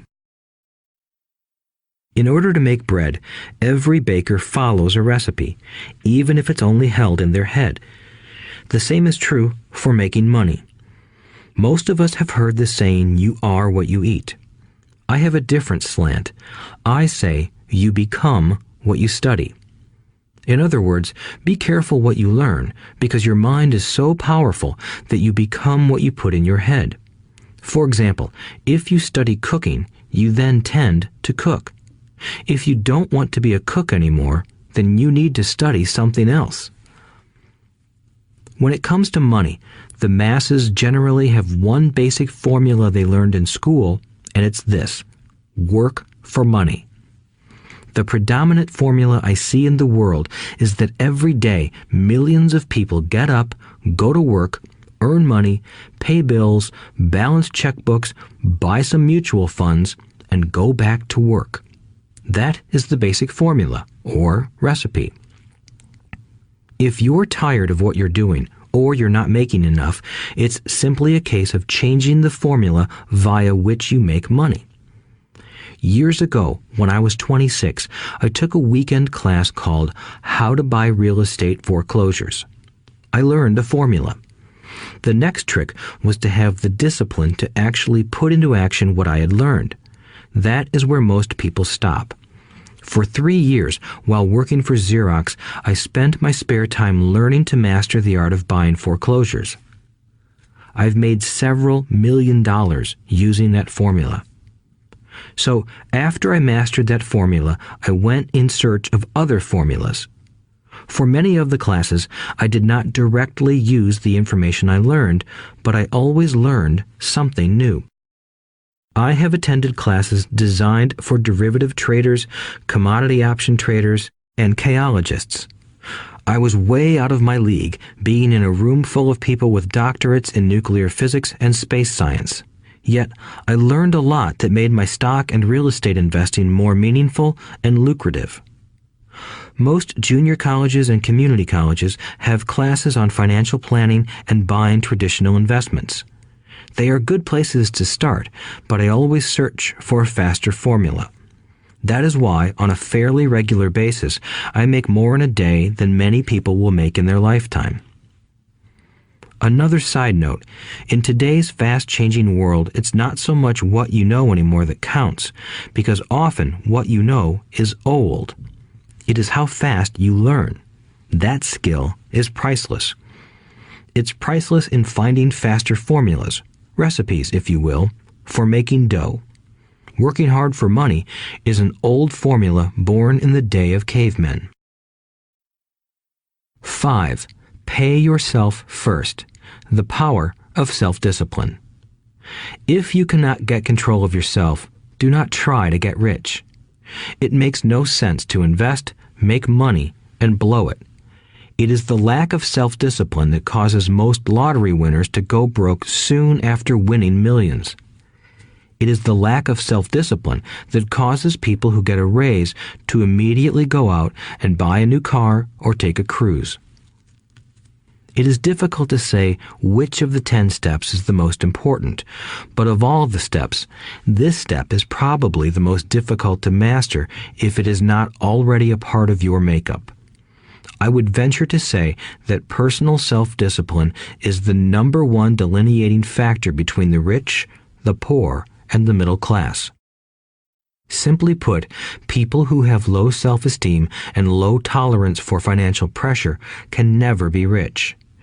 As I have said, a lesson learned from my rich dad was that the world will push you around. The world pushes people around, not because other people are bullies, but because the individual lacks internal control and discipline. People who lack internal fortitude often become victims of those who have self-discipline. In the entrepreneur classes I teach, I constantly remind people to not focus on their product, service, or widget, but to focus on developing management skills. The 3 most important management skills necessary to start your own business are management of 1. Cash flow, 2. people. 3, personal time. I would say the skills to manage these 3 apply to anything, not just entrepreneurs. The 3 matter in the way you live your life as an individual or as part of a family, a business, a charitable organization, a city, or a nation. Each of these skills is enhanced by the mastery of self-discipline. I do not take the saying, "pay yourself first," lightly. The statement, "pay yourself first," comes from George Clayson's book, The Richest Man in Babylon. Millions of copies have been sold. But while millions of people freely repeat that powerful statement, few follow the advice. As I said, financial literacy allows one to read numbers, and numbers tell the story. By looking at a person's income statement and balance sheet, I can readily see if people who spout the words, "pay yourself first," actually practice what they preach. In reality, each month, many allocate money to their asset column before they pay their monthly expenses. Although millions of people have read Clayson's book and understand the words, "pay yourself first," in reality, they pay themselves last. Now, I can hear the howls from those of you who sincerely believe in paying your bills first, and I can hear all the responsible people who pay their bills on time. I am not saying be irresponsible and not pay your bills. All I am saying is do what the book says, which is pay yourself first. If you can truly begin to understand the power of cash flow, you will soon realize why 90% of people work hard all their lives and need government support like Social Security when they are no longer able to work. Kim and I have had many bookkeepers, accountants, and bankers who have had a major problem with this way of looking at pay yourself first. The reason is that these financial professionals actually do what the masses do. They pay themselves last. There have been times in my life when, for whatever reason, cash flow was far less than my bills. I still paid myself first. My accountant and bookkeeper screamed in panic. "They're going to come after you. The IRS is going to put you in jail. You're going to ruin your credit rating. They'll cut off the electricity." I still paid myself first. Why, you ask? Because that's what the story, The Richest Man in Babylon, was all about. The power of self-discipline and the power of internal fortitude. As my rich dad taught me the first month I worked for him, most people allow the world to push them around. A bill collector calls and you pay or else. A sales clerk says, "Oh, just put it on your charge card." Your real estate agent tells you, "Go ahead. The government allows you a tax deduction on your home." That is what the book is really about. Having the guts to go against the tide and get rich. You may not be weak, but when it comes to money, many people get wimpy. I am not saying be irresponsible. The reason I don't have high credit card debt and doodad debt is because I pay myself first. The reason I minimize my income is because I don't want to pay it to the government. That is why my income comes from my asset column through a Nevada corporation. If I work for money, the government takes it. Although I pay my bills last, I am financially astute enough to not get into a tough financial situation. I don't like consumer debt. I actually have liabilities that are higher than 99% of the population, but I don't pay for them. Other people pay for my liabilities. They're called tenants. So rule number 1 in paying yourself first is don't get into debt in the first place. Although I pay my bills last, I set it up to have only small, unimportant bills that are due. When I occasionally come up short, I still pay myself first. I let the creditors and even the government scream. I like it when they get tough. Why? Because those guys do me a favor. They inspire me to go out and create more money. So I pay myself first, invest the money, and let the creditors yell. I generally pay them right away anyway. Kim and I have excellent credit. We just don't cave into pressure and spend our savings or liquidate stocks to pay for consumer debt. That is not too financially intelligent. To successfully pay yourself first, keep the following in mind. 1. Don't get into large debt positions that you have to pay for. Keep your expenses low. Build up assets first. Then buy the big house or nice car. Being stuck in the rat race is not intelligent. 2. When you come up short, let the pressure build and don't dip into your savings or investments. Use the pressure to inspire your financial genius to come up with new ways of making more money and then pay your bills. You will have increased your ability to make more money as well as your financial intelligence. So many times I have gotten into financial hot water and used my brain to create more income while staunchly defending the assets in my asset column. My bookkeeper has screamed and dived for cover, but I was like a good soldier defending the fort. Fort assets. Poor people have poor habits. A common bad habit is innocently called dipping into savings. The rich know that savings are only used to create more money, not to pay bills. I know that sounds tough, but as I said, if you're not tough inside, the world will always push you around anyway. If you do not like financial pressure, then find a formula that works for you. A good one is to cut expenses, put your money in the bank, pay more than your fair share of income tax, buy safe mutual funds, and take the vow of the average. But this violates the pay yourself first rule. This rule does not encourage self-sacrifice or financial abstinence. It doesn't mean pay yourself first and starve. Life was meant to be enjoyed. If you call on your financial genius, you can have all the goodies of life, get rich, and pay bills. And that is financial intelligence. 6. Pay your brokers well. The power of good advice. Sometimes I see people posting a sign in front of their house that says, "For sale by owner." Or I see people on TV claiming to be discount brokers. My rich dad taught me to take the opposite approach. He believed in paying professionals well, and I have adopted that policy also. Today, I have expensive attorneys, accountants, real estate brokers, and stockbrokers. Why? Because if, and I do mean if, the people are professionals, their services should make you money. And the more money they make, the more money I make. We live in the information age. Information is priceless. A good broker should provide you with information as well as take the time to educate you. I have several brokers who do that for me. Some taught me when I had little or no money, and I am still with them today. What I pay a broker is tiny in comparison with what kind of money I can make because of the information they provide. I love it when my real estate broker or stockbroker makes a lot of money because that usually means I made a lot of money. A good broker saves me time in addition to making me money.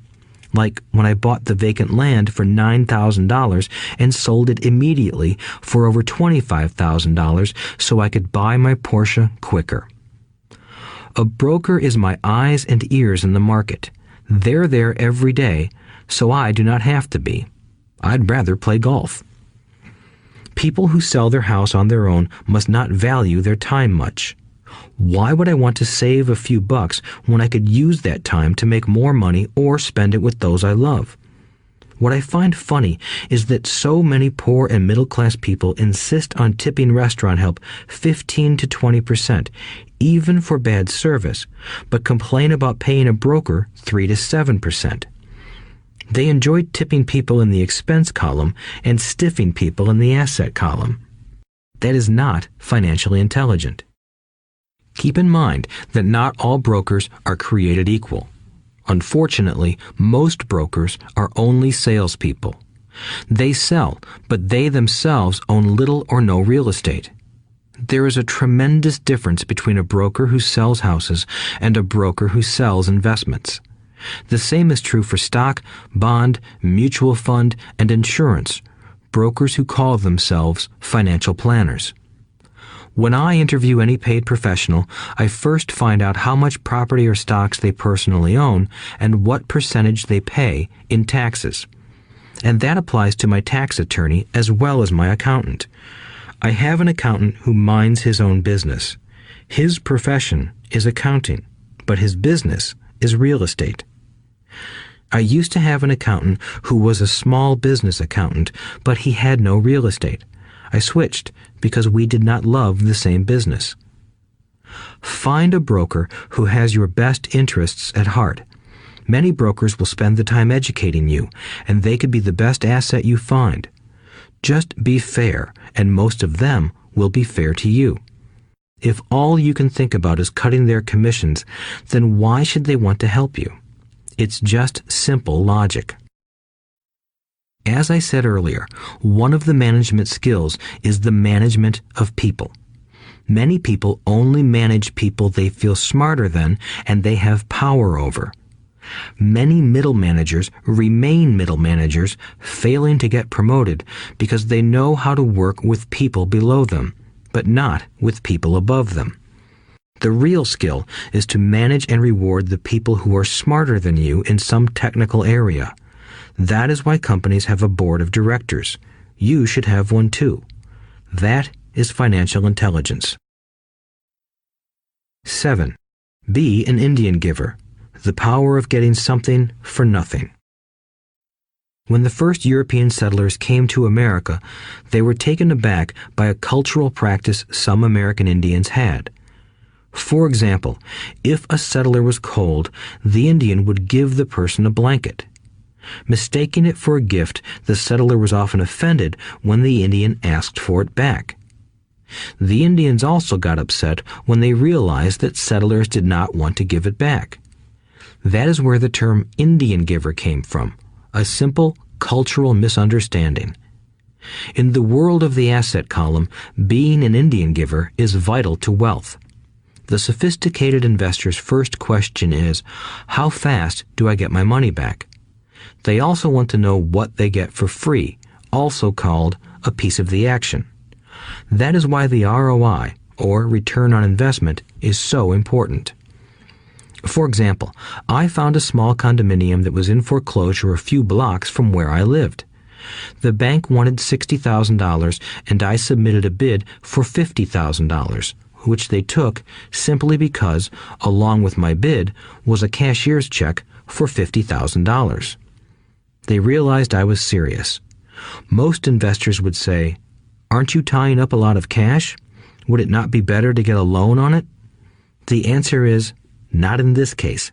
My investment company uses this condominium as a vacation rental in the winter months when the snowbirds come to Arizona. It rents for $2,500 a month for 4 months out of the year. For rental during the off-season, it rents for only $1,000 a month. I had my money back in about 3 years. Now I own this asset, which pumps money out for me, month in and month out. The same is done with stocks. Frequently, my broker calls and recommends I move a sizable amount of money into the stock of a company that he feels is just about to make a move that will add value to the stock, like announcing a new product. I will move my money in for a week to a month while the stock moves up.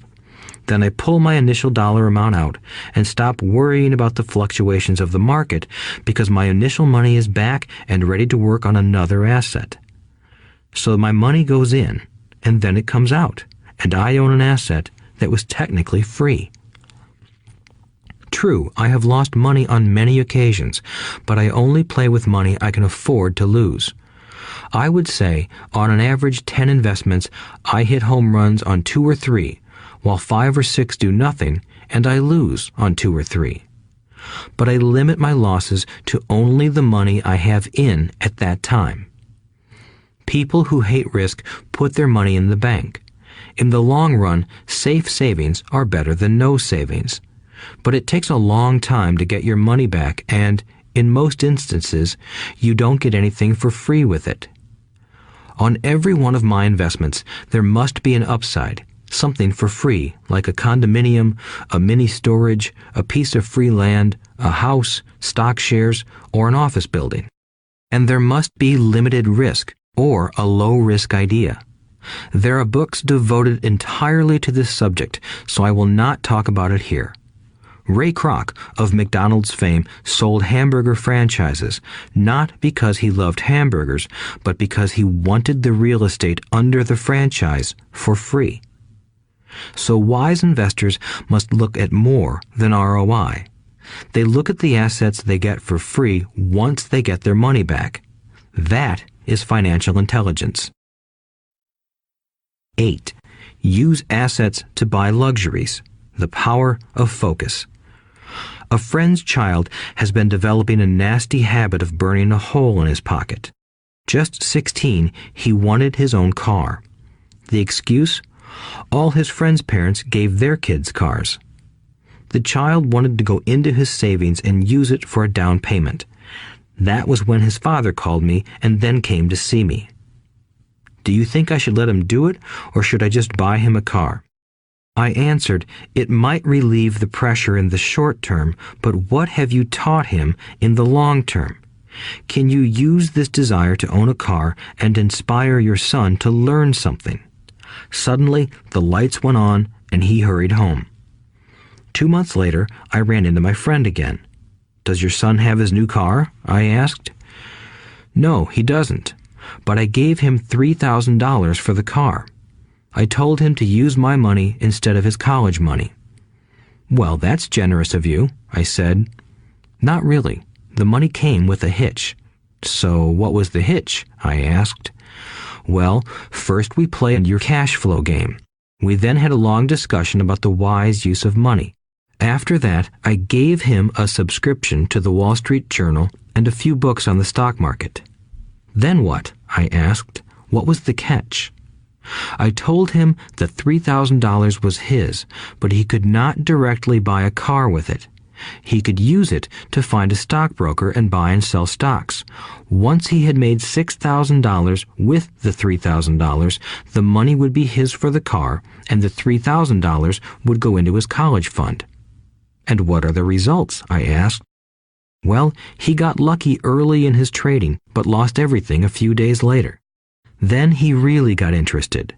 Today, I would say he is down $2,000, but his interest is up. He has read all the books I bought him, and he's gone to the library to get more. He reads the Wall Street Journal voraciously, watching for indicators. He's only got $1,000 left, but his interest and learning are sky high. He knows that if he loses that money, he walks for 2 more years. But he does not seem to care. He even seems uninterested in getting a car because he's found a game that is more fun. What happens if he loses all the money? I asked. We'll cross that bridge when we get to it. I'd rather have him lose everything now than wait till he's our age to risk losing everything. And besides, that is the best $3,000 I've ever spent on his education. What he is learning will serve him for life, and he seems to have gained a new respect for the power of money. As I said earlier, if a person cannot master the power of self-discipline, it is best not to try to get rich. I say this because although the process of developing cash flow from an asset column is easy in theory, what's hard is the mental fortitude to direct money to the correct use.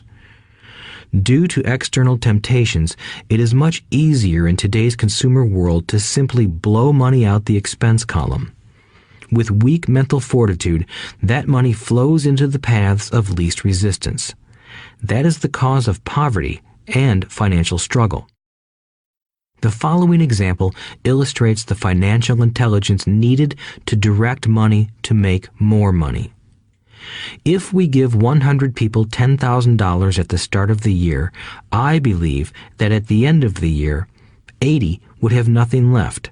In fact, many would have created greater debt by making a down payment on a new car, refrigerator, electronics, or a holiday. 16 would have increased that $10,000 by 5 to 10%. 4 would have increased it to $20,000 or into the millions. We go to school to learn a profession so we can work for money. It is my opinion that it's just as important to learn how to have money work for you. I love my luxuries as much as anyone else. The difference is I don't buy them on credit. It's the keep up with the Joneses trap. When I wanted to buy a Porsche, the easy road would have been to call my banker and get a loan. Instead of choosing to focus in the liability column, I chose to focus in the asset column. As a habit, I use my desire to consume to inspire and motivate my financial genius to invest. Too often today, we focus on borrowing money to get the things we want instead of focusing on creating money. One is easier in the short term, but harder in the long term. It's a bad habit that we as individuals and as a nation have gotten into. Remember, the easy road often becomes hard, and the hard road often becomes easy. The earlier you can train yourself and those you love to be masters of money, the better. Money is a powerful force. Unfortunately, people use the power of money against themselves. If your financial intelligence is low, money will run all over you. It will be smarter than you. If money is smarter than you, you will work for it all your life. To be the master of money, you need to be smarter than it. Then money will do as it is told. It will obey you. Instead of being a slave to it, you will be the master of it. That is financial intelligence. 9. Choose heroes. The power of myth. When I was a kid, I greatly admired Willie Mays, Hank Aaron, and Yogi Berra. They were my heroes, and I wanted to be just like them. I treasured their baseball cards. I knew their stats, the RBIs, the ERAs, their batting averages, how much they got paid, and how they came up from the minor leagues. As a 9-year-old kid, when I stepped up to bat or played first base or catcher, I wasn't me. I pretended I was a famous baseball player. It's one of the most powerful ways we learn, and we often lose that as adults. We lose our heroes. Today, I watch young kids playing basketball near my home. On the court, they're not little Johnny. They're pretending to be their favorite basketball hero. Copying or emulating heroes is true power learning. I have new heroes as I grow older. I have golf heroes, and I copy their swings and do my best to read everything I can about them. I also have heroes such as Donald Trump, Warren Buffett, Peter Lynch, George Soros, and Jim Rogers. I know their stats just like I knew the ERAs and RBIs of my childhood baseball heroes. I follow what Warren Buffett invests in, and I read anything I can about his point of view on the market and how he chooses stocks. And I read about Donald Trump, trying to find out how he negotiates and puts deals together. Just as I was not me when I was up to bat, when I'm in the market or I'm negotiating a deal, I am subconsciously acting with the bravado of Trump. Or, when analyzing a trend, I look at it as though Warren Buffett were doing it. By having heroes, we tap into a tremendous source of raw genius. But heroes do more than simply inspire us. Heroes make things look easy. Making it look easy convinces us to want to be just like them. If they can do it, so can I. When it comes to investing, too many people make it sound hard. Instead, find heroes who make it look easy. 10. Teach and you shall receive. The power of giving. Both of my dads were teachers. My rich dad taught me a lesson I have carried all my life, the necessity of being charitable or giving. My educated dad gave a lot of his time and knowledge, but almost never gave away money. He usually said that he would give when he had some extra money, but of course, there was rarely any extra. My rich dad gave money as well as education. He believed firmly in tithing. If you want something, you first need to give, he would always say. When he was short of money, he gave money to his church or to his favorite charity. If I could leave one single idea with you, it is that idea. Whenever you feel short or in need of something, give what you want first, and it will come back in buckets. That is true for money, a smile, love, or friendship. I know it is often the last thing a person may want to do, but it has always worked for me. I trust that the principle of reciprocity is true, and I give what I want. I want money, so I give money, and it comes back in multiples. I want sales, so I help someone else sell something, and sales come to me. I want contacts, and I help someone else get contacts. Like magic, contacts come to me. I heard a saying years ago that went, God does not need to receive, but humans need to give. My rich dad would often say, poor people are more greedy than rich people. He would explain that if a person was rich, that person was providing something that other people wanted. In my life, whenever I have felt needy or short of money or short of help, I simply went out or found in my heart what I wanted and decided to give it first. And when I gave, it always came back. It reminds me of the story of the guy sitting with firewood in his arms on a cold, freezing night. He is yelling at the pot-bellied stove, "When you give me some heat, then I'll put some wood in you."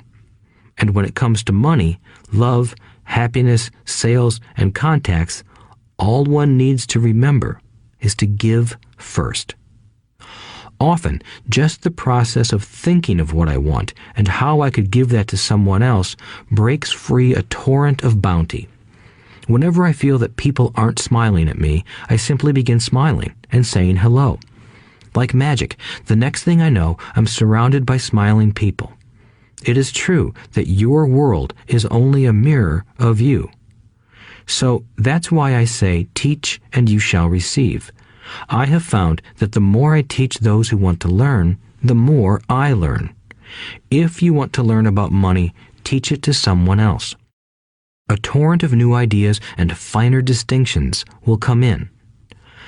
There are times when I have given and nothing has come back, or what I have received is not what I wanted. But upon closer inspection and soul-searching, I was often giving to receive in those instances instead of giving for the joy that giving itself brings.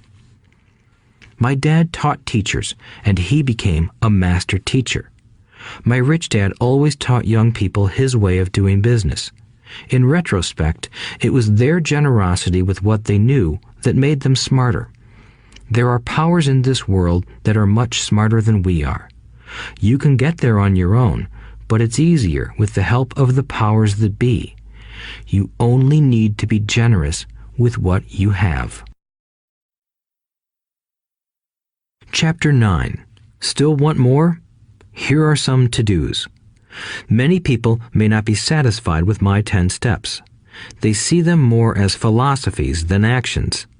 I think understanding the philosophy is just as important as the action. There are many people who want to do instead of think, and then there are people who think but do not do. I would say that I am both. I love new ideas, and I love action. So for those who want a to-do list on how to get started, I will share with you some of the things I do in abbreviated form. Stop doing what you're doing. In other words, take a break and assess what is working and what is not working. The definition of insanity is doing the same thing over and over and expecting a different result. Stop doing what is not working and look for something new. Look for new ideas. For new investing ideas, I go to bookstores and search for books on different and unique subjects. I call them formulas. I buy how-to books on formulas I know nothing about. For example, in the bookstore I found the book The 16% Solution by Joel Moskowitz.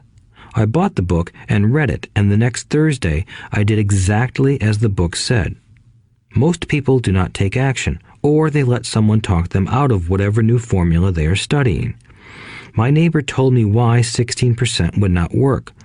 I did not listen to him because he's never done it. Find someone who has done what you want to do. take them to lunch, and ask them for tips and tricks of the trade.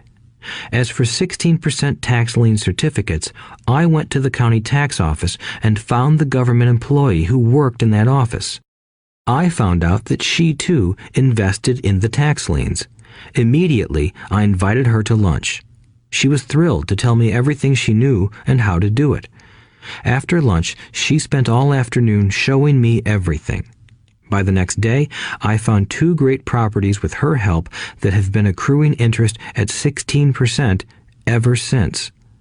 It took a day to read the book, a day to take action, an hour for lunch, and a day to acquire 2 great deals.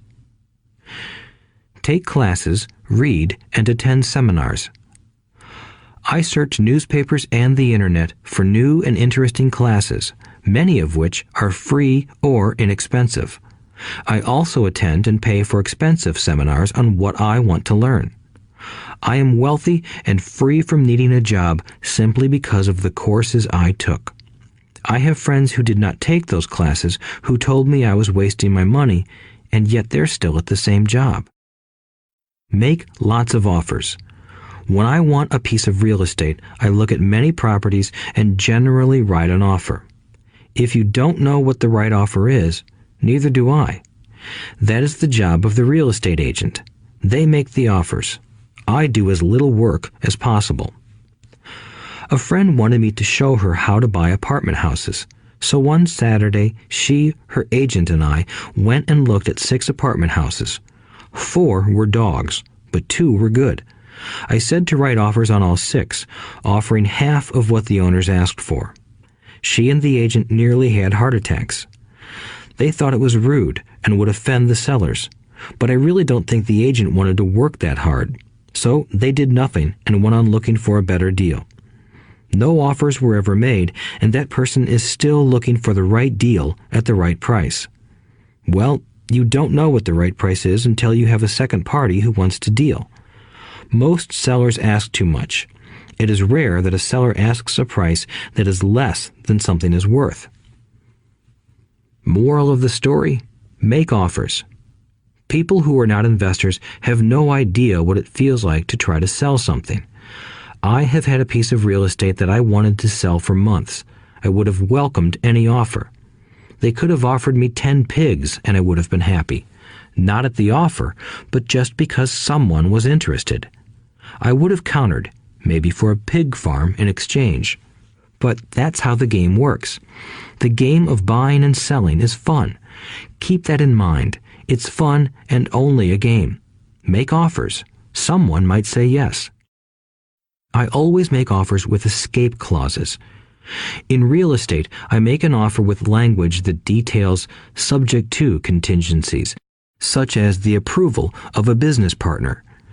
Never specify who the business partner is. Most people don't know that my partner is my cat. If they accept the offer and I don't want the deal, I call home and speak to my cat. I make this ridiculous statement to illustrate how absurdly easy and simple the game is. So many people make things too difficult and take it too seriously. Finding a good deal, the right business, the right people, the right investors, or whatever is just like dating. You must go to the market and talk to a lot of people, make a lot of offers, counter-offers, negotiate, reject, and accept. I know single people who sit at home and wait for the phone to ring, but it's better to go to the market, even if it's only the supermarket. Search, offer, reject, negotiate, and accept are all parts of the process of almost everything in life. Jog, walk, or drive a certain area once a month for 10 minutes. I have found some of my best real estate investments doing this. I will jog a certain neighborhood for a year and look for change. For there to be profit in a deal, there must be 2 elements, a bargain and change. There are lots of bargains, but it's change that turns a bargain into a profitable opportunity. So when I jog a neighborhood I might like to invest in. It is the repetition that causes me to notice slight differences. I notice real estate signs that are up for a long time. That means the seller might be more agreeable to deal. I watch for moving trucks going in or out. I stop and talk to the drivers. I talk to the postal carriers. It's amazing how much information they acquire about an area. I find a bad area, especially an area that the news has scared everyone away from. I drive it for sometimes a year, waiting for signs of something changing for the better. I talk to retailers, especially new ones, and find out why they're moving in. It takes only a few minutes a month, and I do it while doing something else, like exercising or going to and from the store. Shop for bargains in all markets. Consumers will always be poor. When the supermarket has a sale, say on toilet paper, the consumer runs in and stocks up. But when the housing or stock market has a sale, most often called a crash or correction, the same consumer often runs away from it.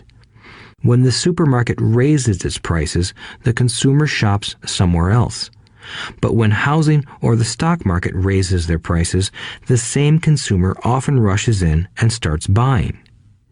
Always remember, profits are made in the buying, not in the selling. Look in the right places. A neighbor bought a condominium for $100,000. I bought the identical condo next door for $50,000. He told me he's waiting for the price to go up. I told him that profit is made when you buy, not when you sell. He shopped with a real estate broker who owns no property of her own. I shopped at the foreclosure auction. I paid $500 for a class on how to do this. My neighbor thought that the $500 for a real estate investment class was too expensive. He said he could not afford the money or the time. So he waits for the prices to go up. Look for people who want to buy first, then look for someone who wants to sell. A friend was looking for a certain piece of land. He had the money, but did not have the time. I found a large piece of land, larger than what my friend wanted to buy, tied it up with an option, called my friend, and he said he wanted a piece of it. So I sold the piece to him and then bought the land. I kept the remaining land as mine for free. Moral of the story: buy the pie and cut it in pieces. Most people look for what they can afford, so they look too small. They buy only a piece of the pie, so they end up paying more for less. Small thinkers don't get the big breaks. If you want to get richer, think big. Think big. Retailers love giving volume discounts simply because most business people love big spenders. So even if you're small, you can always think big. When my company was in the market for computers, I called several friends and asked them if they were ready to buy also. We then went to different dealers and negotiated a great deal because we wanted to buy so many. I have done the same with stocks. Small people remain small because they think small, act alone, or don't act at all. Learn from history. All the big companies on the stock exchange started out as small companies. Colonel Sanders did not get rich until after he lost everything in his 60s. Bill Gates was one of the richest men in the world before he was 30. Action always beats inaction. These are just a few of the things I have done and continue to do to recognize opportunities. The important words are have done and do. As repeated many times throughout this audiobook, you must take action before you can receive the financial rewards. Act now. Final thoughts. I would like to share some final thoughts with you. The main reason I wrote this book, and the reason it has remained a bestseller since 2000, was to share insights into how increased financial intelligence can be used to solve many of life's common problems. Without financial training, we all too often use the standard formulas to get through life. Work hard, save, borrow, and pay excessive taxes. Today, more than ever, we need better information. I use the following story as an example of a financial problem that confronts many young families today. How do you afford a good education for your children and provide for your own retirement? It requires using financial intelligence instead of hard work. A friend of mine was griping one day about how hard it was to save money for his 4 children's college educations. He was putting $300 away in a college fund each month and had so far accumulated only about $12,000. He had about 12 more years to save for college since his oldest child was then 6 years old. At the time, the real estate market in Phoenix was terrible. People were giving houses away. I suggested to my friend that he buy a house with some of the money in his college fund. The idea intrigued him, and we began to discuss the possibility. His primary concern was that he did not have credit with the bank to buy another house since he was so overextended. I assured him that there were other ways to finance a property rather than through the bank. We looked for a house for 2 weeks, a house that would fit all our criteria. There were plenty to choose from, so shopping was fun. Finally, we found a 3-bedroom, 2-bath home in a prime neighborhood. The owner had been downsized and needed to sell that day because he and his family were moving to California where another job waited. The owner wanted $102,000, but we offered only $79,000. He took it immediately and agreed to carry back the loan with a 10% down payment. All my friend had to come up with was $7,900. As soon as the owner moved, my friend put the house up for rent. After all expenses were paid, including the mortgage, he put $125 in his pocket each month. His plan was to keep the house for 12 years and let the mortgage get paid down faster by applying the extra $125 to the principal each month. We figured that in 12 years, a large portion of the mortgage would be paid off and he could possibly be clearing $800 a month by the time his first child went to college. He could also sell the house if it had appreciated in value. 3 years later, the real estate market greatly improved in Phoenix, and he was offered $156,000 for the same house by the tenant who lived in it. Again, he asked me what I thought. I advised that he sell it, using a 1031 tax-deferred exchange. Suddenly, he had nearly $80,000 to operate with. I called another friend in Austin, Texas, who then moved this tax-deferred capital gain into a mini storage facility. Within 3 months, he began receiving checks for a little less than $1,000 a month, which he then poured back into the college fund. A couple of years later, the mini warehouse sold, and he received a check for nearly $330,000 as proceeds from the sale. He rolled those funds into a new project that would now generate over $3,000 a month in income, again going into the college fund. He is now very confident that his goal will be met easily. It only took $7,900 to start and a little financial intelligence. His children will be able to afford the education they want, and he will then use the underlying asset, wrapped in his legal entity, to pay for his retirement. As a result of this successful investment strategy, he will be able to retire early. Thank you for listening to this audiobook. I hope it has provided some insights into utilizing the power of money to work for you. Today, we need greater financial intelligence to simply survive. The idea that it takes money to make money is the thinking of financially unsophisticated people. It does not mean that they're not intelligent.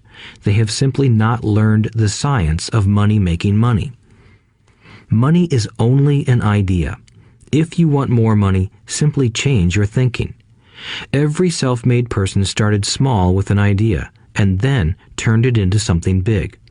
The same applies to investing. It takes only a few dollars to start and grow it into something big. I meet so many people who spend their lives chasing the big deal or trying to amass a lot of money to get into a big deal. But to me, that is foolish. Too often, I have seen unsophisticated investors put their large nest egg into one deal and lose most of it rapidly. They may have been good workers, but they were not good investors. Education and wisdom about money are important. Start early. Buy a book. Go to a seminar. Practice. Start small. I turned $5,000 cash into a $1 million asset, producing $5,000 a month cash flow in less than 6 years. But I started learning as a kid. I encourage you to learn because it's not that hard. In fact, it's pretty easy once you get the hang of it. I think I have made my message clear. It's what is in your head that determines what is in your hands. Money is only an idea. There is a great book called Think and Grow Rich. The title is not Work Hard and Grow Rich. Learn to have money work hard for you, and your life will be easier and happier. Today, don't play it safe. Play it smart. The 3 incomes. In the world of accounting, there are 3 different types of income. 1, ordinary earned. 2, portfolio. 3, passive. When my poor dad said to me, "Go to school, get good grades, and find a safe, secure job," he was recommending I work for earned income. When my rich dad said, "The rich don't work for money, they have their money work for them," he was talking about passive income and portfolio income. Passive income, in most cases, is income derived from real estate investments. Portfolio income is income derived from paper assets such as stocks and bonds. Portfolio income is the income that makes Bill Gates the richest man in the world, not earned income. Rich Dad used to say, the key to becoming wealthy is the ability to convert earned income into passive income or portfolio income as quickly as possible. He would say, taxes are highest on earned income. The least taxed income is passive income. That is another reason why you want your money working hard for you. The government taxes the income you work hard for more than the income your money works hard for. In my second book, Rich Dad's Cash Flow Quadrant, I explain the 4 different types of people who make up the world of business. They are E, employee, S, self-employed, B, business owner, and I, investor. Most people go to school to learn to be an E or an S. The cash flow quadrant is written about the core differences of these 4 types and how people can change their quadrant. In fact, most of our products are created for people in the B and I quadrants. In Rich Dad's Guide to Investing, book number 3 in the Rich Dad series, I go into more detail on the importance of converting earned income into passive and portfolio income. Rich Dad used to say, all a real investor does is convert earned income into passive and portfolio income. If you know what you're doing, investing is not risky. It's just common sense. The key to financial freedom. The key to financial freedom and great wealth is a person's ability to convert earned income into passive and/or portfolio income. My rich dad spent a lot of time teaching Mike and me this skill. Having this ability is the reason my wife Kim and I are financially free, never needing to work again. We continue to work because we choose to. Today, we own a real estate investment company for passive income and participate in private placements and initial public offerings of stock for portfolio income. We also went back to work to build a financial education company so that we can continue to create and publish books and games. All of our educational products are created to teach the same skills my rich dad taught me, the skills of converting earned income into passive and portfolio income. The games we create are important because they teach what books cannot teach. For example, you would never learn to ride a bicycle by only reading a book. Our cash flow games for adults and cash flow for kids game are designed to teach players the basic investment skills of converting earned income into passive and portfolio income. They also teach the principles of accounting and financial literacy. These games are the only educational products in the world that teach people all of these skills simultaneously. Cash Flow 202 is the advanced version of Cash Flow 101 and requires the game board from 101 as well as a full understanding of 101 before it can be played. Cash Flow 101 and Cash Flow for Kids teach the principles of fundamental investing.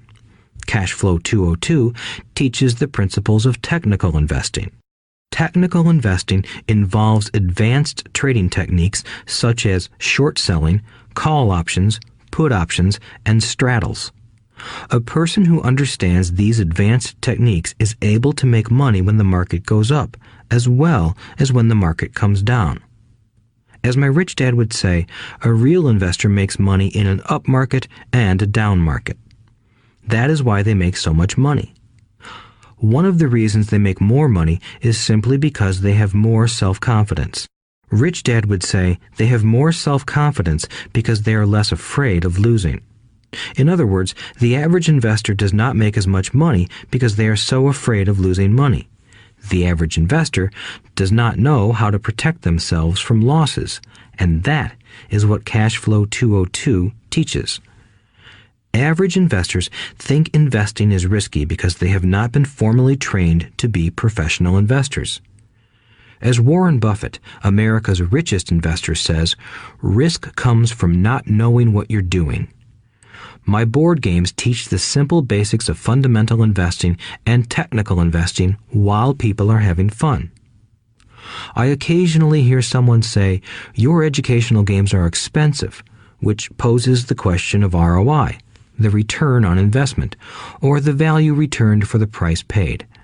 I nod my head and reply, yes, they may be expensive, especially when compared to entertainment board games.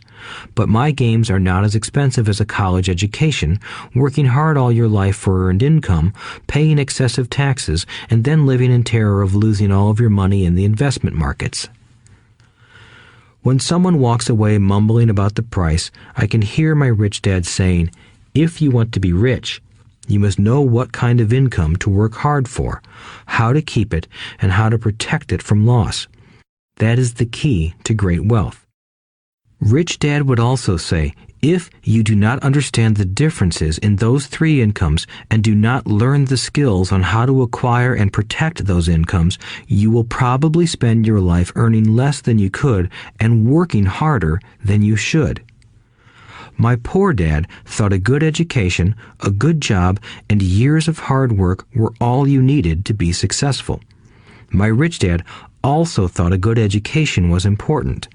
But to him, it was also important that Mike and I know the differences in the three incomes and what kind of income to work hard for. To him, that was basic financial education. Knowing the differences in the three incomes and learning the investment skills of how to acquire the different incomes is basic education for anyone who strives to acquire great wealth and achieve financial freedom, a special kind of freedom that only a few will ever know. As Rich Dad states in lesson number 1, the rich do not work for money. They know how to have money work hard for them. Rich Dad said, earned income is money you work for, and passive and portfolio income is money working for you. Knowing that little difference has been significant in my life. Or, as Robert Frost ends his poem, and that has made all the difference. Take action. All of you were given two great gifts, your mind and your time. It is up to you to do what you please with both. With each dollar bill that enters your hand, you and only you have the power to determine your destiny. Spend it foolishly, and you choose to be poor. Spend it on liabilities, and you join the middle class. Invest it in your mind and learn how to acquire assets, and you will be choosing wealth as your goal and your future. The choice is yours, and only yours. Every day, with every dollar, you decide to be rich, poor, or middle class. Choose to share this knowledge with your children, and you choose to prepare them for the world that awaits. No one else will.